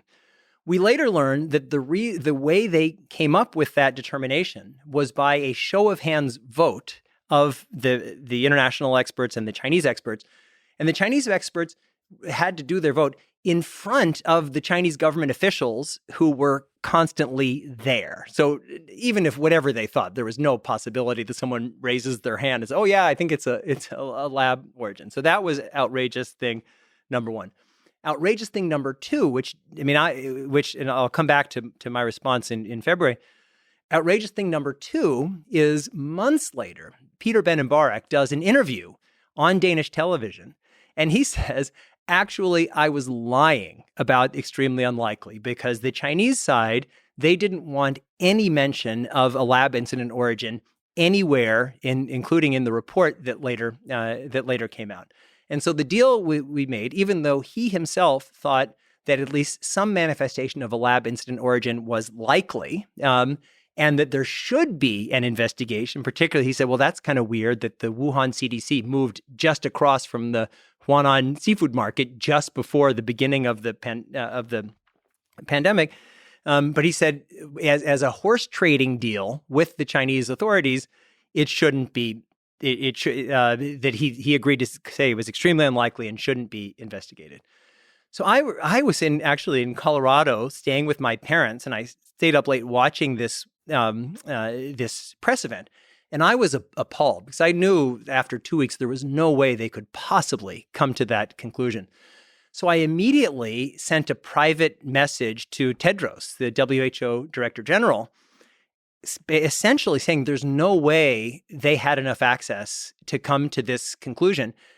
If the WHO doesn't distance itself from this, the WHO itself is going to be in danger because it's going to be basically institutional capture by the Chinese. This was repeating the Chinese government's propaganda points. And Tedros sent me a really, again, why I have so much respect for Tedros, sent me a private note saying, don't worry, we are determined to do the right thing. And so I got that private message. And again, I really like Tedros. But I thought, well, what are you going to do? 3 days later, Tedros makes a public statement, and he says, I've heard this thing. I don't think that this is a final answer. We need to have a full investigation into this process. He then released 2 more statements saying we need to have a full investigation with access to raw data, and we need a full audit of the Wuhan labs. So, and that part was really, really great. But then this saga continues because I was part of a group, as I mentioned before, this Paris group. It was about 24 or so experts, and we'd been meeting since 2020. And having regular meetings, and we just present papers, present data, debate to try to really get to the bottom of things. And it was all private. So I went to this group and I said, look, this playing field is now skewed. These guys, they've put out this thing, lab incident origin, extremely unlikely. It's in every newspaper in the world. We can't just be our own little private group talking to each other. So I led the political process of drafting what became 4 open letters that many of us signed, most of us signed, that saying, all right, here's why this investigation, this study group and the report are not credible. Here's what's wrong. Here's what a full investigation would look like. Here's a treasure map of all the resources where people can look, and we demand a comprehensive investigation. And so those 4 open letters were in pretty much every newspaper in the world, and it played a really significant role, along with some other things. There was a short letter in Science, making basically similar points in a much more condensed way. There were some higher profile articles by Nicholas Wade and Nick Baker and others. And those collectively shifted the conversation. And then really impressively, the WHO, and with Tedros' leadership, did something that was really incredible. And that is, earlier this year, they, meaning the leadership of the WHO, not the World Health Assembly, but the leadership of the WHO, announced the establishment of what's called SAGO, the Scientific Advisory Group on the Origins of Novel Pathogens. And basically what they did was overrule their own governing board and say, we're going to create our own entity. And so it basically dissolved that deeply flawed international joint study group. And a lot of those people, they have become very critical, like the Chinese of Tedros. So then they had an open call for nominations to be part of SAGO. And so a lot of people put in their nominations. They selected 26 people. But our group, we had a meeting, and we were unhappy with that list of 26. It still felt skewed toward the natural origin hypothesis. So again, I drafted and we worked on together an open letter, which we submitted to the WHO, saying, we think this list, it's a step in the right direction, but it's not good enough. And we call on these 3 people to be removed, and we have these 3 people who we think should be added. Incredibly, and I was in private touch with the WHO, after announcing the 26 people, the WHO said, we're reopening the process. So send in more. And so then they added 2 more people, one of whom is an expert in the auditing of lab incidents. And then one of the so they added those 2. And then when they just released the list of people who are part of SAGO, this one woman, a highly respected Dutch virologist named Marion Koopmans, who had been part of that deeply flawed and compromised international study group, who has consistently called a lab incident origin, quote unquote, a debunked conspiracy theory. As of now, her name is not on the list. We haven't seen any announcements. So summary, and I'm sorry to go on for so long and to be so animated about this. I genuinely feel that the WHO is trying to do the right thing, but they exist within a political context. And they're kind of, it's like they're pushing at the edges, but there's only so far that they can go. And that's why we definitely need to have full accountability for the WHO. We need to expand the mandate to WHO, but we need to recognize that states have a big role. And China is an incredibly influential state that's doing everything possible to prevent the kind of full investigation into pandemic origins that's so desperately required. Well, it sounds like the leadership made all the difference in the WHO. So like the way to change the momentum of large institutions is through the leadership. Leadership and empowerment. As I mentioned, the World Health Assembly is meeting now. And I think that it shouldn't be that we require superhumans. And there are some people who are big critics of WHO. The leader of the WHO in SARS-1 was definitely more aggressive. She had a different set of powers at that time. But it can't be entirely. I mean, we definitely need strong-willed, aggressive, independent people in these kinds of roles. But we also need a more empowered WHO, like when the Chinese government in the earliest days of the pandemic said, we're just not going to allow you to send a team to collect your own information, and we're not going to allow you to have any kind of independent surveillance. There was very little that the WHO could do because of the limitations of its mandate. And we can't just say we're going to have a WHO that only compromises Chinese sovereignty. If we want to have a powerful WHO, we should say you have emergency teams. When the director general says an emergency team needs to go somewhere, if they aren't allowed to go there that day, you could say there's an immediate referral to the Security Council. There needs to be something. But we have all these demands, rightfully so, of the WHO, which doesn't have the authorities. The WHO itself only controls 20% of its own budget. So the governments are saying, we're going to give you money to do this or that. So we need a stronger WHO to protect us, but we also have to build that. So looking a little bit into the future, let's first step into the past, sort of the philosophical question about China. If you were to put yourself in the shoes of the Chinese government, if they were to be more transparent, how should they be more transparent?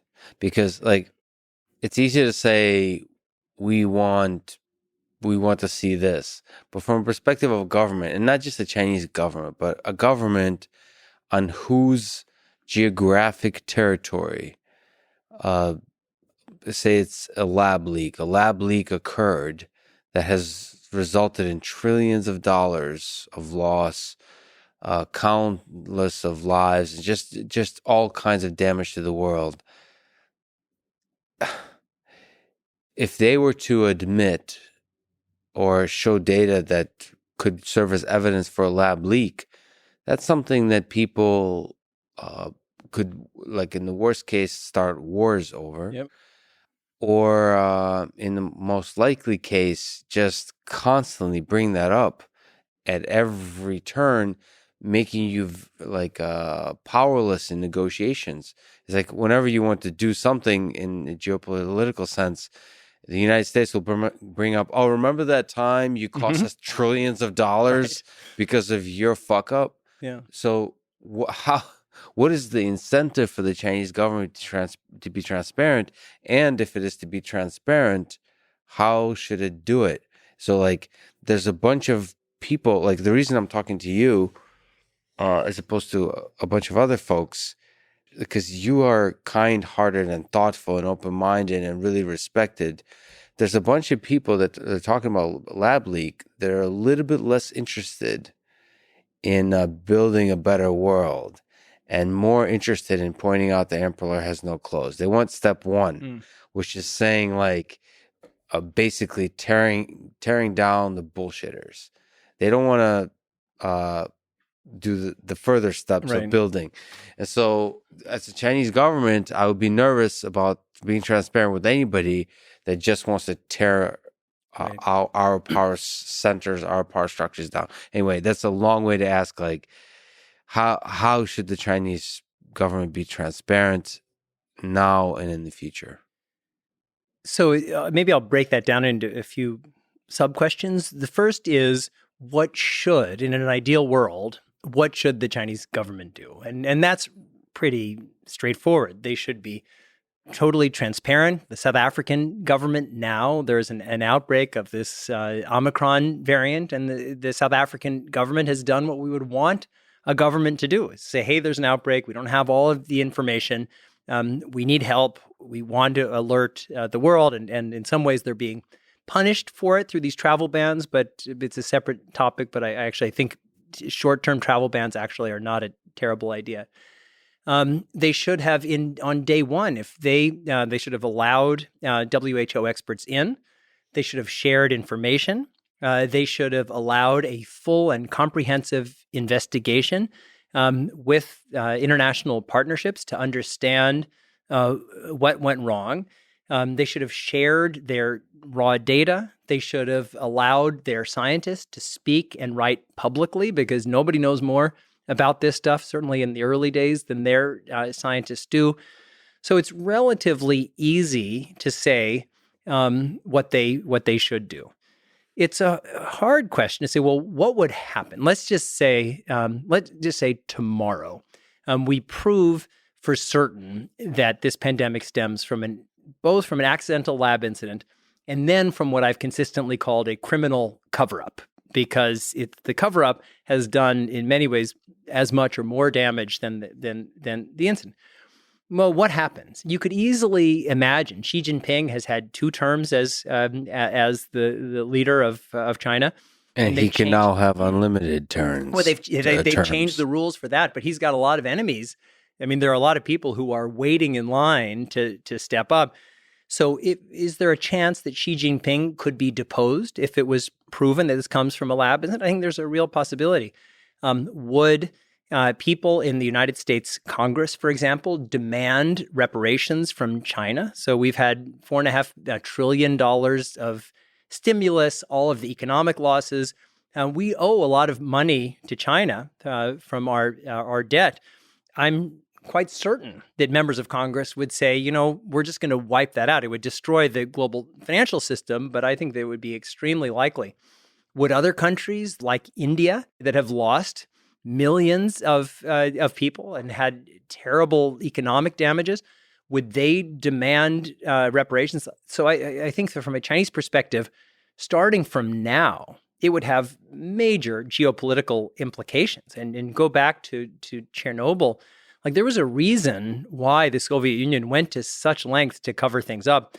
And when it came out, I mean, there are different theories, but certainly Chernobyl played some role in the end of communist power in the Soviet Union. So the Chinese are very, very aware of that. But the difference, of course, with Chernobyl, the damage to the rest of the world was not nearly as significant as with COVID.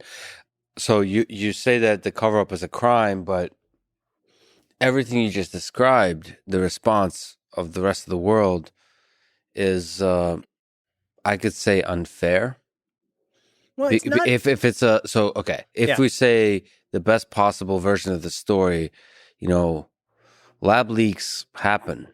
They shouldn't happen, but they happen. And how is that on the Chinese government? Yeah. I mean, what's a good example? Well, Union Carbide. There was this American company operating in India. They had this leak. All these people were killed.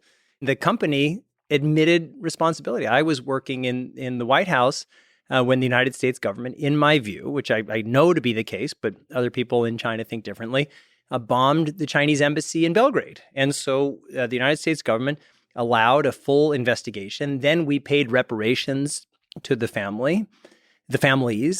And so to your question, let's just say I were the Chinese government, in kind of an idealized version of the Chinese government.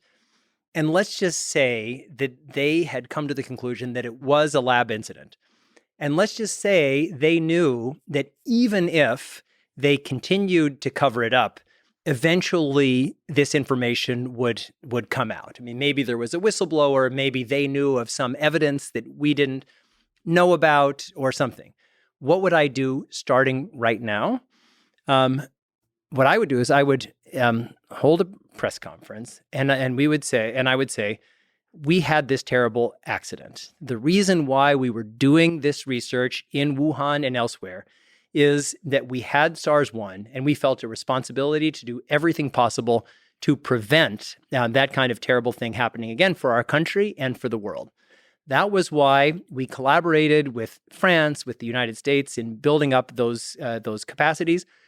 We know that nothing is perfect, but we're a sovereign country and we have our own system. And so we had to adapt our systems so that they made sense internally. When this outbreak began, we didn't know how it started. And that was why we wanted to look into things. When the process of investigating became so political, it gave us pause. And we were worried that our enemies were trying to use this investigation in order to undermine us. Having said that, now that we've dug deeper, we have recognized, because we have access to additional information that we didn't have then, that this pandemic started from an accidental lab incident. And we feel really terribly about that. And we know that we were very aggressive in covering up information in the beginning. But the reason we were doing that is because we fully believed that it came from a natural origin. Now that we see otherwise, we feel terribly. Therefore, we're doing a few different things. One is we are committing ourselves to establishing a stronger WHO, a new pandemic treaty that addresses the major challenges that we face and allows the World Health Organization to pierce the veil of absolute sovereignty, because we know that when these pandemics happen, they affect everybody. We are also putting, and you can pick your number, but let's start with $5 trillion, some massive amount, into a fund that we will be distributing to the victims of COVID-19 and their China would do that? This is a fantasy speech. But I disagree with okay. So you think China has a responsibility? Well, so it's not just a lab leak. Like if China on day one had said, we have this outbreak, we don't know where it came from, we want to have a full investigation, we call on responsible international partners to join us in that process. And we're going to do everything in our power to share the relevant information, because however this started, we're all victims. That's a totally different story than punishing Australia, preventing the WHO, blocking any investigation, condemning people who are trying to look. And so cover up for a couple of weeks, you can understand maybe, because there's so much uncertainty. You're like, let's hide all the Winnie the Pooh pictures. Yeah. While we figure this out. But the moment you really figure out what happened, you always, as a Jew, I can say this, always find like blame the Jews kind of situation. Just a little bit. Be like, all right, it's not us. Yeah.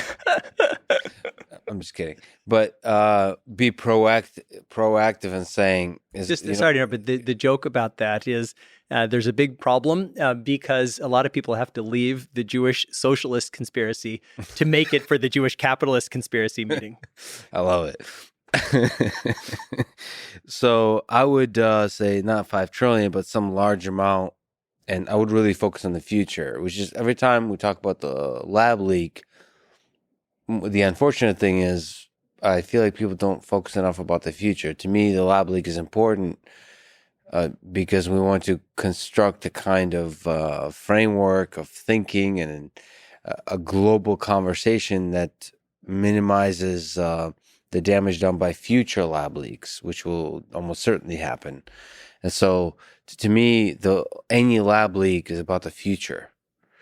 I would launch a giant investment in saying we're going to create a testing infrastructure, like all of this kind of infrastructure investments that help minimize the damage of a lab leak here and the rest of the world.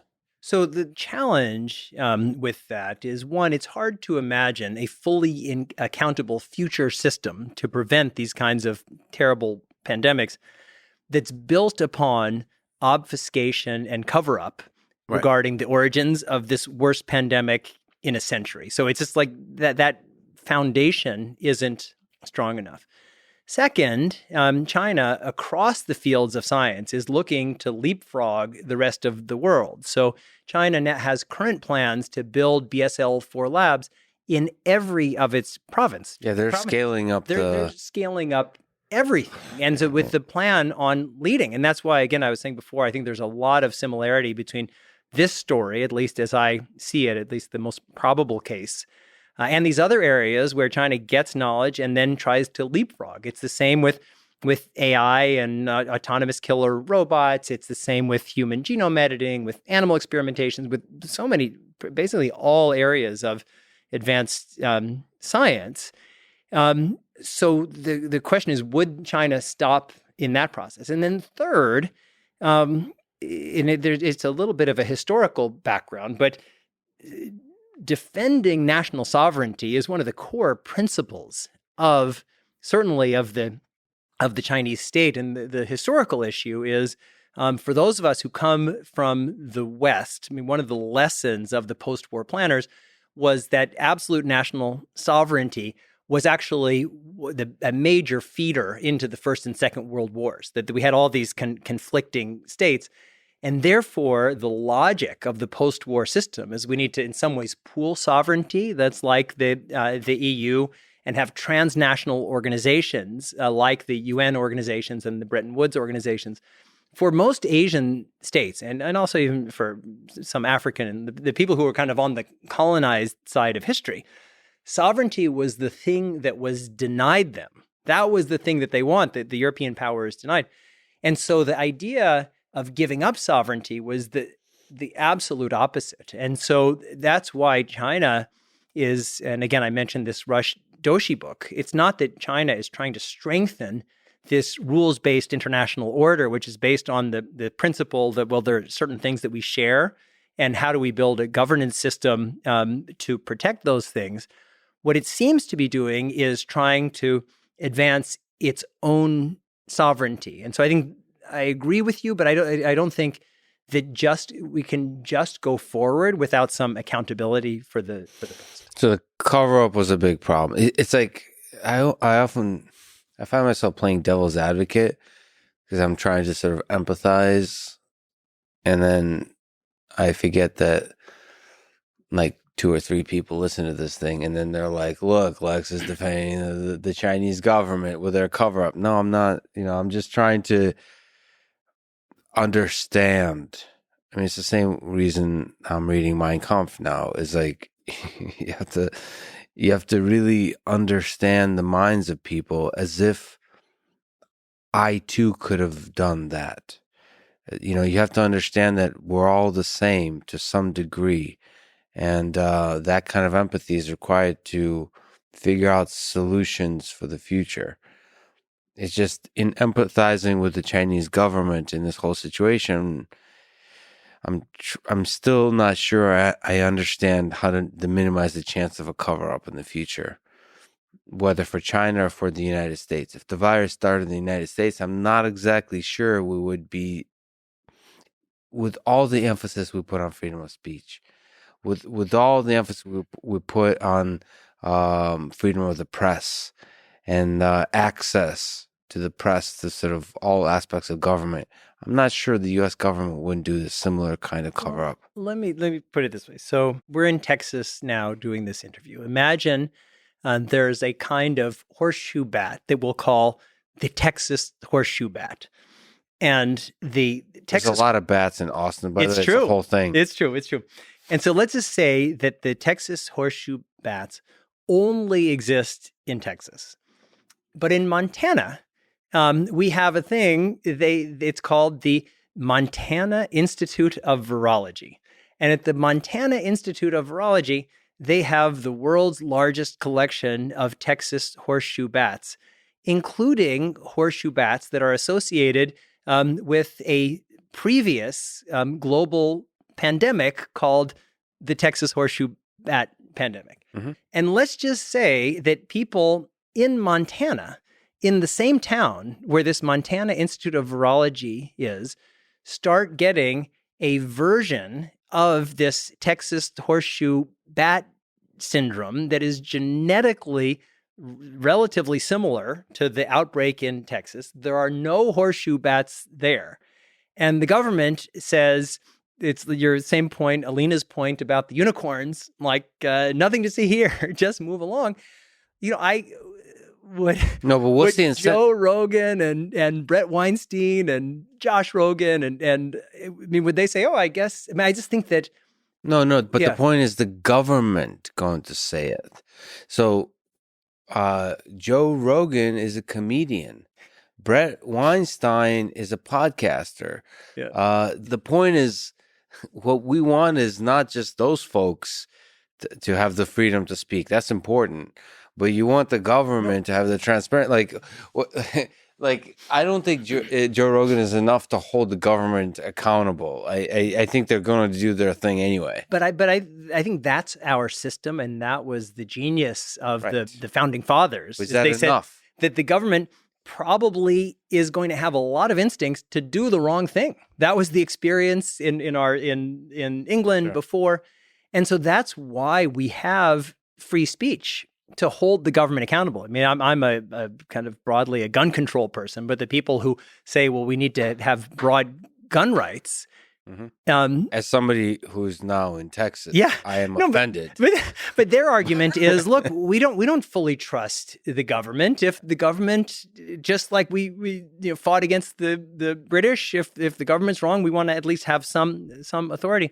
So that's our system, is to have that kind of voice, and that is the public voice actually balances. Because every government, as you correctly said, every government has the same instincts, and that's why we have, and it's imperfect here, but kind of these ideas of separation of powers, of inalienable rights, so that we can have, it's almost like a vast market where we can have balance. So you think if a lab leak occurred in the United States, what probability would you put some kind of public report led by Rand Paul would come out saying this was a lab leak? You have good confidence that would happen? I have pretty decent confidence. And the reason I mentioned that I might think of myself, I'm sure I'm not anymore because as I get older, but as a progressive person, I'm a Democrat, and I worked in Democratic administrations, worked for President Clinton on the National Security Council. But my kind of best friend in the United States Senate, who I talk to all the time, is a senator from Kansas named Roger Marshall. And Roger, I mean, if you just lined up our positions on all sorts of things, we're radically different. But we have a great relationship. We talk all the time, and we share a commitment to saying, well, let's ask the tough questions about how this started. And again, if we had, like, what is the United States government? Yeah, it's the executive branch, but there's also Congress. And Congress, you talk about Rand Paul, and as a former executive branch worker when I was on the National Security Council, and I guess technically when I was at the State Department, all of this stuff, all of this process, it just seems like a pain in the ass. It's like these, effers, they're just attacking us. We tried to do this thing we had all the best intentions, and now they're holding hearings and they're trying to box us in and whatever. But that's our process. And there's like a form of accountability, as chaotic, as crazy as it is. And so it makes it really difficult. I mean, we have other problems of just chaos and everybody doing their own thing, but it makes it difficult to have a kind of systematic cover-up. And again, all of that is predicated on my hypothesis, not fully proven, although I think likely, that this is a lab incident origin of this pandemic. Well, we're having like several layers of conversation, but I think whether a lab leak hypothesis is true or not, it does seem that the likelihood of a cover-up, if it leaked from a lab, is high. That's the more important conversation to be having. Well, you could argue a lot of things, but to me, arguably, that's the more important conversation, is about what is the likelihood of a cover-up. 100%. Yeah. Like, in my mind, there is a legitimate debate about the origins of the pandemic.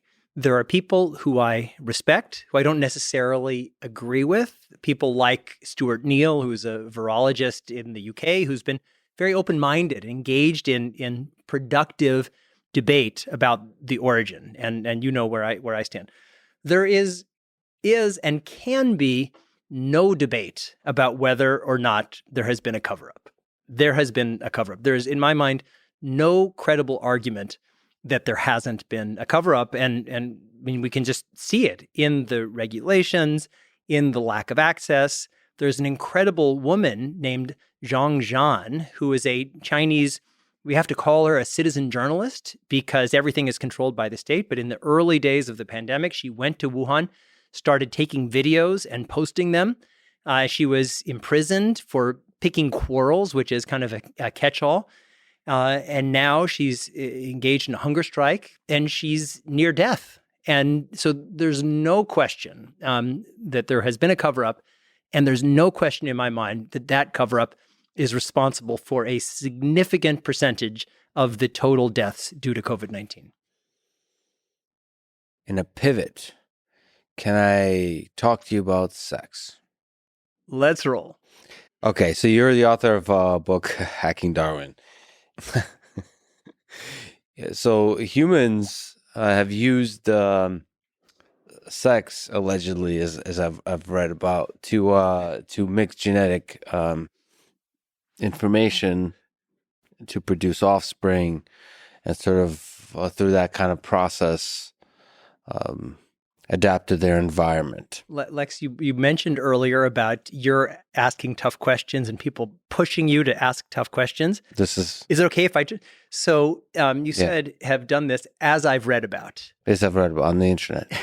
Yeah. All I'm saying, as a person sitting with you, to people who would be open-minded in experimenting of, as I've read about, to reality, what I would say is Lex Fridman is handsome, charming. He's I'm going to open a Tinder account and publish really this a great guy. I'm sorry to interrupt. Thank you. I appreciate that. Thank you. So I was reading about this last night. I was going to tweet it, but then I'm like, this is going to be misinterpreted.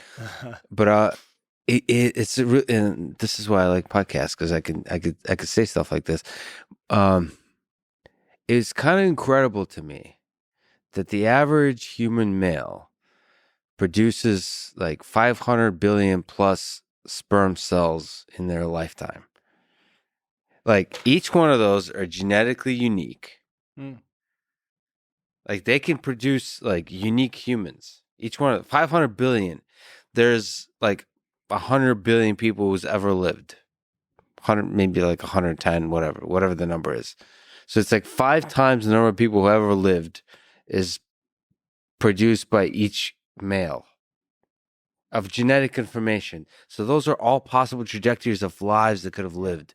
Like, those are all little people that could have been. And like all the possible stories, all the Hitlers and Einsteins that could have been created and all that. I mean, I don't know, this kind of, you're painting this possible future, and we get to see only one little string of that. I mean, I suppose the magic of that is also captured by the in the space of physics of having like multiple dimensions and the many worlds hypothesis of quantum mechanics, that the interpretation that we're basically just at every point there's an infinite offspring of universes that are created. But I don't know, that's just like a magic of this game of genetics that we're playing.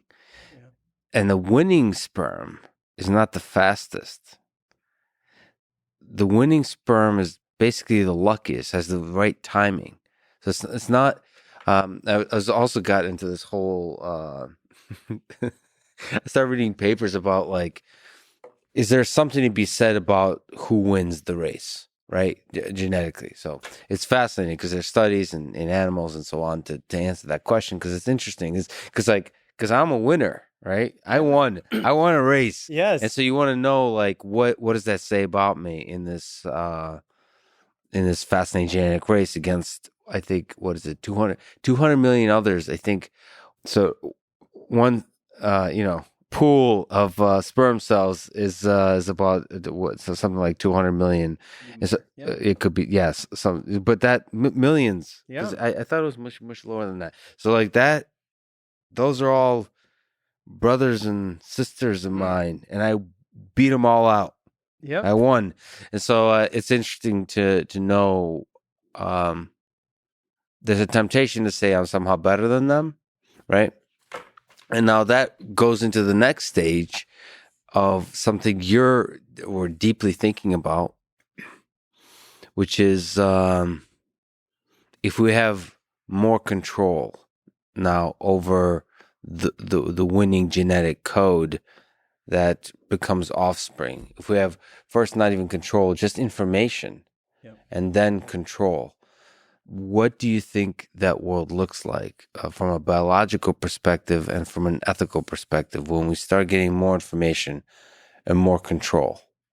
Yeah, great question. So first, on the sperm, there can be up to about 1.2 billion sperm cells in a male ejaculation. So as I mentioned in Hacking Darwin, male sperm, it's kind of a dime a dozen, with all the guys in all the world just doing whatever they do with it. And it's an open question how competitive. I mean, there is an element of luck and there is an element of competition. And it's an open question how much that competition impacts the outcome, or whether it's just luck. But my guess is there's some combination of fitness and luck. But you're absolutely right that all of those other sperm cells in the ejaculation, if that's how the union of sperm and egg is happening, all of them represent a different future. And it's there's a wonderful book called Invisible Cities by Italo Calvino.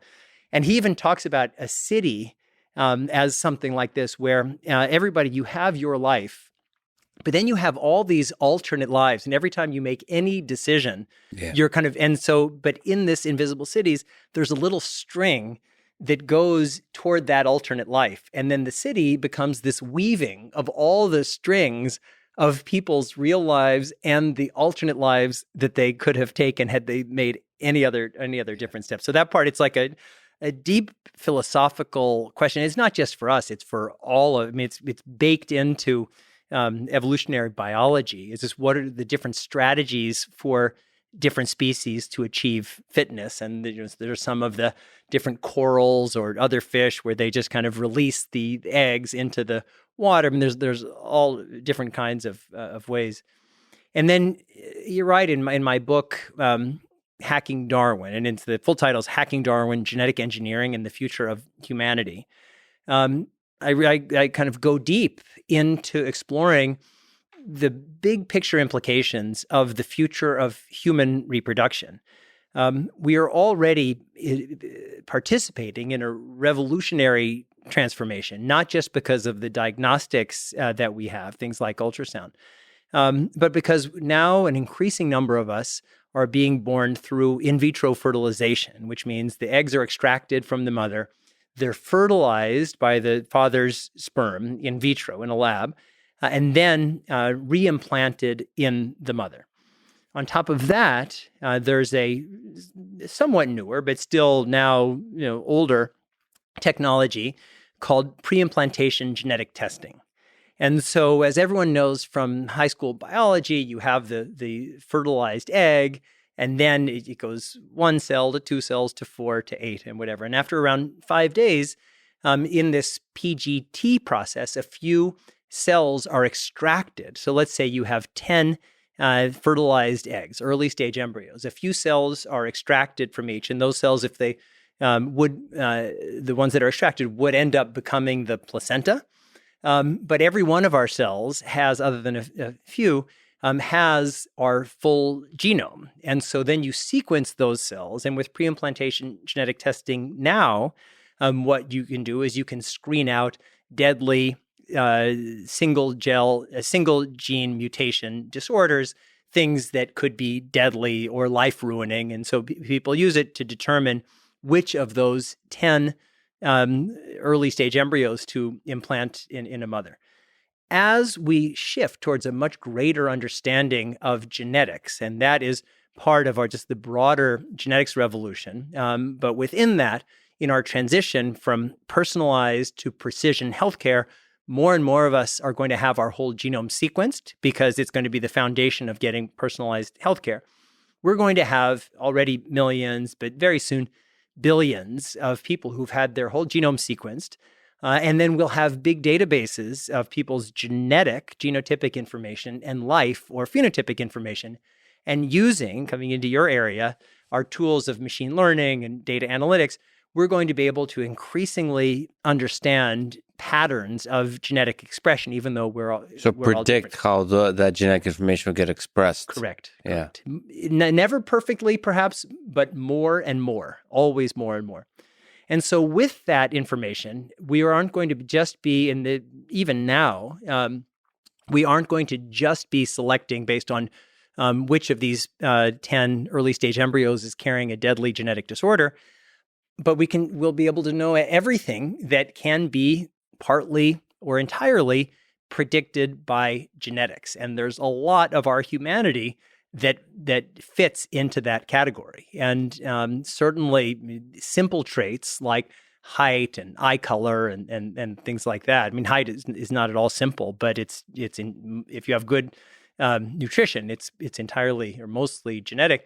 But even personality traits and personality styles, there are a lot of things that we see just as the experience, the beauty of life, that are partly have a genetic foundation. And so whatever part of these traits are definable and influenced by genetics, we're going to have greater and greater predictability within a range.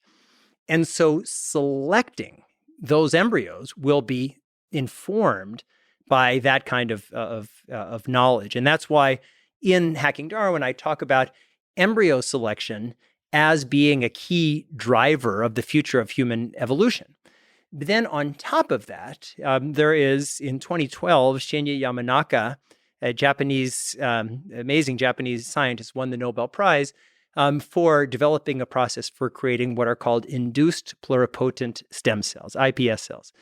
And what iPS cells are is you can induce an adult cell to go back in evolutionary time and become a stem cell. And a stem cell is like when we're a fertilized egg, like our entire blueprint is in that one cell, and that cell can be anything. But then our cells start to specialize, and that's why we have skin cells and blood cells and all the different types of things. So with the Yamanaka process, we can induce an adult cell to become a stem cell.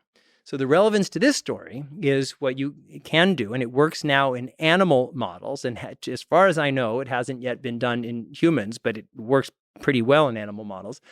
You take any adult cell, but skin cells are probably the easiest. You induce this skin cell into a stem cell. And if you just take a little skin graft, it would have millions of cells. So you induce those skin cells into stem cells. Then you induce those stem cells into egg precursor cells. Then you induce those egg precursor cells into egg cells. Then, because we have this massive overabundance of male sperm, then you could fertilize, let's call it 10,000 of the mother's eggs. So you have 10,000 eggs which are fertilized. Sounds like a party. Yeah. Then you have an automated process for what I mentioned before in pre-implantation genetic testing. You grow them all for 5 days. You extract a few cells from each. You test them. And that's I had a piece in the New York Times a couple of years ago imagining what it would be like to go to a fertility clinic in the year 2050. And the choice is no not humans involved. Yeah. Well, no, there are. But the choice is not, do you want a kid who does or doesn't have, let's call it Tay-Sachs?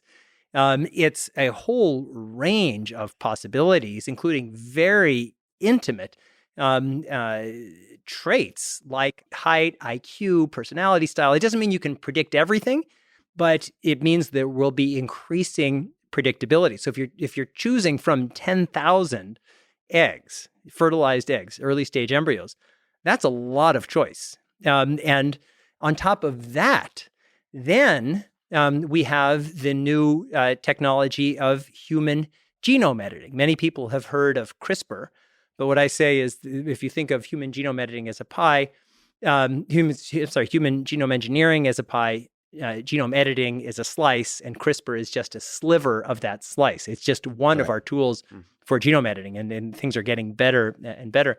Then you can go in and change, let's say, again, it starts simple.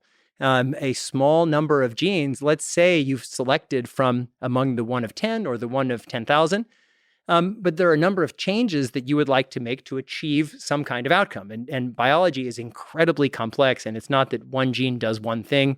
One gene does probably a lot of things simultaneously, which is why the decision about changing one gene if it's causing deathly harm is easier than when we think about the complexity of biology.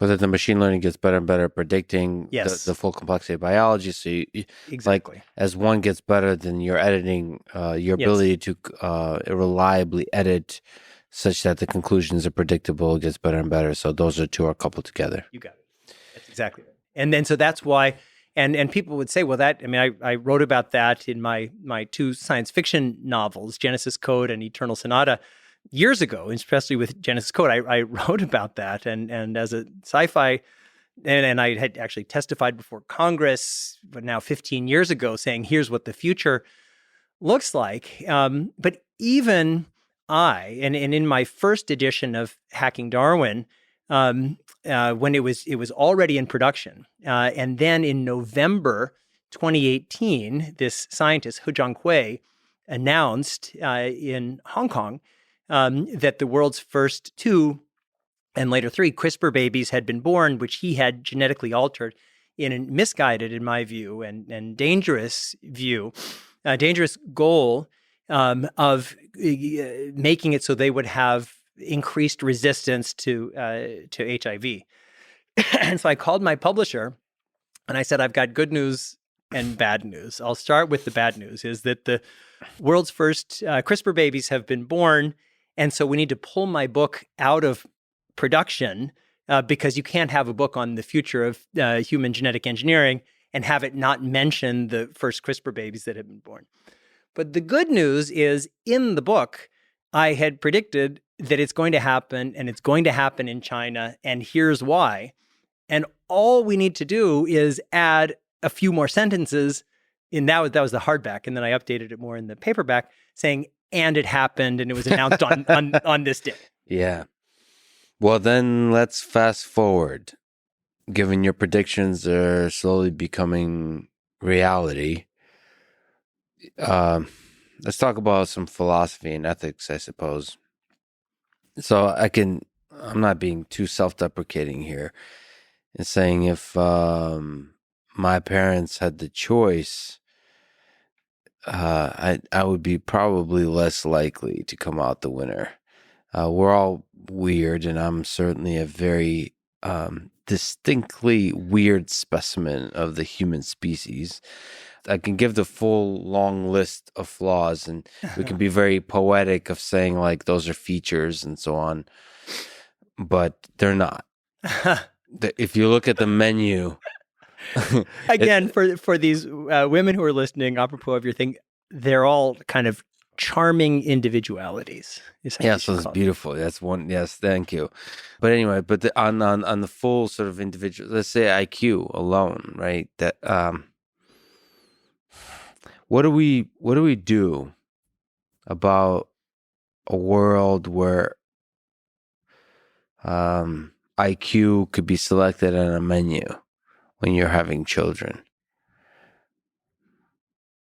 What concerns you about that world? What excites you about that world?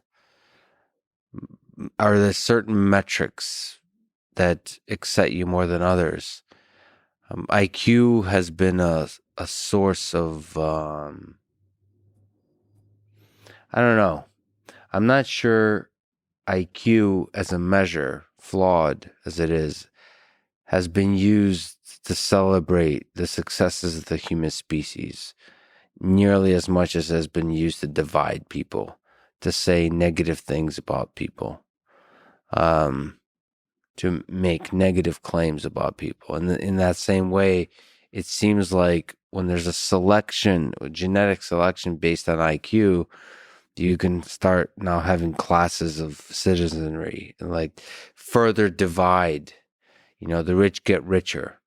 It'll be very rich people that'll be able to do kind of fine selection of IQ, and then they will start forming these classes of super intelligent people, and those super intelligent people in their minds would of course be the right people to be making global authoritarian decisions about everybody else, all the usual aspects of human nature, but now magnified with the new tools of technology.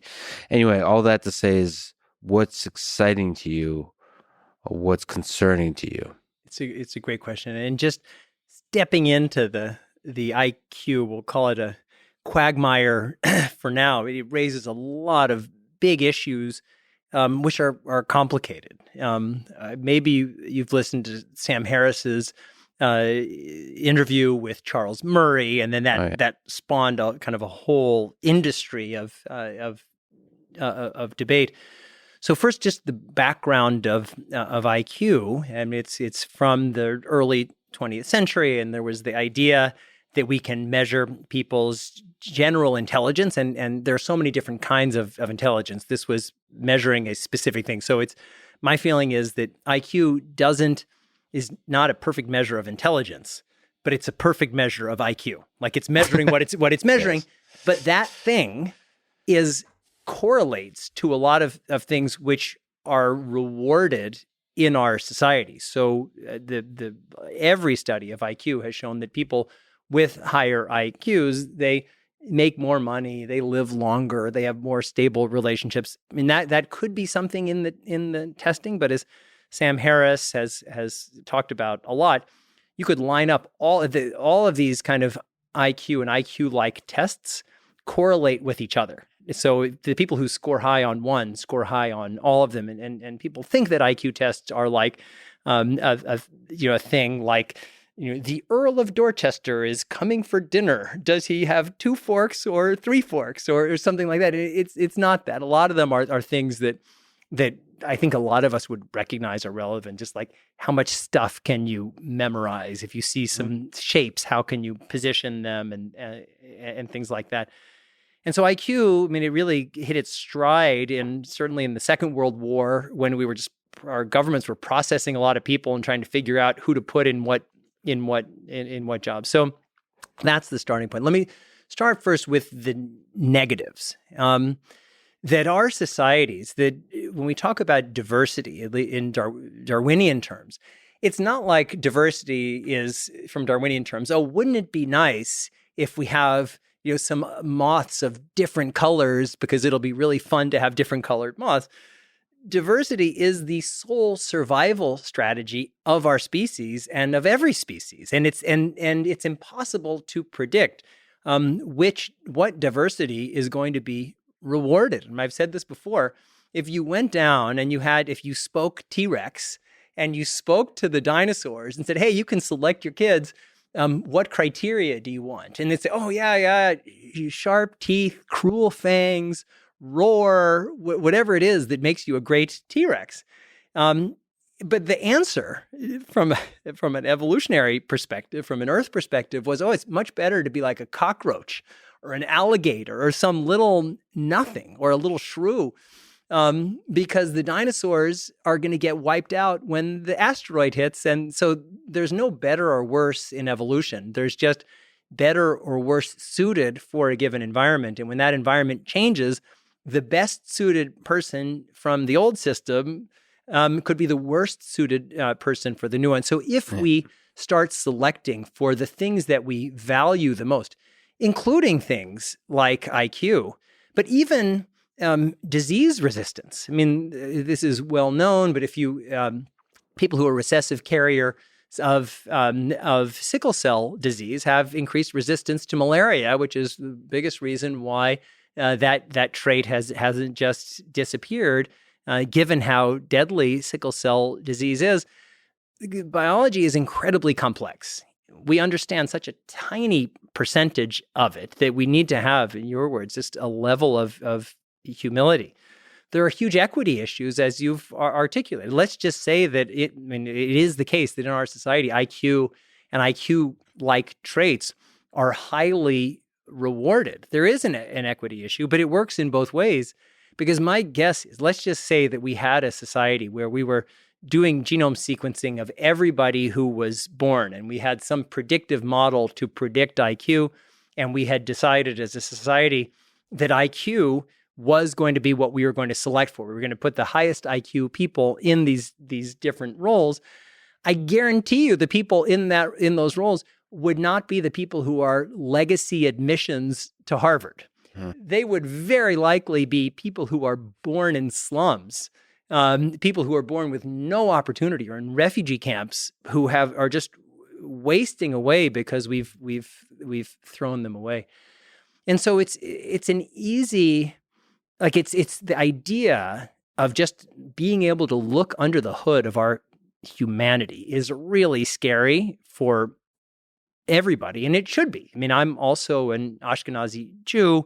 My father was born in Austria. My father and grandparents came here as refugees after the war. Most of that side of the family was killed. So I get what it means to be on the other, I mean, you said you're reading Mein Kampf, on the other side of the story. When someone said, oh, here's what's good, and you're not good. And therefore so I totally get that. Having said that, I do believe that we're moving toward a new way of procreating. And we're going to have to decide what are the values that we would like to realize through that process. Is it randomness, which is what we currently have now, which is not totally random because we have assortative mating through colleges and other things.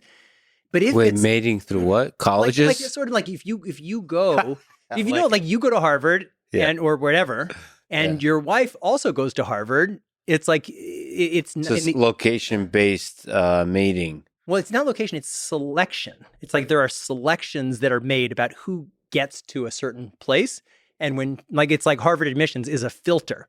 So we're going to have to decide what are the values that we want to realize through this process, because diversity it's just baked into our biology. We're the first species ever that has the opportunity to make choices about things that were otherwise baked into our biology. And there's a real danger that if we make bad choices, even with good intentions, it could even drive us toward extinction and certainly undermine our humanity. And that's why I always say, and like I said, I'm deeply involved with WHO and other things, that these aren't conversations about science. They're conversations. Science brings us to the conversation, but the conversation is about values and ethics. As you described, that world is wide open. It's not even a subtly different world. That world is fundamentally different from anything we understand about life on Earth, because natural selection, this random process, is so fundamental how we think about life. Yep. Being able to program, it has the chance to, it'll probably make my question about the ethical concerns around IQ-based selection just meaningless, because it'll change the nature of identity. Like, it's possible it will dissolve identity, because we take so much pride in all the different characteristics that make us who we are. Whenever you have some control over those characteristics start losing meaning. And what may start gaining meaning is the ideas inside our heads, for example, versus like the details of like, is it a Commodore 64? Is it a PC? Is it a Mac? It's going to be less important than the software that runs on it. So we can more and more be operating in the digital space, and the identity could be something that borrows multiple bodies. Like, the legacy of our ideas may become more important than the details of our physical embodiment. Like, I mean, I'm saying perhaps ridiculous sounding things, but the point is, it will bring up so many new ethical concerns that our narrow-minded thinking about the current ethical concerns will not apply. So but it's important to think about all this kind of stuff, like, actively.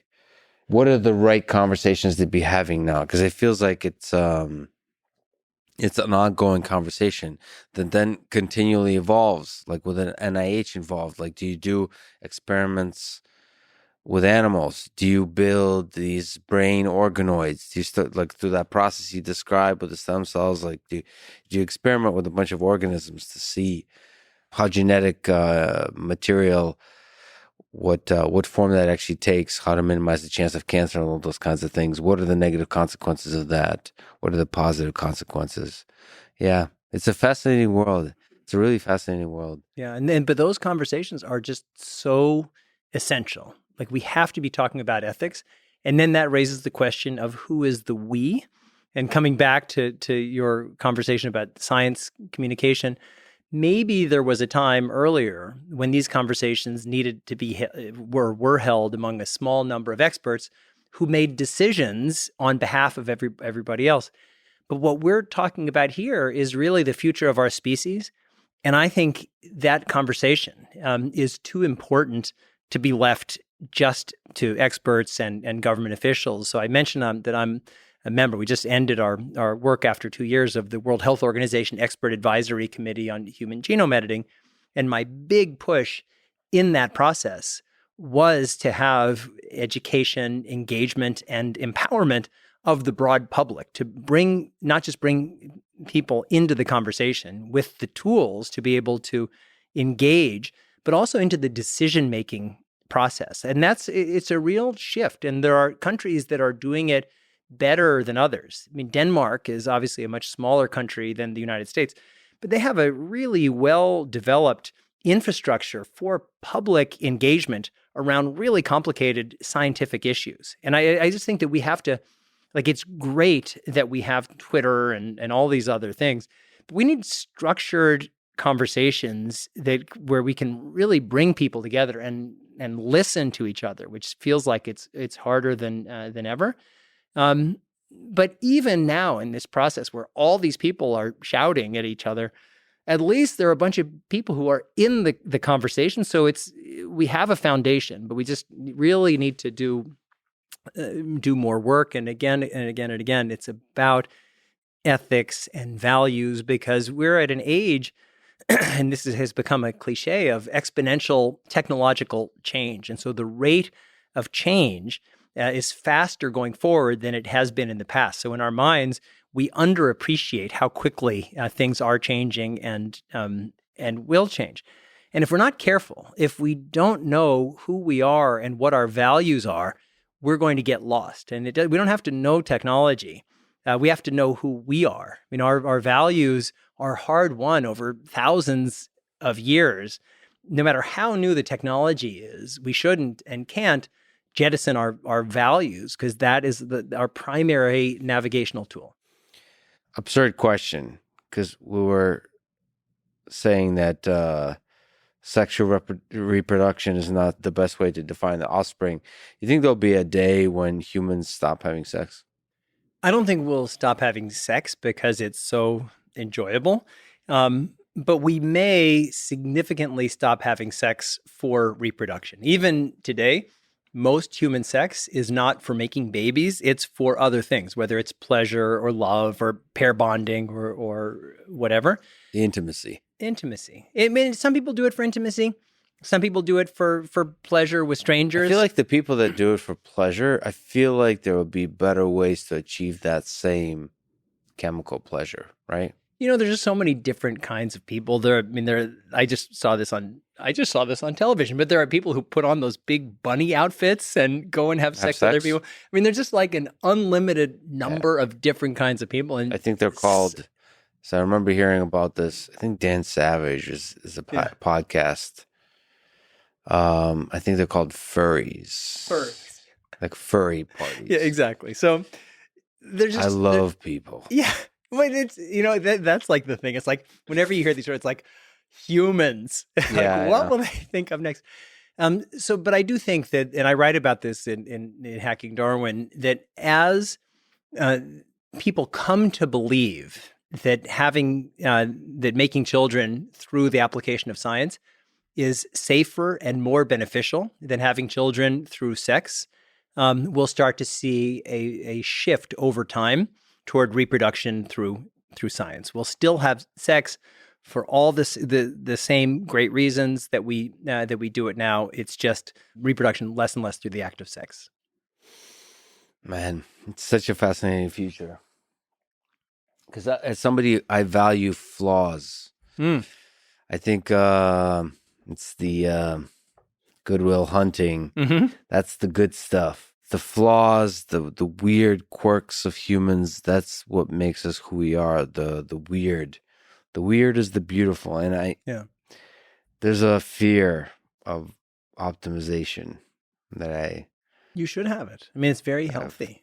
I mean, and I think I was saying before, that's the danger of all of this selection, is that we make selections just based on social norms that are so deeply internal that they feel like they're eternal truths. And so we talked about selecting for IQ. What about selecting for a kind heart? Like, there are lots of you talked about Hitler and Mein Kampf. Hitler has certainly had a high IQ. I mean, I guess is higher than average IQ. If we just select, I mean, that's why I was saying before, diversity is baked into our biology. But the key lesson, and I've said this many times before, the key lesson of this moment in our history is that after nearly 4 billion years of evolution, our one species suddenly has the unique and increasing ability to read, write, and hack the code of life. And so as we apply these godlike powers that we've now assumed for ourselves, we better be pretty careful because it's so easy to make mistakes, particularly mistakes that are guided by our best intentions. To jump briefly back onto Lab Leak, and I swear there's a reason for that.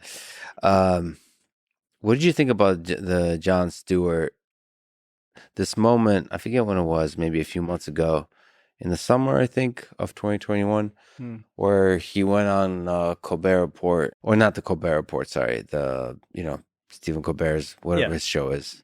But again, Jon Stewart reminded us how valuable his wit and brilliance within the humor was for our culture. And so he did this whole bit that highlighted the common sense nature about, what was the metaphor he used about the Hershey factory in Pennsylvania? So what'd you think about that whole bit? I loved it. And so, not to be overly self-referential, but it's hard not to be overly self-referential when you're doing however long we are, 5-hour interview about yourself, which reminds me, like when you had Brett Weinstein on, he said, "I have no ego, but these 57 people have screwed me over, and I deserve credit." So it's hard. So it's yeah, hard no. So I am a person. I will confess, it's enjoyable. Some people feel different. I kind of like talking about all this stuff and talking. Period. So for me, I remember those early days of when the pandemic started. I was just sitting down. It was late January or early February 2020, and I just was laying out all of the evidence just that I could collect, trying to make sense of where does this come from. And it was just logic. I mean, it was all of the things that Jon Stewart said, which in some, overly wordy form were all at that time on my website. Like, what are the odds of having this outbreak of a bad coronavirus more than 1,000 miles away from where these bats have their natural habitat, where they have this largest collection of these bat coronaviruses in the world, and they're doing all these very aggressive research projects to make them more aggressive, and then you have the outbreak of a virus that's primed for human-to-human transmission. It was just logic was my first step, and I kept gathering the information. But Jon Stewart distilled that in a way that just everybody got. And I think that I loved it. And I just think that there's a way of reaching people. It's the reason why I write science fiction in addition to thinking and writing about the science, is that we kind of have to reach people where they are. And I just thought it was just, there was a lot of depth, I thought, maybe that's too self-serving, but like in the analysis, but he captured that into into those things about, it's like the outbreak of chewy goodness near the Hershey factory. I wonder where that came from. Yeah, there's the humor, there's metaphor, also the sticking with the joke when the audience is the audience and Stephen Colbert, he was resisting it. He was very uncomfortable with it. Maybe that was part of the bit. I'm not sure, but it didn't look like it. So Stephen in that moment kind of represented the discomfort of the scientific community. I think it's kind of interesting, that whole dynamic. And I think that was a pivotal moment. I mean, that just highlights the value of comedy, the value of when Joe Rogan says, "I'm just a comedian." I mean, that's such a funny thing to say. It's like saying I'm just a podcaster, or I'm just a writer. I'm just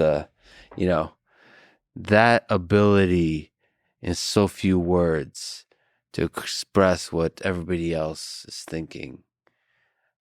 It's so refreshing. And I wish the scientific communicators would do that too. A little humor. I mean, that's why I love Elon Musk very much. So the way he communicates is it's so refreshing for a CEO of a major company, several major companies, to just have a sense of humor and say ridiculous shit every once in a while.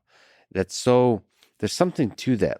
It shakes up the whole conversation to where it gives you freedom to think publicly. If you're always trying to say the proper thing, you lose the freedom to think, to reason out, to be authentic and genuine. When you allow yourself the freedom to regularly say stupid shit, have fun, make fun of yourself, I think you give yourself freedom to really be a great scientist. Honestly, I think scientists have a lot to learn from comedians. Well, for sure. I think we all do, about just distilling and communicating in ways that people can hear. Like, a lot of us say things and people just can't hear them, yes. Either because of the way we're saying them or where they are. But and like I said before, I'm a big fan of Joe Rogan. I've been on his show twice and whatever. But when Francis Collins was in his conversation with you, he said, which I think makes sense, is that when somebody has that kind of platform and people rightly or wrongly who follow them and look to them for guidance, I do think that there is some responsibility for people in those roles to make whatever judgment that they make and to share that. And as I mentioned to you when we were off mic, Sanjay Gupta is a very close friend of mine. We've been friends for many years, and I fully supported Sanjay's instinct to go on the Joe Rogan show. I thought that it was great. At the end of that whole conversation, Joe said, "Well, I'm just a comedian. What do I know?" And I just felt that, yes, Joe Rogan is a comedian. I wouldn't say just a comedian, among other things. But I also felt that he had a responsibility for just saying whatever he believed, even if he believed or believes, as I think is the case, that ivermectin should be studied more, which I certainly agree, and that healthy people shouldn't get vaccinated, healthy young people, which I don't agree. I just felt at the end of that conversation to say, well, I'm just a comedian. What do I know? I feel like it didn't fully integrate the power that a person like Joe Rogan has to set the agenda. So I think the reason he says I'm just a comedian is the same reason I say I'm an idiot, which I truly believe. I could explain exactly what I mean by that, but like it's more for him, or in this case for me, to just keep yourself humble. Because I think it's a slippery slope when you think you have a responsibility to then think you actually have an authority. Because a lot of people listen to you, you think you have an authority to actually like speak to those people, and you have enough authority to know what the hell you're talking about. And I think there's just a humility to just kind of making fun of yourself that's extremely valuable. And saying I'm just a comedian, I think is a reminder to himself that he's often full of shit. So are all of us, and so that's a really powerful way for himself to keep himself humble. I mean, I think that's really useful to, in some kind of way, for people in general to, make fun of themselves a little bit in whatever way that means. And saying I'm just a comedian is just one way to do that. Now, that couple that with the responsibility of doing the research and really having an open mind and all those kinds of stuff, I think that's something that Joe does really well on a lot of topics, but he can't do that on everything. And so that it's up to the people to decide how well he does it on certain topics and not others. But how do you think Sanjay did in that conversation? So I know I'm going to get myself into trouble here because Sanjay is a very close friend. Joe, my personal interaction with him has been our 2 interviews, but it's like my interview with now. You sit down with somebody for 4 hours. It's a lot and great, and then private communication. So I am personally more sympathetic to the arguments that Sanjay was making or trying to make. I believe that the threat of the virus is greater than the threat of the vaccine. That doesn't mean that we can guarantee 100% safety for the vaccine, but these are really well-tolerated vaccines. And we know, for all the reasons we've been talking about, that this is a really scary virus. And particularly the mRNA vaccines, what they're basically doing is getting your body to replicate a tiny little piece of the virus, the spike protein, and then your body responds to that.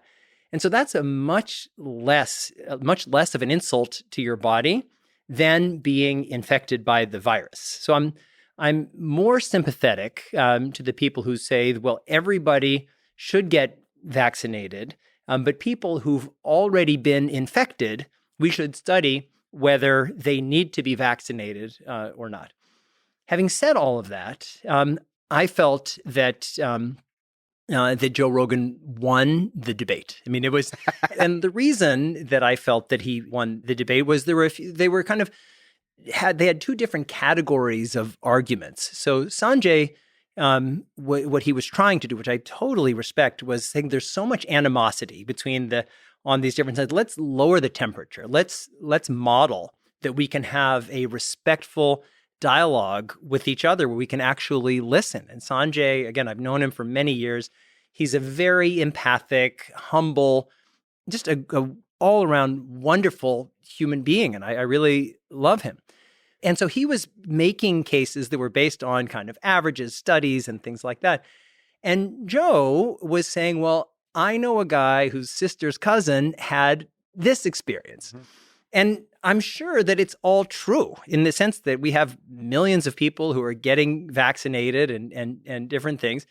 And what Sanjay should have said was, I know that's anecdote. Here's another anecdote of like when Francis Collins was with you and he talked about the World Wrestling guy who was like 6'6" and a big muscly guy. And then he got COVID and he was anti-vaxxer and then he got COVID and almost died. And he said, I'm going to. By the way, Yeah. I don't know if you know this part. No. Oh, this is funny. Joe's going to listen to this. He's going to be laughing. Does Joe listen like to the 4 hours of this in addition to the 3 hours of his interviews every day? No, not every day, but he listens to a lot of these. And we talk about it. We argue about it. Hi, Joe. So hey, Joe.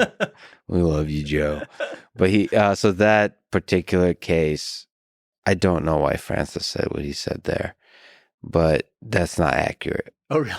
So the wrestler he didn't almost die. It was no big deal at all for him. And he said that to him. I'm not sure. I think something got mixed up in Francis's memory. There was another case. He must have been like, because I don't imagine he would bring that case up and just like make it up, because like why? Wow. But that was not at all like, that was a pretty public case. He had an interview with him. That wrestler, he was just fine. So that anecdotal case, I mean, Francis should not have done that. So if I have I have a bunch of criticism of how that went. People who criticize that interview, I feel like don't give enough respect to the full range of things that Francis Collins has done in his career. He's an incredible scientist, and I also think a really good human being. But yes, that conversation was flawed in many ways, and one of them was why, when you're trying to present some kind of criticize Joe Rogan, why bring up anecdotal evidence at all? And if you do bring up anecdotal evidence, which is not scientific, if you're a scientist, you should not be using anecdotal evidence. If you do bring it up, why bring up one that's first not true, and it's not true. Well, it's a memory. So I know to pretend. So you don't know it's not true. But so yes, that would have been find another case. Yeah, exactly. Exactly. So the basic thing, coming back to Sanjay and Joe's conversation, was that Sanjay was trying to use statistical evidence and Joe was using anecdotal evidence. And so I think that for Sanjay, and there are all kinds of things where there are debates where often the person who's better at debating wins the debate regardless of the topic. So I think what Sanjay could have done, and Sanjay's such a smart guy, is to say, right, well, that's an anecdote. Here's another anecdote. And there are lots of different anecdotes. And there certainly are people who have taken the vaccine and have had problems that could reasonably be traced to the vaccines. And there are lots of people, I would argue more people, who've not had the vaccine, but who've gotten COVID and have either died, or our hospitals are now full of people who weren't vaccinated. And in many ways, our emergency rooms are full of unvaccinated people here in the United States. So I think what Sanjay could have done, but there was a conflict between wanting to kind of win the debate and wanting to take the temperature down. And what he could have done is to say, well, here's an anecdote, I have a counter anecdote, and we can go on all day, but here's what the statistics show. And I think that was the thing. So I think it's a healthy conversation.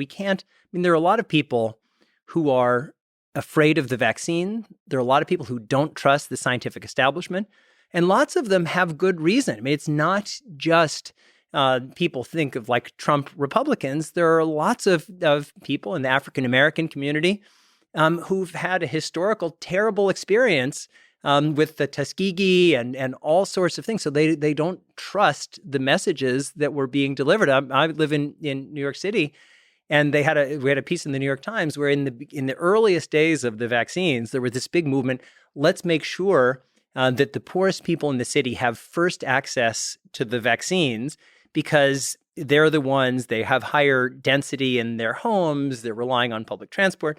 So there's this whole liberal effort. And then in the Black community in New York, according to the New York Times, there was very low acceptance of the vaccines. And they interviewed people in that article, and they said, well, if the white people want us to have it first, there must be something wrong with it. They must be doing some right. And so we have to listen to each other.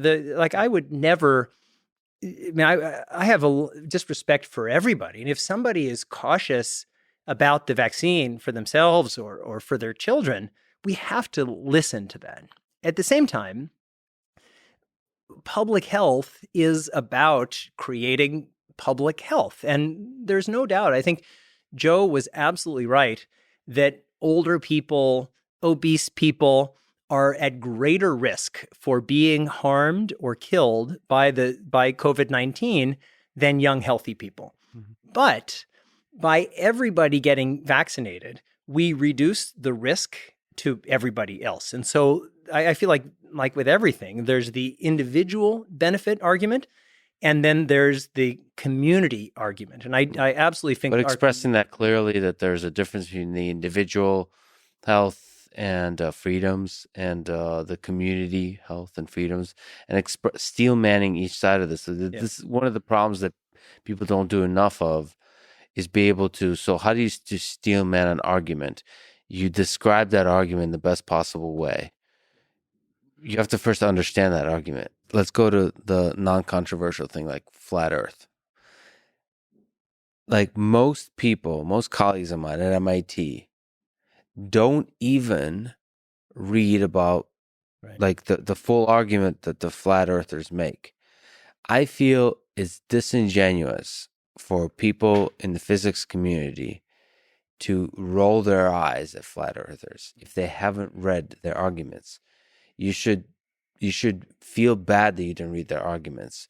And it's the rolling of the eyes that's a big problem. You haven't read it.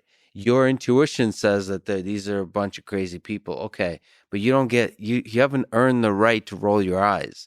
You've earned your right to maybe not read it, but then don't have an opinion. Don't roll your eyes. Don't do any of that dismissive stuff. And the same thing in the scientific community around COVID and so on. There's often this kind of saying, oh, God, that's conspiracy theories, that's misinformation, without actually looking into what they're saying.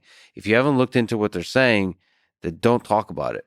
Like, if you're a scientific leader and the communicator, you need to look into it. It's not that much effort. I totally agree. And I think that humility, it's a constant theme of your podcast, and I love that.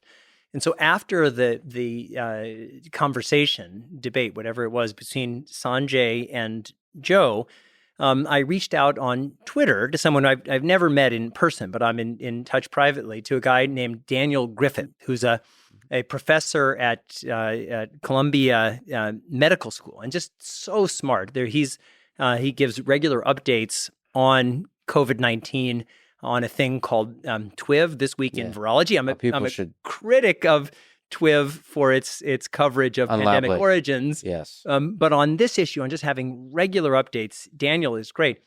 And so I said to him, I said, why don't we have an honest process to get the people who are raising concerns about the vaccines, in their own words, to raise what are their concerns. And then let's do our best job of saying, well, here are these concerns, and then here is our evidence making a counterclaim, and here are links to, if you want to look at the studies upon which these claims are made, here they are. And Daniel, who's incredibly busy, I mean, he reads it seems every paper that comes out every week, and it's unbelievable. But he sent me a link to the CDC Q&A page on the CDC website. And it wasn't that. It was people who were— it was written by people like me who were convinced in the benefit of these vaccines. So the questions were framed. They were kind of like— they weren't really the framing of the people with the concerns. They were framing of people who were just kind of imagining something else. I mean, you always talk about kind of humility and active listening.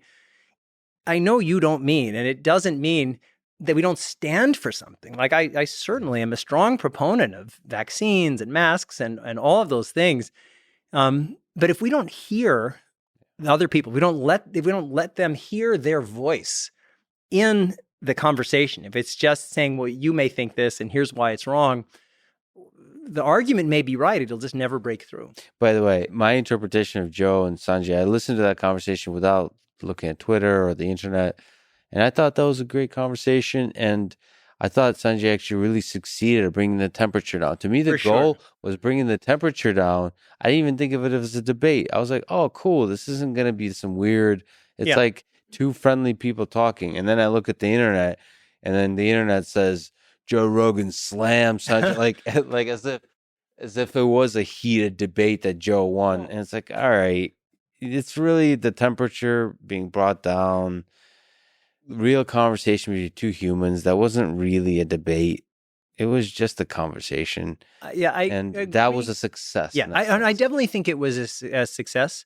But I also felt that a takeaway, and again, this isn't because this is something that I don't agree with, even though I have great, as I've said, respect for Joe. I think a reasonable person listening to that conversation would come away with the conclusion that all in all, these vaccines are a good thing. But if you're young and healthy, you probably don't need it. And I just felt that that there was a stronger case to be made, even though Sanjay made it. It wasn't that Sanjay didn't make it. It was just that in the flow of that conversation, I felt that the case for the vaccines and the vaccines both as an individual choice, and certainly, again, as I said before, I think that while people can be afraid of the vaccines, the virus itself is much scarier, and we're seeing it now in real time with these variations and variants. I just felt that was kind of the rough takeaway from that conversation, and I felt that Sanjay, again, whom I love, I felt it could have made his case a little bit stronger. So the thing he succeeded is he didn't come off as like a science expert looking down at everybody, talking down to everybody. So he succeeded in that because he's very respectful. But I also think sort of making the case for taking the vaccine when you're a young, healthy person, when you're sitting across from Joe Rogan, is like a high difficulty on the video game level. For sure. So it's not it's difficult to do. Yeah. It's difficult to do. And also it's difficult to do because it's not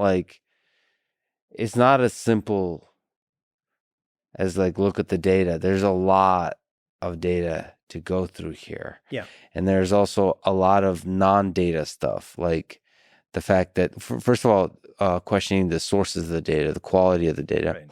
It's also disappointing about COVID is that the quality of the data is not great, but also questioning all the motivations of the different parties involved, whether it's major organizations that develop the vaccine, whether it's major institutions like NIH or NIAID that are sort of communicating to us about the vaccine, whether it's the CDC and the WHO, whether it's the Biden or the Trump administration, whether it's China and all those kinds of things.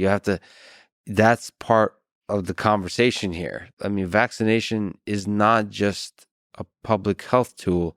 It's also a tool for a government to gain more control over the populace. Like, there's a lot of truth to that too. Things that have a lot of benefit can also be used as a Trojan horse to increase bureaucracy and control.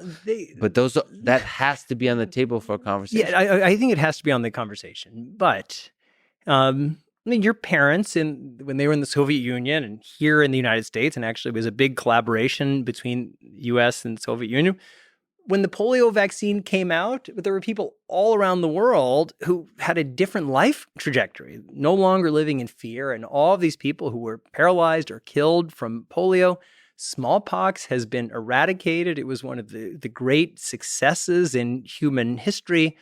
And while it for sure is true that you could imagine some kind of fraudulent vaccination effort, but here I genuinely think, I mean, whatever the number, 15 million, 16 million is the Economist number of dead from COVID-19, many, many, many more people would be dead but for these vaccines. And so I get that any activity that needs to be coordinated by a central government has the potential to increase bureaucracy and increase control.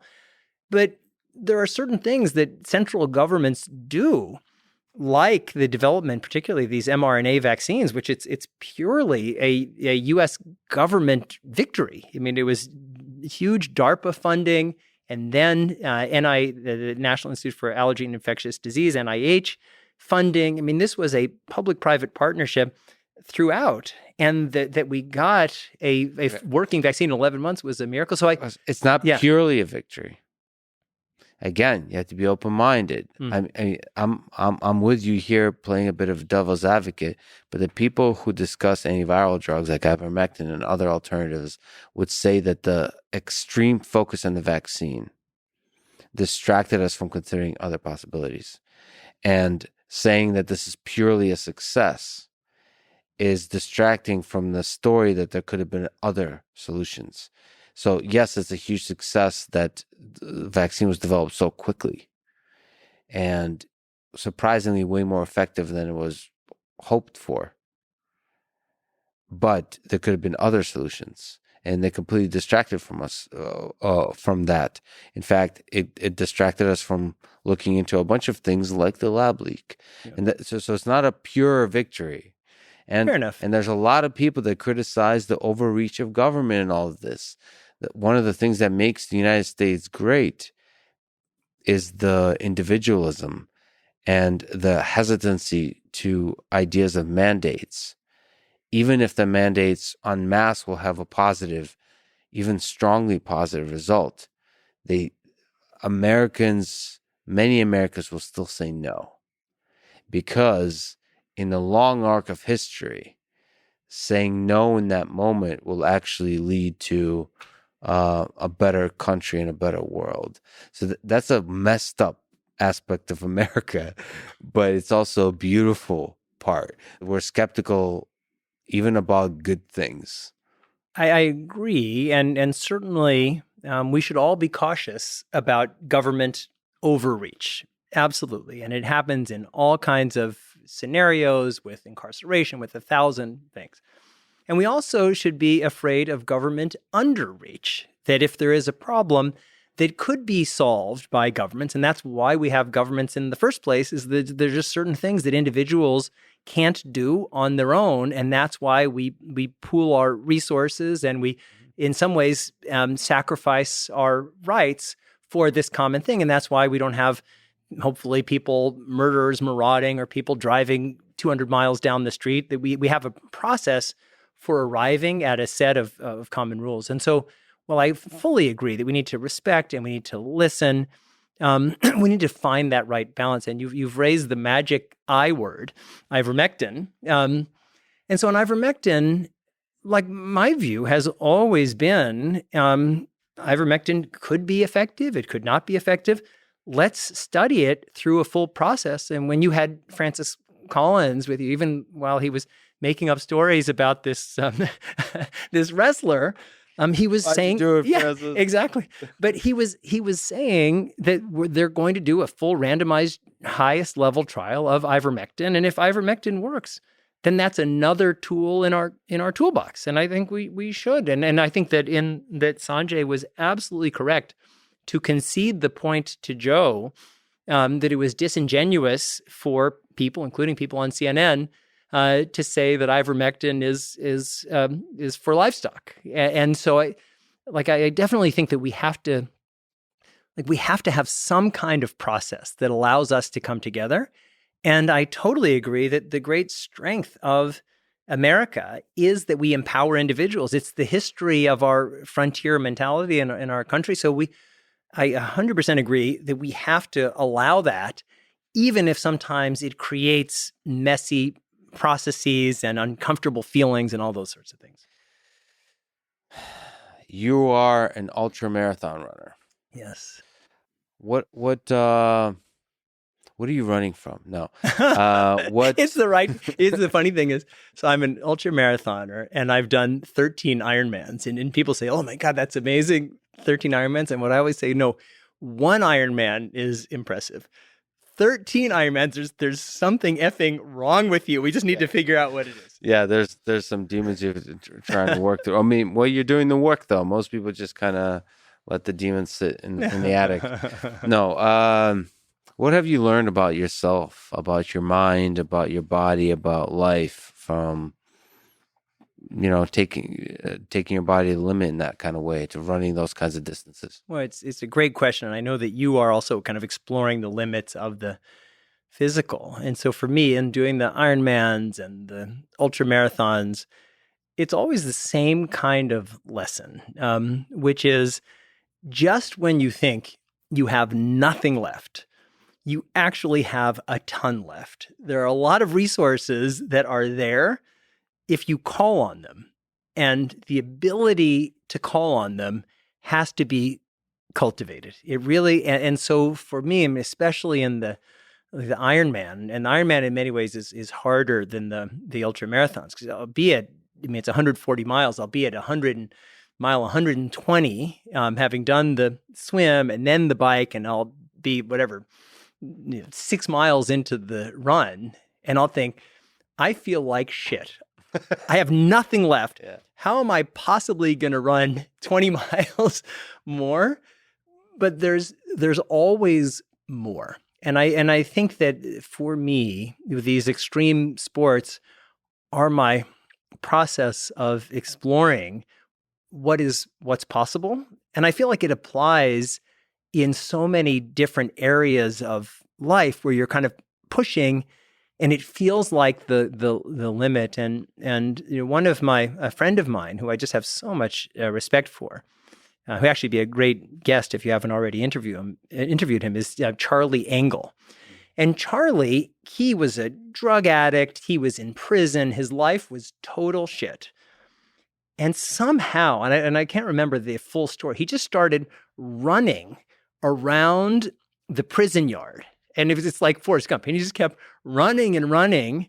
And then he got out of prison and he kept running, and he started doing ultramarathons, started inspiring all these other people. Now he's written all these books. As a matter of fact, we just spoke a few months ago that he's planning on running from the Dead Sea to somehow to the top of Mount Everest, from the lowest point to the highest point on Earth. And I said, well, why are you stopping there? Why don't you get whatever camera in and go down to the lowest part of the ocean? Yeah, go to the lowest part of the ocean, and then talk to Elon Musk or Jeff Bezos, and go to the kind of the highest place in the stratosphere you can get. But it's this thing of possibility, and I just feel like so many of us, and myself included, we get stuck in a sense of what we think is our range. And if we're not careful, that can become our range. And that's why for me in all of life, it's all about, like we've been talking about, challenging the limits, challenging assumptions, challenging ourselves. And hopefully, we do it in a way that kind of doesn't hurt anybody. When I'm at the Ironman, they have all these little kids, and they'll have these little shirts, and it'll say like, "My dad is a hero," and have the little Ironman logo. And I want to say, it's like, no, your dad is actually a narcissistic dick who goes on 8-mile bike rides every Sunday rather than spend time with you. And so we shouldn't hurt anybody. But I just find it very enjoyable. And I hope I'm not disclosing too much about our conversation before we went live, where you're doing so many different things with running and your martial arts. And I encouraged you to do ultramarathons because there's so many great ones in Texas. It's actually surprisingly a very enjoyable way to spend a day. Like, how would you recommend? So yeah, for people who might not know, I've never actually even run a marathon. I run 22 miles in one time at most. I did the 4x4x48 challenge with David Goggins, where you run 4 miles every 4 hours. Is a different, it has less to do with the distance and more to do with the sleep deprivation. What advice would you give to a first-time ultramarathoner like me, trying to run 50 or more miles, or for anybody else interested in this kind of exploration of their range? Yeah. What I always tell is the same advice: is register. Pick your timeline of when you think you can be ready. Make it, depending on where you are now, make it 6 months, make a year, and then register for the race. And then once you're registered, just work back from there. What's it going to take? But one of the things for people who are just getting going, you really do need to make sure that your body is ready for it. And so particularly as we get older, strengthening is really important. So I'll do a plug for my brother, Jordan Metzl. He's a doctor at Hospital for Special Surgery, but his whole thing is functional strength. And so I think people know about, and you can actually even go to his website. You can just Google Jordan Metzl iron strength, but it's all about like burpees and just building your muscular strength so that you don't get injured as you increase. And then just increase your mileage with, in some steady way. Make sure that you take rest days and listen to your body, because people like you who are just very kind of mind over matter. Like you were telling me before about you have an injury, but you kind of run a little bit differently. And we need to listen to our bodies because our bodies are communicating. But I think if it's kind of little by little, magic is possible. And what I will say is, I I've done lots and lots of marathons, and I always tell people that the ultramarathons, at least the ones that I do, and I shouldn't misrepresent myself. I mean, there are people who do 500-mile races. Mm-hmm. The ones that I do are 50K mountain trail runs, which is 32 miles. So I do the kind of the easier side of ultras. But it's actually much easier than a marathon because some of the mountain ones, sometimes it's so steep that you can't. You have to walk it because walking is faster than running. And every 4 or 5 miles in the supported races, you stop and eat blintzes and boiled potatoes. It's actually quite enjoyable. Yeah. But as I started to tell you before we went live. So I've done for lots of years these 50K mountain trail runs, and I was going to Taiwan a number of years ago for something else. And I thought, well, wouldn't it be fun to do an ultra marathon in Taiwan? I looked, and that the weekend after my visit, there was a marathon. It was called ultra marathon. It was called the Taiwan Beast. And I figured, oh, Beast, what are they talking about? Yeah. It's 50K mountain trail, and I've done a million of them.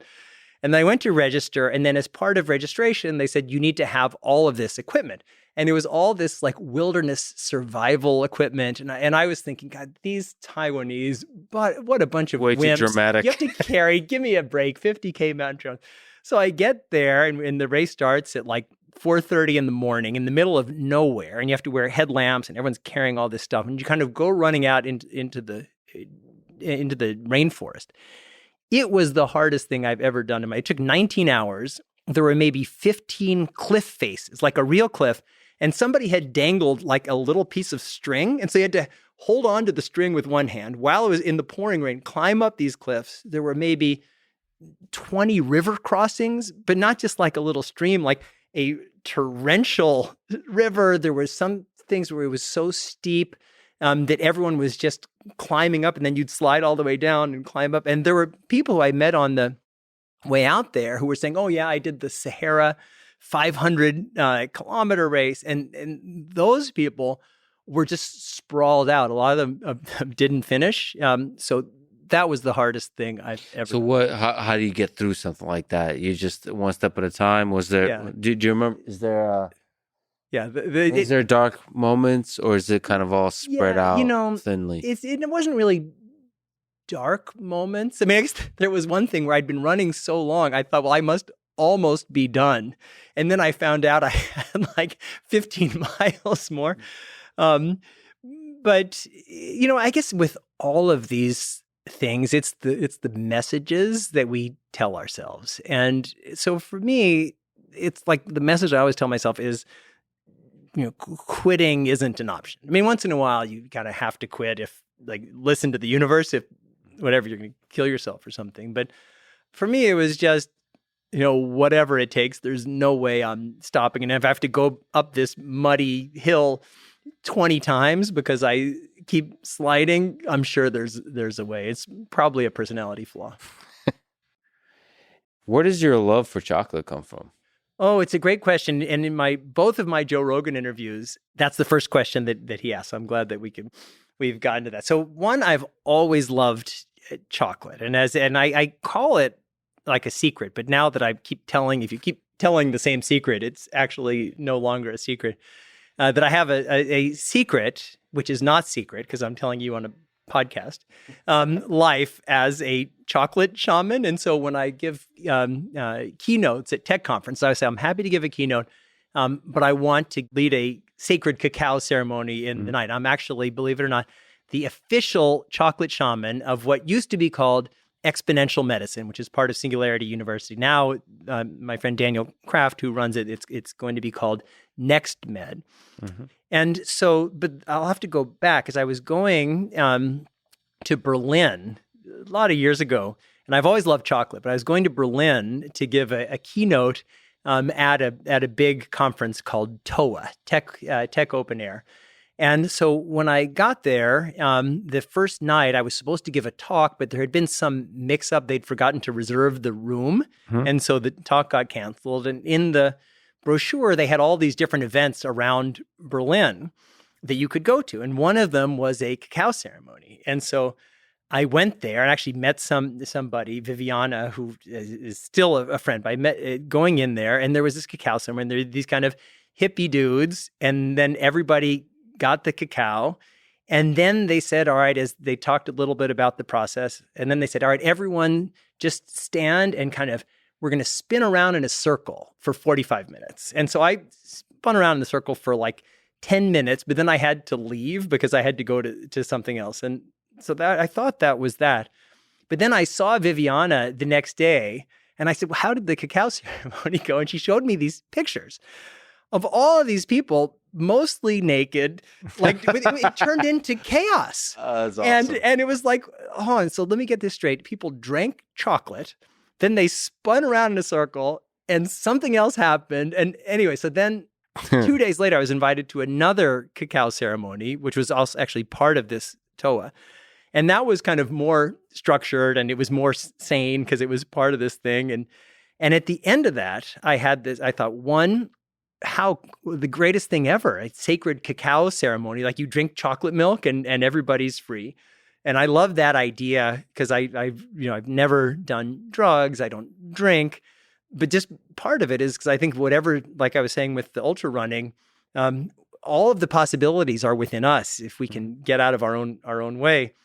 And then I thought, well, I think I can do a better job than what I experienced in Berlin. So I came back and I thought, all right, I'm going to get accredited as a cacao shaman. And this will shock you because I know if you're going to be like a rabbi or a priest or something, there's some process. But shockingly, there's no official process to become a chocolate shaman.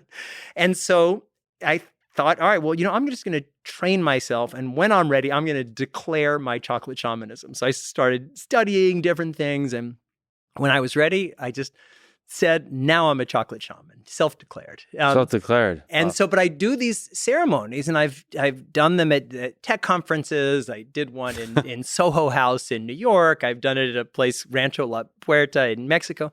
And every time it's the same thing. Because if people are given a license to be free, it doesn't matter. And what I always say is, you're here for a sacred cacao ceremony, but the truth is there's no such thing as sacred cacao, and there's no sacred mountains, and there's no sacred people, and there's no sacred plants, because nothing is sacred if we don't ascribe sacredness to it. Mm-hmm.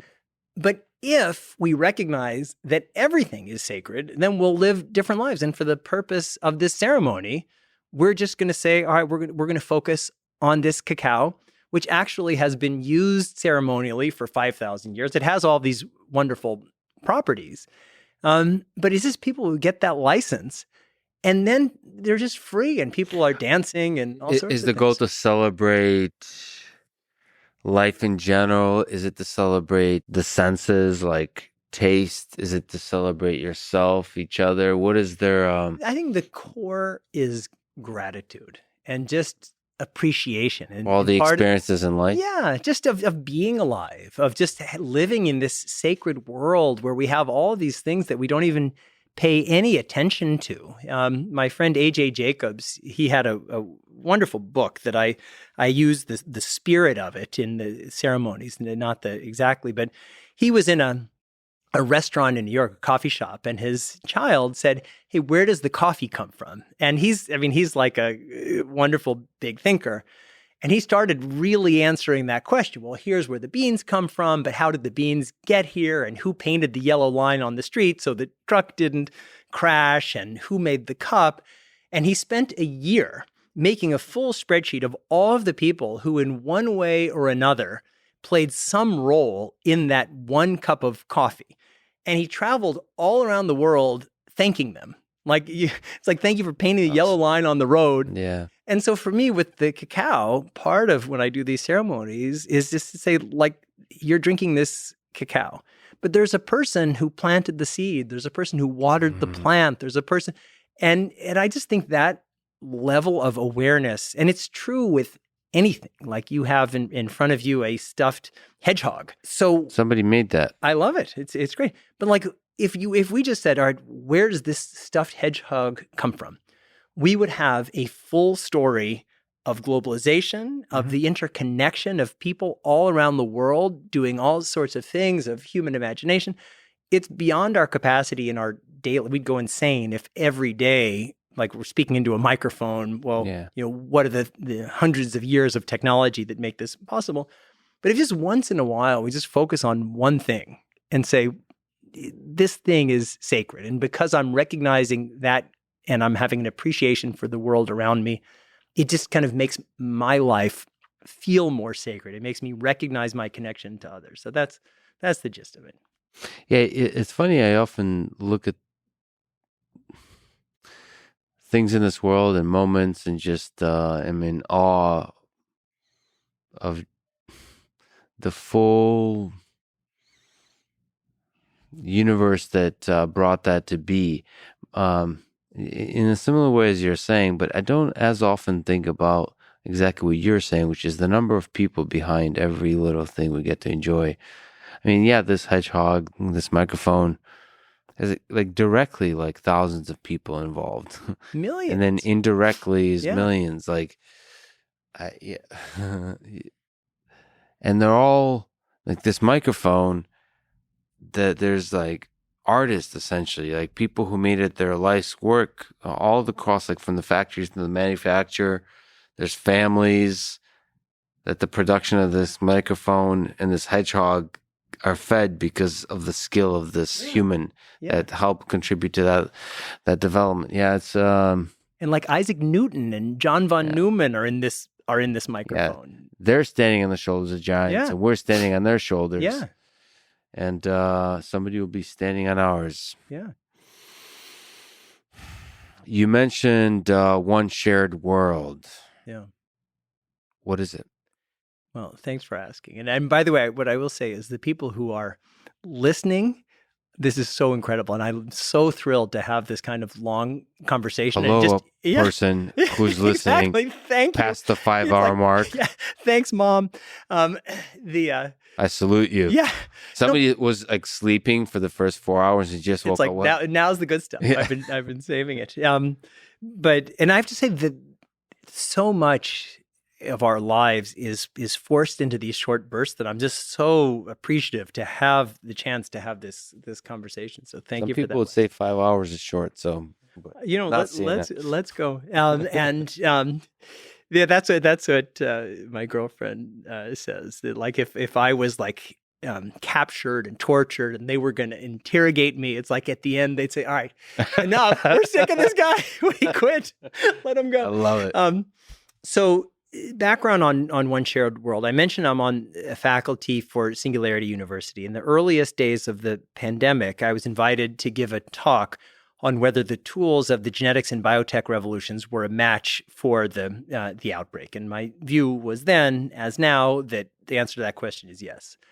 But I woke up that morning and I felt that wasn't the most important talk that I could give. There was something else that was more pressing for me. And that was the realization, or asking the question, well, why weren't we prepared for this pandemic? Because we could have been, we weren't. And because of that, why can't we respond adequately to this outbreak? And then there was the thing, well, even if we respond, somehow miraculously overcome this pandemic, it's a Pyrrhic victory if we don't prepare ourselves to respond to the broader category of pandemics, particularly as we enter the age of synthetic biology. But if somehow, miraculously, we solve that problem, but we don't solve the problem of climate change, well, kind of who cares? We didn't have a pandemic, but we wiped everybody out from climate change. And let's just say, you get where this is going, that we organize ourselves and we solve climate change. And then we have a nuclear war because everybody's, particularly China now, but US, former Soviet Union, are building all these nuclear weapons. Who cares that we solved climate change because we're all gone anyway? And the meta category, bringing all of those things together, was this mismatch between the increasingly global and shared nature of the biggest challenges that we face and our inability to solve that entire category of problems. And there's a historical issue, which is that prior to the 30 Years' War in the 17th century, we had all these different kinds of sovereignty and religious and different kinds of organizational principles, and everybody got in this war. And in this series of treaties that together are called the Peace of Westphalia, the framework for the modern, what we now understand as the modern nation state, was laid. And then through colonialism and other means, that idea of a state is what it is today spread throughout the world. Then, through particularly the late 19th and early 20th century, we realized how unstable that system was because you always had these jockeying between sovereign states, and some were rising and some were falling, and you ended up in war. And that was the genius of the generations who came together in 1945 in San Francisco, and the planning had even started before then, who said, well, we can't just have that world. We need to have an overlay, and we talked about the UN and the WHO, of systems which transcend our national sovereignties. They don't get rid of them, but they transcend them so we can solve this category of problems. But we're now reaching a point where our reach as humans, even individually, but collectively, is so great that there's a mismatch between, as I said, the nature of the problems and the ability to solve those problems. And unless we can address that broader global collective action problem, we're going to extinct ourselves. And we see these different, what I call verticals, whether it's climate change or trying to prevent nuclear weapons proliferation or anything else. But none of those can succeed. And frankly, it doesn't even matter if one succeeds because all of them have the potential to lead to extinction level events. So anyway, so I gave that talk, and that talk went viral. I stayed up all night the next night, and I drafted. I mean, I think it was like an insanity, but I think a lot of us were manic in those early days of the pandemic, just wanting to do something. And so I stayed up all night, and I drafted what I called a Declaration of Global Interdependence. Mm-hmm. And I posted that on my website, myjamiemetzl.com. It's still there. And that went viral. And so then I called a meeting just on the people on my personal email list. And so we had people from 25 countries. There were all of these people who were having the same thing. There's something wrong in the world, and they wanted to be part of a process of fixing it. And so it was a crazy 35 days where we broke into 8 different working groups. We had an amazing team that helped redraft what became the Declaration of Interdependence, which is now in 20 languages. We laid out a work plan. We founded this organization called One Shared World. The URL is oneshared.world. And it's just been this incredible journey. We now have people who are participating in one way or another from 120 different countries. We have our public events exploring these issues, get millions of viewers. We have world leaders who are participating. So the vision, the vision is to work on some of these big problems, arbitrary number of problems that present themselves in the world that face all of human civilization, and to be able to work together. Well, that is, but there's a macro, a meta problem, which is the global collective action problem. And so the idea is, even if we just focus on the verticals, on the manifestations of the global collective action problem, there will be an infinite number of those things.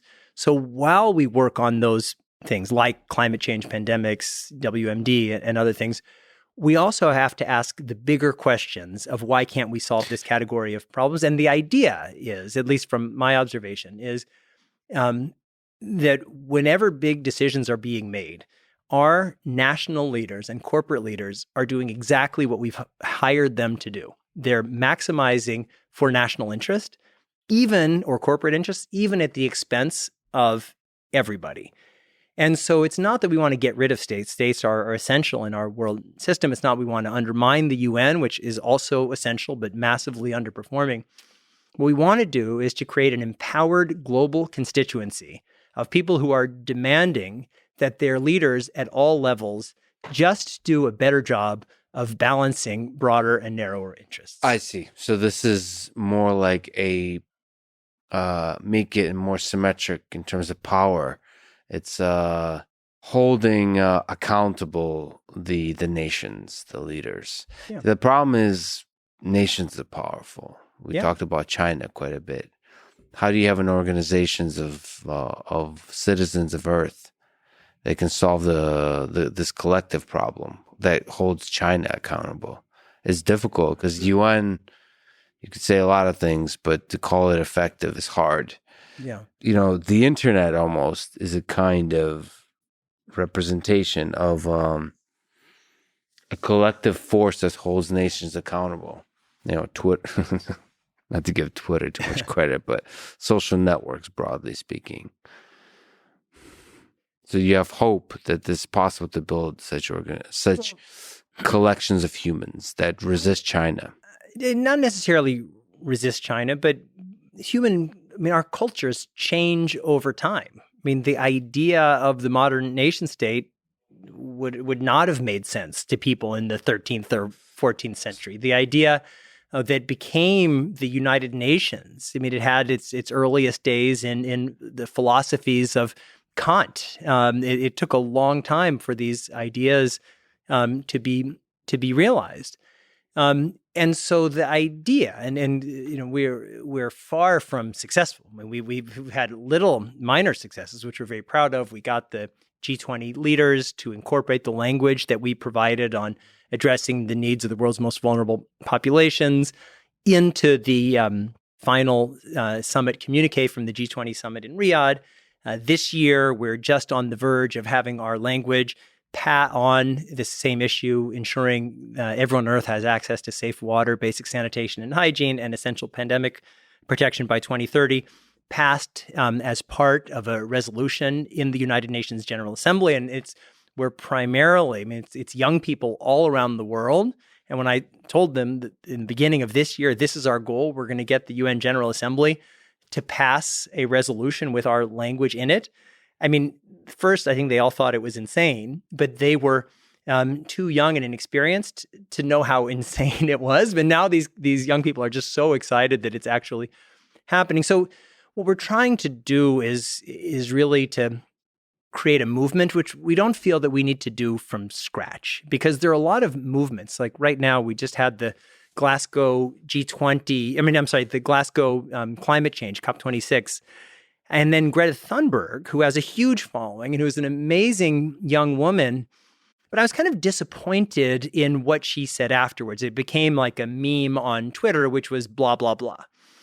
And basically it was like blah, blah, blah. These old people are just screwing around and it's a waste of time. And definitely the critique is merited.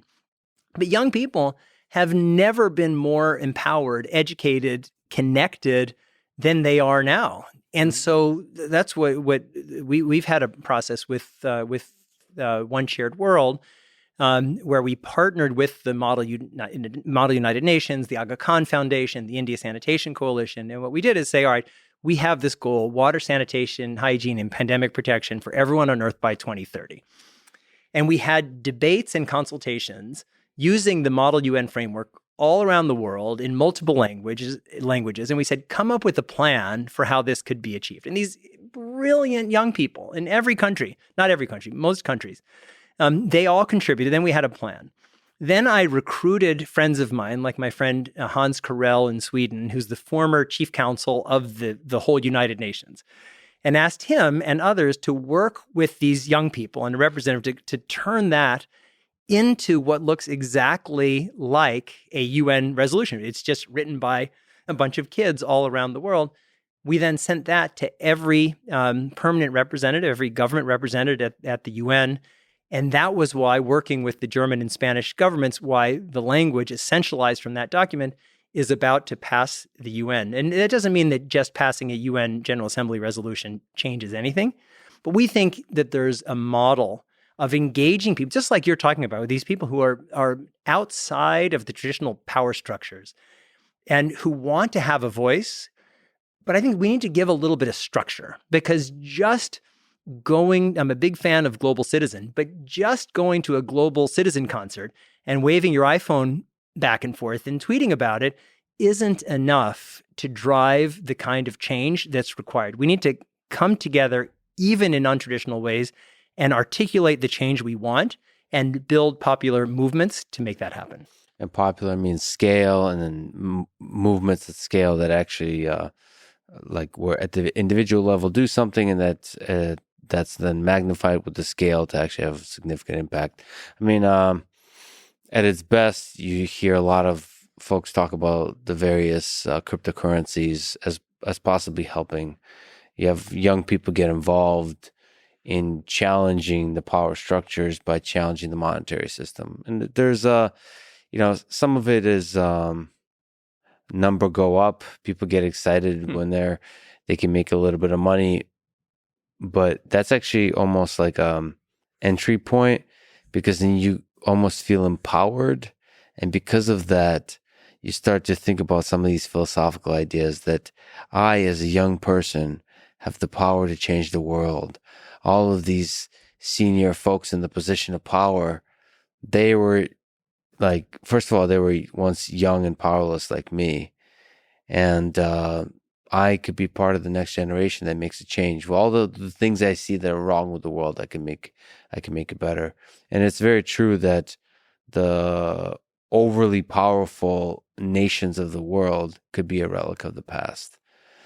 That could be a 20th century and before idea that was tried, create a lot of benefit, but we also saw the problems with that kind of world, the extreme nationalism. We see the benefits and the problems of the Cold War. Arguably, Cold War got us to the moon. Mm-hmm. But there could be a lot of other different mechanisms that inspired competition, especially friendly competition between nations versus adversarial competition that resulted in the response to COVID, for example, with China, the United States, and Russia, and the secrecy, the censorship, and all the things that are basically against the spirit of science, and resulted in the loss of trillions of dollars and the cost of countless lives. Yeah. What gives you hope about the future, Jamie? Well, one of the things, you mentioned cryptocurrency, and then, as you know better than most, there's cryptocurrency, and then underneath the cryptocurrency, there's the blockchain and the distributed ledger. And then, like we talked about, there are all these young people who are able to connect with each other, to organize in new ways. And I work with these young people every single day through One Shared World primarily, but also other things. And there's so much optimism. There's so much hope that I just have a lot of faith that we're going to figure something out. I'm an optimist by nature. And that doesn't mean that we need to be blind to the dangers. There are very, very real dangers. But just given half the chance, people want to be good. People want to do the right thing. And I do believe that there's a role, there's a role for the at least near term for governments, but there's always a role for leadership. And I'm, I guess, like a Gramscian in the sense that I think that we need to create frameworks and structures that allow leaders to emerge. And we need to build norms so that the leaders who emerge are leaders who call on us, inspire our best instincts, and not drive us toward our worst. But I really see a lot of hope. And you say this all the time in your podcast, and you may even be more optimistic to me because you look at the darkest moments of human history and see hope. But we're kind of a crazy, wonderful species. I mean, yes, we figured out ways to slaughter each other at scale, but we've come up with these wonderful philosophies about love and all of those things. And yeah, maybe the bonobos have some love in their cultures, but we're kind of a wonderful, magical species. And if we just can create enough of an infrastructure, it doesn't need to be and shouldn't be controlling, just enough of an infrastructure so that people are stakeholders, feel like they're stakeholders in contributing to a positive story. I just really feel that the sky is the limit. So if there's somebody who's young right now, somebody in high school, somebody in college listening to you, you've done a lot of incredible things. You're respected by a lot of the elites. You're respected by the people. So you're both able to sort of speak to all groups, walk through the fire, like you mentioned with this lab leak. What advice would you give to young kids today that are inspired by your story? Well, thank you. I mean, I think there's lots of, I'm honored if anybody is inspired. But it's the same thing as I said with the science, that it's all about values. The core of everything is knowing who you are. And so, yes, I mean, there's the broader thing of follow your passions, a creative mind and an inquisitive mind is the core of everything, because the knowledge base is constantly sharing. So learning how to learn. But at the core of everything is investing in knowing who you are and what you stand for, because that's the way, that's the path to leading a meaningful life, to contributing, to not feeling alienated from your life as you get older. And just like you live, it's an ongoing process, and we all make mistakes, and we all kind of travel down wrong paths, and just have some love for yourself and recognize that just at every, like I was saying with the Iron Man, just when you think there's no possibility that you can go on, there's a 100% possibility that you can go on. And just when you think that nothing better will happen to you, there's a 100% chance that something better will happen to you. You just got to keep going. Jamie, I've been a fan of yours. I think first heard you on Joe Rogan Experience, but been following your work, your bold, fearless work with speaking about the lab leak and everything you represent, from your brilliance to your kindness, and the fact that you spend your valuable time with me today, and now I officially made you miss your flight. And the fact that you said that whether you were being nice or not, I don't know, that you would be okay with that means the world to me. And I'm really honored that you will spend your time with me today. Well, really, it's been such a great pleasure. And thank you for creating a forum to have these kinds of long conversations. So I've really enjoyed it. And thank you. And if anybody has now listened for, what's it been, 5.5 hours? Yep. Thank you for listening. 5 Hour Club. Exactly. Represent. Thank you, Jamie. Thanks, this Lex. was awesome. Thanks for listening to this conversation with Jamie Metzl. To support this podcast, please check out our sponsors in the description. And now, let me leave you with some words from Richard Feynman about science and religion, which I think also applies to science and geopolitics, because I believe scientists have the responsibility to think broadly about the world, so that they may understand the bigger impact of their inventions. The quote goes like this: "In this age of specialization, men who thoroughly know one field are often incompetent to discuss another. The old problems, such as the relation of science and religion, are still with us, and I believe present as difficult dilemmas as ever, but they are not often publicly discussed because of the limitations of specialization." Thank you for listening, and hope to see you next time.